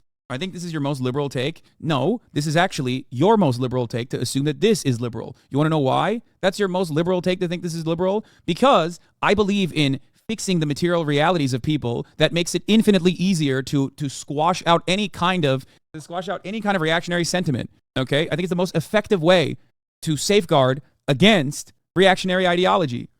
You think that's the most liberal take? Liberals are the ones who are like, let's kill everyone in the South. Who gives a shit? They voted for it. That's what liberals say. Yeah, I'll fucking outmarks you any day of the week, dude. Don't even come for me like that. Faded you. Thank you for the 10 gifted subs. They were saying the protests were Hamas sympathizers, anti-Semitic before they got the footage of anti-Semitism. My perspective is the same, okay? It is ridiculous. Should Israeli hospitals refuse medical treatment to Hamas terrorists? Like, the fact that this is a perspective is so scary. No, man, of course they should fucking treat Hamas terrorists. What the fuck are we doing? There are rules specifically designed for this, okay? This doesn't make the Hamas terrorists right. What the fuck? Brother, there is no better representation of this than looking at the individualized acts of violence in the United States of America, okay, in comparison to how our religious fundamentalists operate, okay?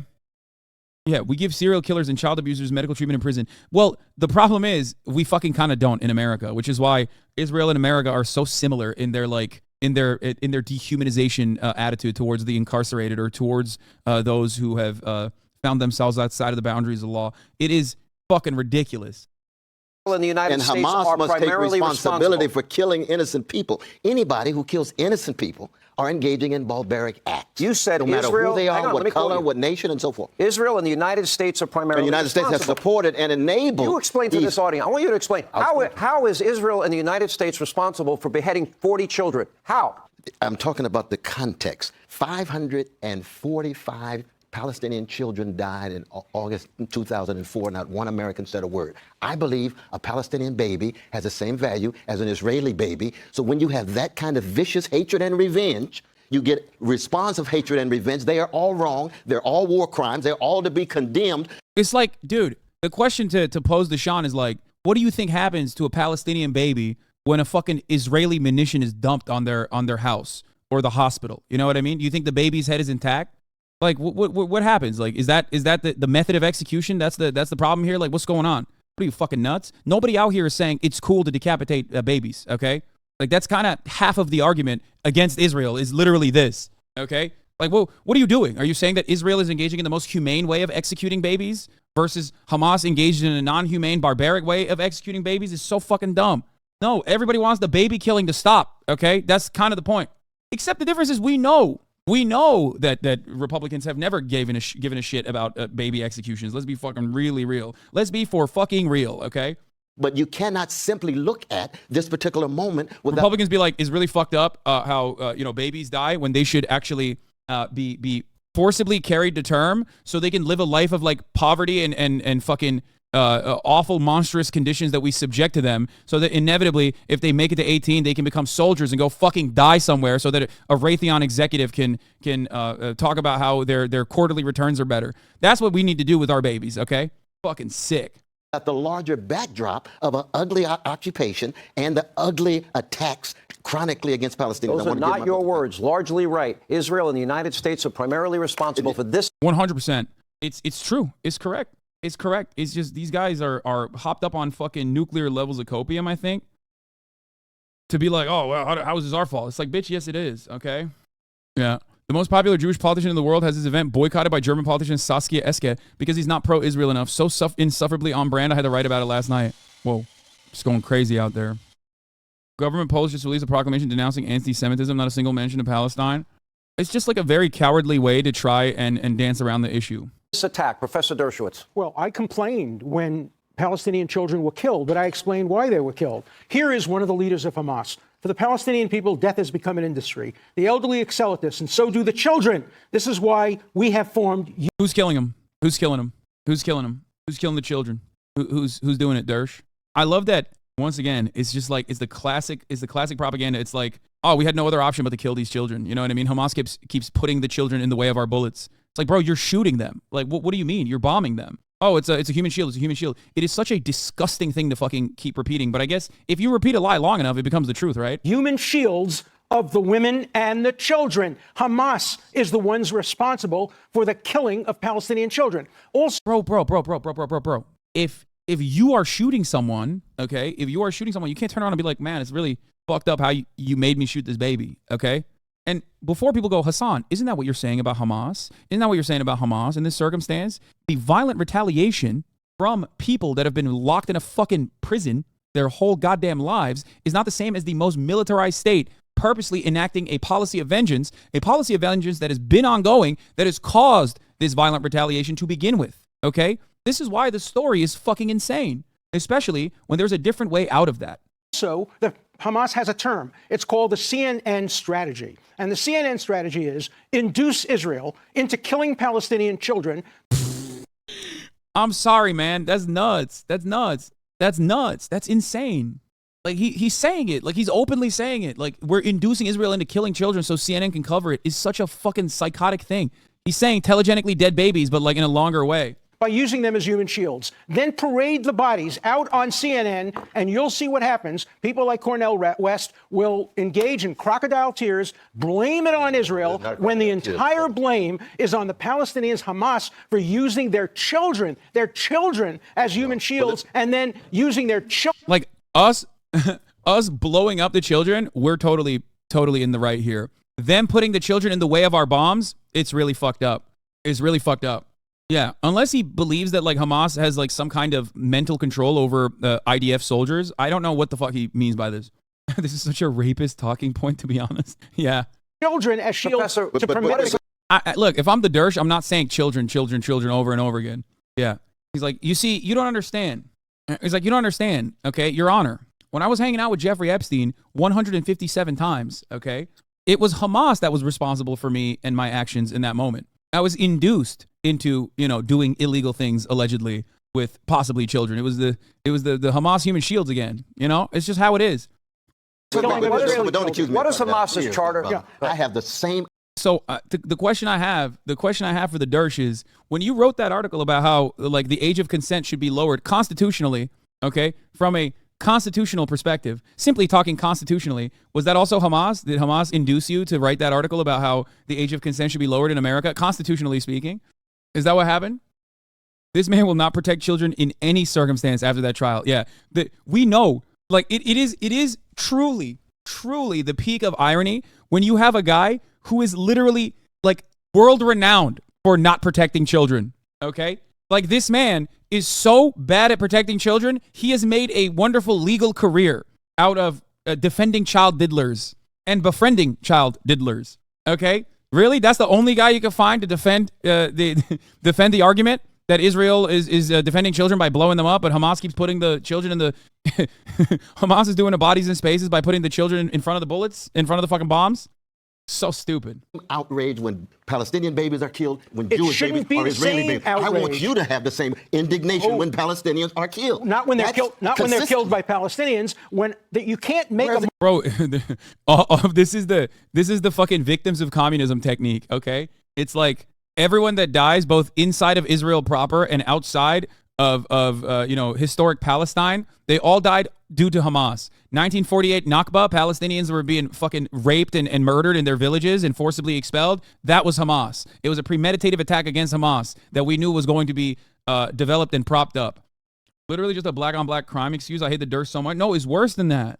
No, it's even worse than that, because the black on black violence one is just a simple method of deflection. This would be like saying, no, the police actually have to be really violent because black people want to kill the cops.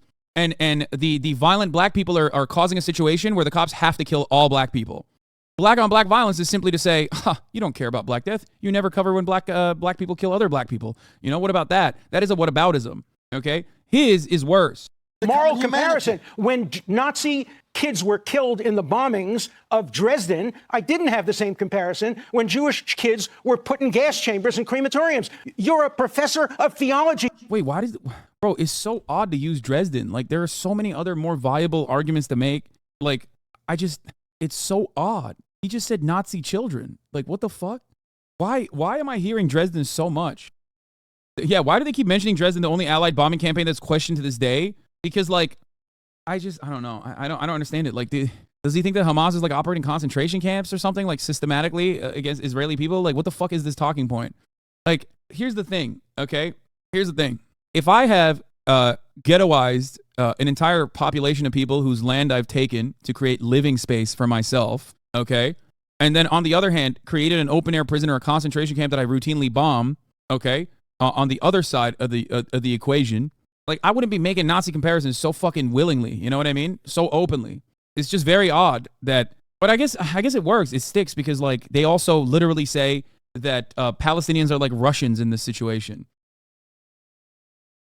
Don't you understand the moral difference between deliberately murdering a kid and having collateral damage because there are human shields? You're running for president of the United States. What would you do? Wait, let me tell you. Let me ask the question. Let me ask the question. Okay. What would you do if terrorists were firing at American children in America and the terrorists were hiding behind Palestinian children? Would you allow... Bad take us on. Our enemies have always used human shields. The Japanese military used the civilians of Hiroshima and Nagasaki as human shields, so we had to nuke them. Yeah, it always feels like whoever our enemies are, no matter what kind of devastation we bring upon their civilian population, is just, you know?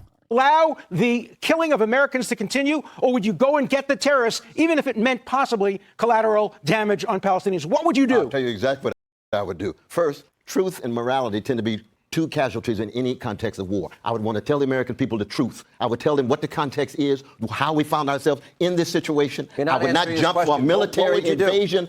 Yeah, this is a great question that people always ask. Like, what do you do after 9/11? Literally the opposite of what we did, and I stand by that. And I am 100% correct. We are living in the rubbles that we have caused in the post 9/11 universe. Okay, what would you do after 9/11? Not whatever we did. Okay, it's not violent retaliation. Not. The world would be objectively a better place if we never invaded Afghanistan and we never invaded Iraq after 9/11, okay? And the irony of the 9/11 analogies is also so apt in many ways because, like you're going and attacking random people that had nothing to do with the attack, just like in 9/11, okay? Just like in 9/11, like, you isolate the perpetrators, okay? We know who did it.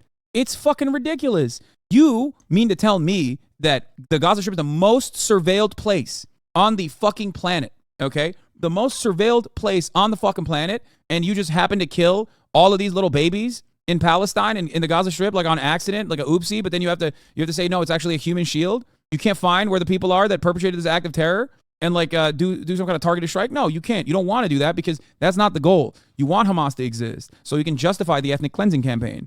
And to be fair, that is what, Netanyahu has openly mentioned time and time again. It's not like it's a gift.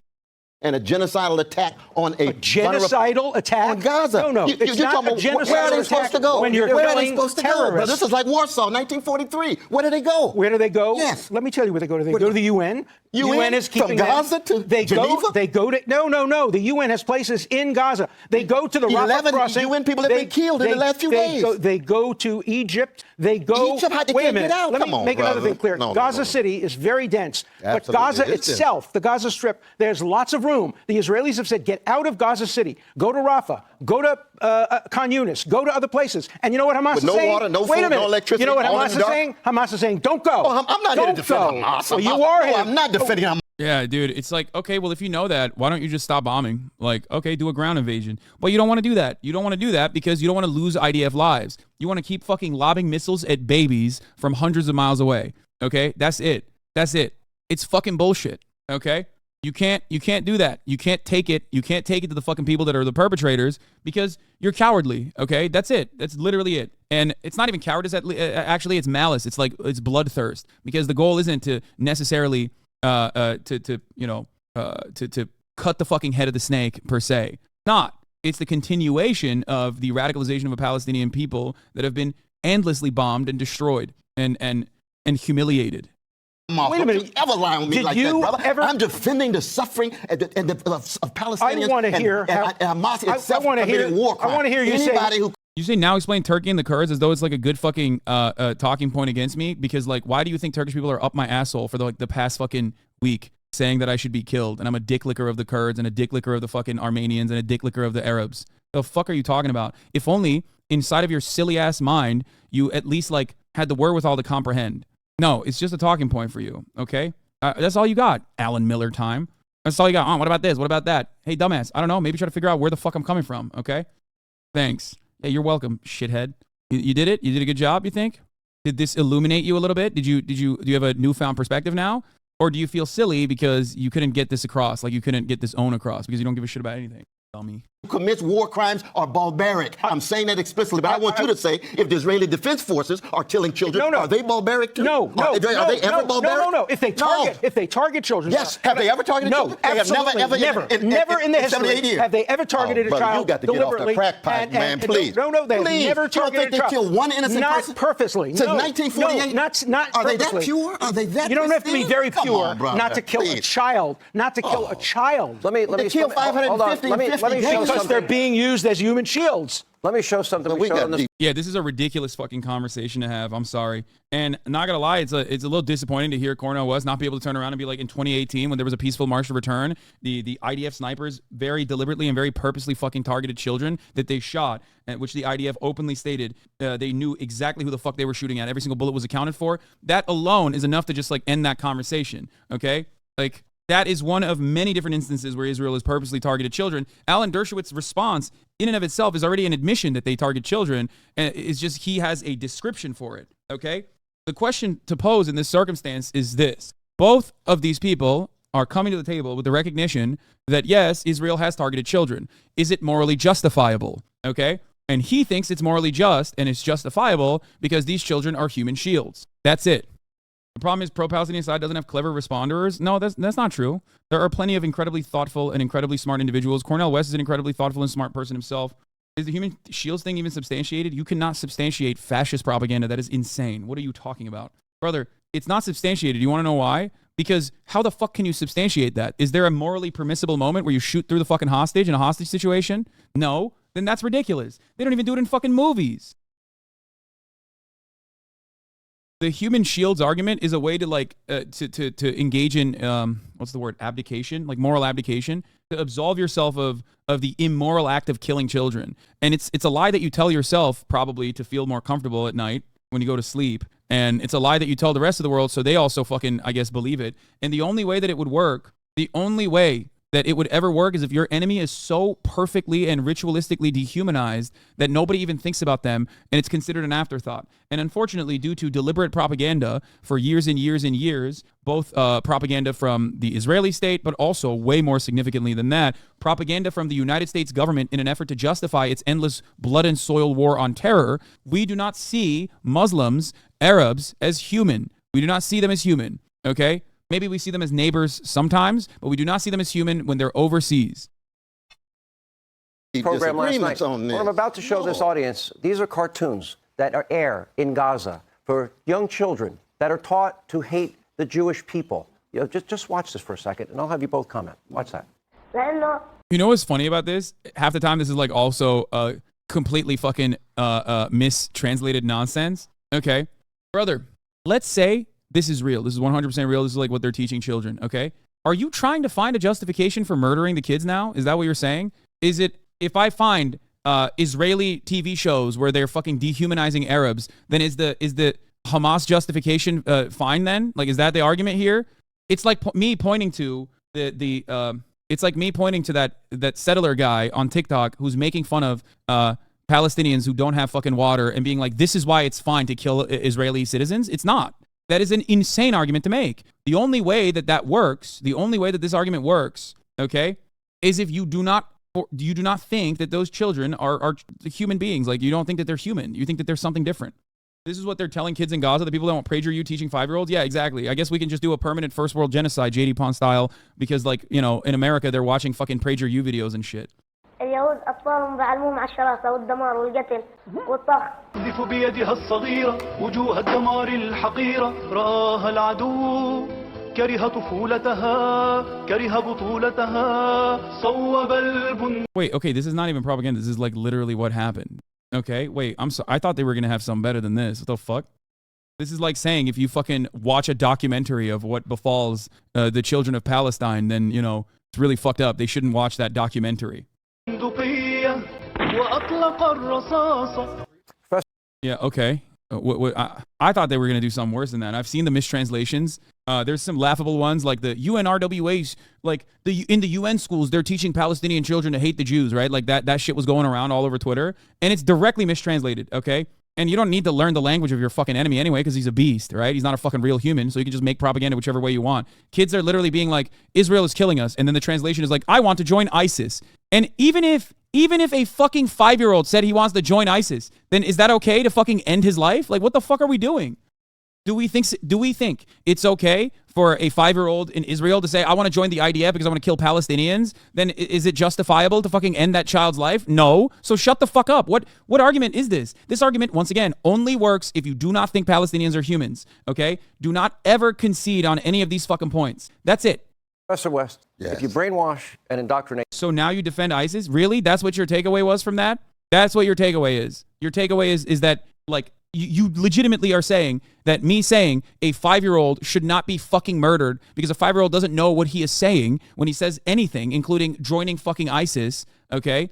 It is, since you defend every terrorist org on the planet. I did not defend the IDF one time on this broadcast. It is silly of you to say that. I did not defend the American military. I did not defend the IDF. That is silly of you to make this assertion, okay?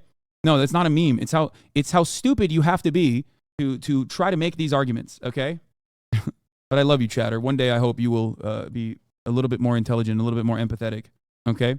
Regardless of your mental state being stuck like a 5-year-old, I still believe that you should have a good life, okay? Young children, that you're teaching them to hate from that young age. Not good. No. Here's the problem. Any kind of inculcation of hatred is immoral and wrong. Here's the problem I have with your brothers piece. and others. If there's any hatred of anybody, Cat on a Journey. Thank you for the 50 gifted subs. Would you condemn Black Lives Matter Chicago for justifying the Hamas murder?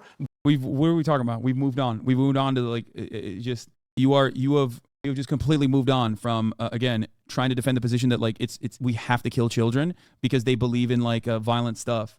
Okay. By using these little airplane things and coming down on the music event. But I would certainly condemn it. You condemn Black Lives Matter. I would condemn anybody. Okay. It's not a matter of I'm glad to hear you. This is Yeah, this is ridiculous, dude. Don't get tricked into this, Dr. Cornel West. You're a fucking whole ass doctor. What are you doing? Morality and spirituality. Wow, dude, I found a fucking Instagram account that said like it's actually good to kill children. So now think about the conversation that took place in the 8 minutes and 50 seconds right now. He said it's okay to kill children when they are my enemies, okay? And then he is now turning around and saying this random Instagram account made light of children on my side being fucking murdered, which you have condemned time and time again. Will you now condemn an entire movement? How unproductive has this conversation been? Okay? Hey, I saw this tweet. It had like 2 likes. Hey, I saw this tweet. It had 10,000 likes. Fuck 2 likes. 100,000 likes. That's a tweet, brother. You talk about the Hezbollah situation later. Lebanon is broke. Okay, so you condemn Black Lives Matter. Part of our challenge, though, and this is look at this. He's sneaking that in. He's like, so you condemn Black Lives Matter. important just as a leader, you see. He asked me what I would do. I would say we got to end occupation. We got to make sure that Palestinians have the same dignity, the same. I hated watching this. This hurt my fucking soul, dude. I mean, holy moly. Howard Zinn talked about how on the Jewish Journal, Israel was a mistake. Zinn died last January at the age of 87 in Santa Monica. As we reported then, an American Jewish historian who wrote The People's History of the United States has died. Howard Zinn famously also engaged in bombing campaigns in the U.S. Air Force during World War II, which was his radicalizing moment. That's what he said was the first time where he was like, shit, this is like he flew missions throughout Europe during World War II. I've never read an extensive interview with Zinn about his Jewishness and his views on Israel, and writer Jeremy Gillick does an excellent job drawing him out, if not directly challenging him. His parents were not very religious. His parents were not very political. The only extent to which they were political is that they were aware about Hitler, Nazism, and anti-Semitism, and Roosevelt and the New Deal, since poor people understood that Roosevelt was helping them in some way. Sometimes people ask me how my Jewishness has affected my radical political beliefs. I say slightly. My radical political beliefs come from many sources, but you can't say being a Jew has absolutely no effect on your thinking. I knew anti-Semitism. By the way, this dude is a World War II Jewish veteran. And this guy goes, did you ever experience anti-Semitism? Which is it's just like kind of a wild question to ask an American Jew that fought in World War II. You know what I mean? It's just like, I don't know. I mean, I guess it's cool that he's like at least getting this incredibly important thinker and his perspective. I knew anti-Semitism existed and that sometimes people looked upon Jews in a different way, but I never experienced anything overt. I suppose a lot of it had to do with living in a Jewish neighborhood. Before I went into the military, I spent 3 years working in the Brooklyn Navy Yard, where I was a little more aware of being Jewish because of the shipbuilding industry had few Jews. It wasn't like the garment industry. There was not overtly anti-Semitism, but I knew the German guy I worked with was conscious of the fact that I was Jewish. How did you react to Israel's creation in 1948? I didn't know a lot about it, but I remember speaking at some gathering to celebrate its founding. I wasn't a Zionist. I just vaguely knew that a Jewish state was being created, and that seemed like a good thing. I had no idea that Jews were coming into an area occupied by Palestinians. Were you critical of Israel before 1967? Before 1967, Israel did not loom large in my consciousness. I was aware that there was a war between Israel and Arab states in 1956, but it really wasn't until 1967 that the taking of the occupied territories that I realized this was a serious problem. I remember reading I.F. Stone, who was very concerned with Israel. How did you discuss Israel-Palestine with Jews who might be resistant to the claims that Israel bears some responsibility for the conflict? As always, in very complicated issues where emotions came to the fore quickly, I try to first acknowledge the other party's feelings. In the case of Israel, I try to say, yes, I understand your sympathy for a Jewish state. This is a Jewish man, a Jewish World War II veteran, okay? One of the most important historians in the United States of America. Rest in power to Howard Zinn, okay? It's kind of funny how he's responding to this, though. He's like, I don't fucking know. He's like, I don't know. Whatever. I don't really pay attention to it. Crazy. In the case of Israel, I try to say, yes, I understand your sympathy for a Jewish state and understand that you become very angry when rockets fall in Sderot or when a suicide bomber takes needless life. But that has to be seen in proportion. I try to appeal to the experience of the Jews, the experience of the Holocaust by saying, if it's never again, it's not just never again for Jews, it's never again for anybody. I also try to present facts that are hard to put aside. Rockets from Gaza killed 3 Israelis. Israelis retaliated with an enormous bombardment that killed 1,000 people. You can't simply write that off or say, well, they're morally equivalent, or it was bad on both sides. Or the Lebanese send rockets into Israel killing a number of people, and the Israelis invade Lebanon in 1982, and there are 14,000 civilian casualties. These are horrors inflicted by a Jewish state. As a Jew, I feel ashamed when I read these things. I also try to appeal to what I think are the best legacies of the Jewish people. People like Albert Einstein, socialist by the way, and Martin Buber, who cannot simply be written off because they're Jewish heroes. And these are the people who were critical of Israel and sympathetic to the Palestinians. I wonder what would have happened. Wasn't Albert Einstein supposed to be the first president or something? Or was that, am I making that up? No, literally. For the record, Einstein was a socialist. For those of you who do not know, you probably have never heard that before. And I think he was asked to be the first leader of the Israeli state. He was offered but rejected. Okay. Yes. Do you think that Zionism was a mistake? I think the Jewish state was a mistake. Yes. Obviously, it's too late. Another fucking asshole socialist, by the way, who just refused to take up power because it's fucking lazy. Okay. Classic lazy socialist, doesn't want to fucking seize power, and then those who end up taking that position are just like the worst type of person. I am of the mind that those who do not want to be in leadership roles will make the best leaders. I think the Jewish state was a mistake. Yes, obviously it's too late to go back. I love when people come in here and say Ben Glebe or whatever, whoever this person is, I don't know who he is spreading Zionist propaganda on TYT. Brother, have you turned on the news? Like, have you looked at the news in the past 5-6 days now? Like, do you think TYT is moving the needle in a more, more pro-Israel direction, really? In comparison to like MSNBC, CNN, Fox News, ABC, CBS, NBC, like virtually every fucking major media news outlet is like, and also our president and every elected representative. We're too busy yelling about what some fucking random dickhead said at a fucking protest, or what some random dickhead said at a fucking protest, or Karine Jean-Pierre shitting on the squad for calling for a de-escalation of the violence on the Gazan front, which is not even a front. It's just like a civilian population. Calling that repugnant. And motherfuckers are like, damn, bro, you hear TYT? That's crazy. Sorry, I'm too busy condemning Hamas all the time to pay attention to that. I think the Jewish state was a mistake. Yes, obviously it's too late to go back. It was a mistake to drive the Indians off the American continent, but it's too late to give it back. At the time, I thought creating Israel was a good thing, but in retrospect, it was probably the worst thing that the Jews could have done. What they did was join the nationalistic frenzy that became privy to all the evils that nationalism creates and became very much like the United States, very aggressive, violent, and bigoted. When Jews were without a state, they were internationalists and they contributed to whatever culture that they were a part of and produced great things. Jews were known as kindly, talented people. Now I think Israel is contributing to anti-Semitism, so I think that it was a big mistake.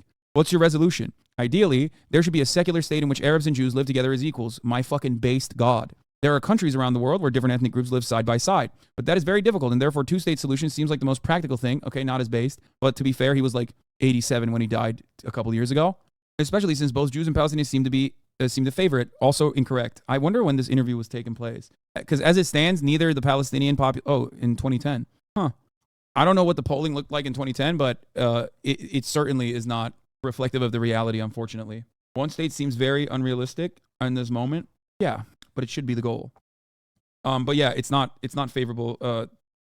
Have you seen this video that Hamas supposedly released of Israeli babies? What do you mean supposedly? They fully intend to murder every one of these children and so on, and to do so on camera. That's why they took them. Wasn't 2 states the Yasser Arafat project? The two-state solution was cast aside not by the Palestinians but by Israelis. You're insane if you think the CIA frenzy shit is real. Wait, what? No, I believe that they would release this 100%. Why wouldn't they release this? This is to show that, like, they're trying to fucking combat the media narrative that they're like killing all the babies or whatever, but it doesn't matter. It's just like, yeah, they're releasing this to say, like, we're not killing your children. We want to do a prisoner swap. When the hostages were taken originally, there's a leadership structure in Hamas. They came out and they said, the only reason why we took these hostages was because we want to negotiate with the state of Israel. We do not want to harm the hostages. We want to negotiate with the state of Israel and end the occupation and do a prisoner swap. But of course, it doesn't work that way. For the record, I'm not saying that this is a good thing. Please fucking don't lose your minds over this. I'm simply explaining to you what their perspective is. Okay? Hamas PR is terrible. They should have said their goal was to end wokeness. Unironically, you're not wrong. Anyone in France who supports Hamas or Islamic Jihad will be sentenced to 5 years in prison. Nice. Hamas can never release any material that will not be spun against them so long as they wear traditional garb and speak their native language. Reason, rampant institutional Islamophobia in the West. Yeah, I mean, there is no way that Americans in the West will. There's no way that Americans in the West will ever view not even Hamas, just like any brown Muslim adjacent person, like Muslim looking person, as a real human, unless they are Israeli and clearly defined as Israeli. In which case, then they'll be like, okay, this guy, I was scared for a second. I thought he was an Arab Muslim, but now I know he's an Israeli, and those are the good guys that are on our side, I think. Video about Rabin and why Israel is still far right, for those of you who don't know. Yeah. I want to point to something here. Yitzhak Rabin was not like a kind, I love Palestinians, kumbaya kind of fucking guy. He was very much a Zionist. He just simply recognized, like, correctly, that if violence escalated on the occupation, that Israel would never know peace. And he was right, okay? He was right. He was pragmatic. Party. Netanyahu himself became the face of the opposition to Oslo. Netanyahu saw a moment of betrayal and peril and an agreement that would never and could never work. There's a really ugly character to it. The level of vitriol, the anger, the scope of these demonstrations, the kind of incitement, the portrayal of Rabin, the dressing Rabin in Nazi uniforms or putting a keffiyeh on him. Netanyahu found himself at the center of the anger. In most cases, he doesn't do anything about it. I think Netanyahu, even in some ways, benefits from this association with the rabble-rousers on the right. Yeah, they literally told Netanyahu to fucking chill out because there were genuine attempts at his life, at Rabin's life. And he said, at the top of the hour, there's a 3-minute ad break, and I will always serve it to you. How are you Zionist while being pro-Palestine? Are you talking to me, or are you talking to Yitzhak Rabin? Rabin had a policy of breaking stone throwers' bones. Is well documented. He just made a strategic choice out of survival and pragmatism. Exactly. Like, the reason why I'm mentioning this is because it's important to understand he was right And he was right that a more brutal occupation and more brutal conditions on an occupation would only yield worse results for Palestinians he didn't care too much for, but at least saw them as human. Okay. But also, more importantly, Israelis. Anyway, here's the terminal break now. I think the country's political system was superheated. It was like a car riding on a highway that had no water left in the radiator. And you could look at the temperature gauge, and it's all the way in hot. The intensity grew, culminating in a massive protest. Tens of thousands crammed into the center of Jerusalem.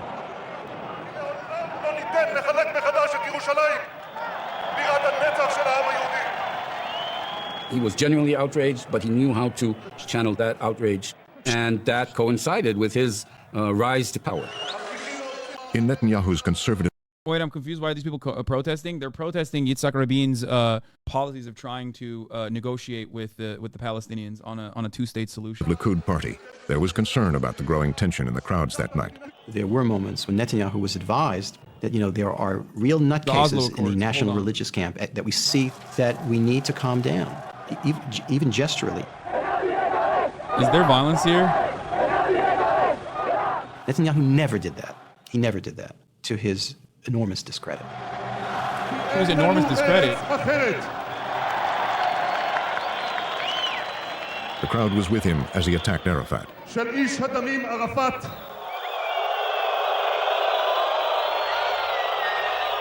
I think they carried a mock cabin. Bro, they would burn his, they would make little puppets of him and then burn it. What do you mean? Not just a cabinet. They would very clearly be like, you're going to die. We need to kill you. I mean, that's what they were. Yeah, they were burning his effigies. They were making effigies. And then the government of Yitzhak Rabin. אני אומר כאן לממשלת ישראל שמתרפסת בפני האיש הזה. אני אומר לה בשם הציבור הגדול הזה. אנחנו כאן כי לעולם לא ניתן לחלק מחדש את ירושלים. All Likud leaders, especially Benjamin Netanyahu, they have used very strong language against Prime Minister Rabin. אנחנו פה כי יש לנו רק ירושלים אחת ונשמור עליה. They didn't use any kind of condemnation against the violence that was starting to take place. Netanyahu would later say he never saw the ugliest moments that night. Throughout Israel, the anger boiled over.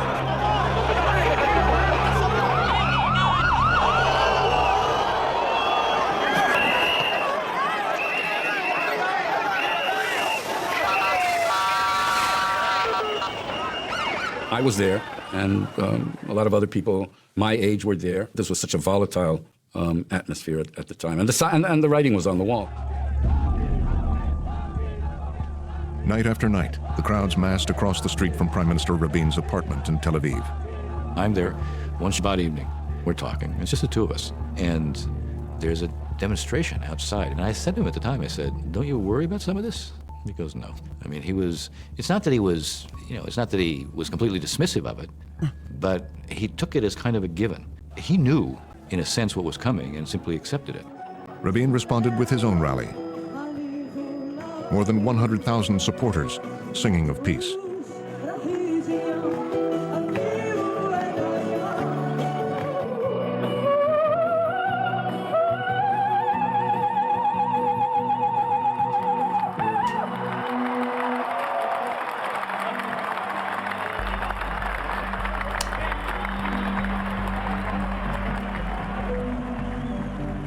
Then, as Rabin was leaving, that's him coming down the ramp. The man in the blue t-shirt approached. Oh, they don't Three show it. shots from behind. The Israeli Prime Minister Yitzhak Rabin, the architect of the Middle East peace process, has been assassinated. Oh, The assassin, a right-wing Israeli Jew, Yigal Amir. Truly shocking news from the Middle East tonight. Israel's Prime Minister Yitzhak Rabin has been assassinated. Evening spent dreaming of peace turns into a national nightmare. Outside the hospital, the crowd began to chant, Bibi is a murderer.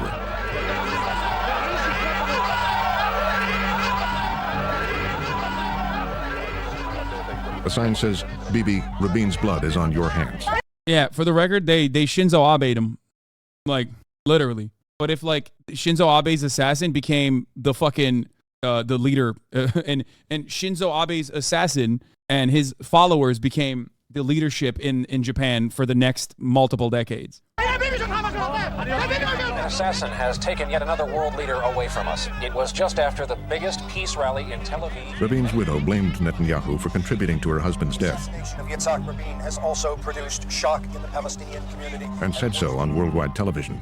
Your husband pointed the finger at Mr. Netanyahu and said, you must stop this incitement. Yeah. To what extent do you blame Mr. Netanyahu and the... No, but unironically, the Japanese government is shutting down the Unification Church. The assassin is getting everything he wanted. Yes, that's why I said it was an incredibly effective political assassination. Like, insanely effective from the perspective of the Israeli right. Likud for what has happened. I do blame them. In a rally in Kikar Tzion in Jerusalem that showed him in the uniform of a Nazi. So Mr. Bibi Netanyahu, now we can say from here to eternity that he didn't support it and didn't agree with it, but he was there and he didn't stop it.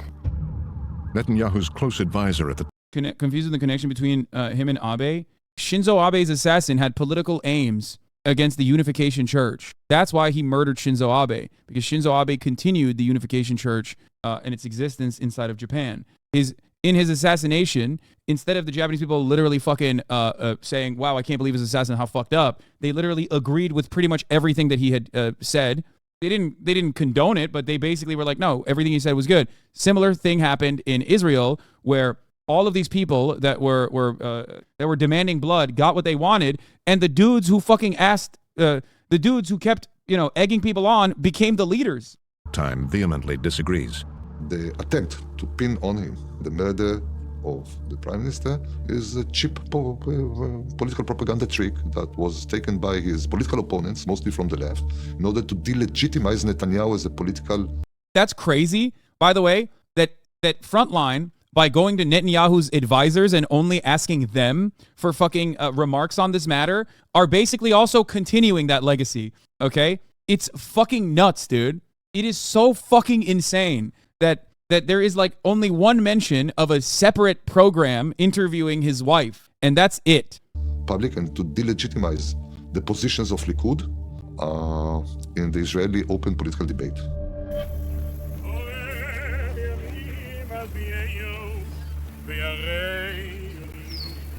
As the nation mourned, Bibi Netanyahu faced the political consequences of Rabin's death. The American ambassador says they spoke about it the day before the funeral. Yeah, real bad political I remember consequences. Netanyahu saying to me, look at this. He's a hero now. But if he had not been assassinated, I would have beaten him in the elections, and then he would have gone into history as a failed politician.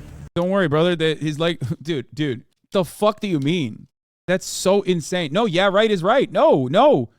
He was going to lose the election anyway. He was. No, Rabin literally was going to lose the election. This is this is an important point. This was not popular, okay, even at the time.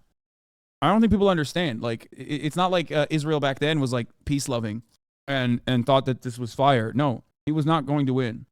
Netanyahu was thinking, well, politically, he was on the ropes before he was assassinated. No, Netanyahu didn't kill the guy. Netanyahu was positioning himself on the sea of reactionary sentiment against treating Palestinians like human beings, potentially to even get them to a reasonable compromise. No. J Street is warning Democrats if they don't sponsor the Meeks-McCall resolution offering unconditional support to Israel's war in Gaza, which is no mention of protecting civilians, they will lose J Street endorsement come re-election. It's done.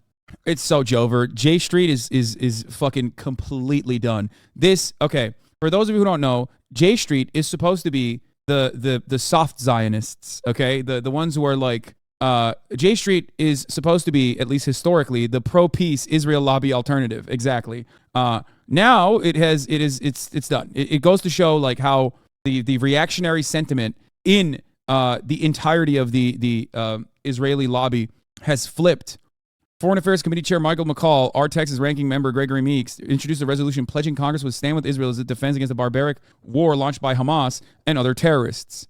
Nearly every member of Congress announced their support for the resolution with the exception of 13 Democrats. The resolution, however, does not mention Palestinian civilians who face an ongoing siege of medieval proportions with Israeli forces cutting off access to food. History will not look kindly upon these moments. I think history will absolve those who sided with the Palestinian cause. That is, of course, if we do end up surviving. J Street even tracks the crimes of Netanyahu. Yes, they are a pro-Israel, pro-peace, pro-democracy movement. And they're supposed to be like, there was a time and place where they were like, Bernie Sanders types. Now they're just as fucking bloodthirsty. It's just like crazy. I guess they're like, AIPAC's line is like, no, you have to write genocide in the fine print and say it's good. And I guess J Street is like unconditional support, even if it does come to genocide. Jewish Voice for Peace and If Not Now are great leftist American Jewish anti-Zionist organizations. Yes, however, they do not have an ounce of the influence over congressional representatives. And look, I love those organizations. I defend those organizations. I think those organizations are fucking awesome. And I love the courage that they demonstrate, like putting their bodies on the line, not just for Palestinians, but quite literally for, I mean, they were also at the forefront of protesting like ICE detention centers and things of that nature, right? They're awesome. They're awesome causes. They're awesome organizations run by awesome people, okay? But if we're being fucking real, if we're being really real, they do not have a fraction of the congressional sway that AIPAC or J Street has. I mean, even J Street doesn't have this sway. AIPAC is, J Street has reached into literally every corner of the country for congressional campaigns. People don't understand how many Dems rely on their donos and volunteers. Yes. One thing to also consider is that like 75% of American Jews vote Democrat. So when J Street, that has, even if it's not like direct dollars from J Street, they have lists of Democratic Party donors. This is profoundly important for the Democratic Party. So, this kind of sentiment expressed by them, and they are supposed to be the tolerant, soft Zionist voice of reason, as opposed to the hard right AIPAC brigade. It is terrifying. So letter writing campaigns, no. Is the push of right of Israelis or groups like J Street now mean Hamas miscalculated and acted counterproductively? Brother, oh my God. I hate this fucking argument, dude. I hate it. Because it makes it seem like J Street is all of a sudden moved as in reaction to the latest atrocities. That's ridiculous. It doesn't happen overnight. J Street and their attitude is reflective of the Israeli far-right government's attitude towards the maintenance of the apartheid regime. That's it. Not really meant to be an argument. Legitimately wondering. Hamas does not fucking calculate on optics or think about what this will mean from an American point of view. The question I always have for you guys is this, okay? The question I have for you is this. It's the same as asking the question like, you saw that, Palestine protest or whatever, right? And then there was someone saying, anti-Semitic shit at that protest. If that hadn't happened, would Israel drop one less bomb? If Hamas only killed IDF soldiers instead of like babies and children and families, would one less bomb drop? Because the bomb dropping conditions predate this Hamas incursion, okay? It does. If that's the case, why are Palestinians getting butchered by settler terrorists in the West Bank every fucking day? They've done nothing. They're not Hamas. They're not guided by Hamas. They're supposed to be protected under the occupying force. Their authorities have been working alongside the Israeli state. So why are they being killed? Why are their cries for help not being heard? To be fair, without the optics of dead children, there probably would be more calls for restraint from the international community. You guys are fucking insane if you think that is the case. That is insane. No, it wouldn't be. You know what they would do instead? They would just turn a fucking blind eye to the atrocities like they've done time and time again. Many of you found out about Israeli war crimes the first time around because you started paying attention this time. Why do you think this is the first time even Ethan heard about the 2018 march, the right to return march? Like, Ethan literally lived in Israel. He's empathetic to the Palestinian cause, and that's the first time he heard about it. Do you want to know why? Because American media refuses to cover it. They don't.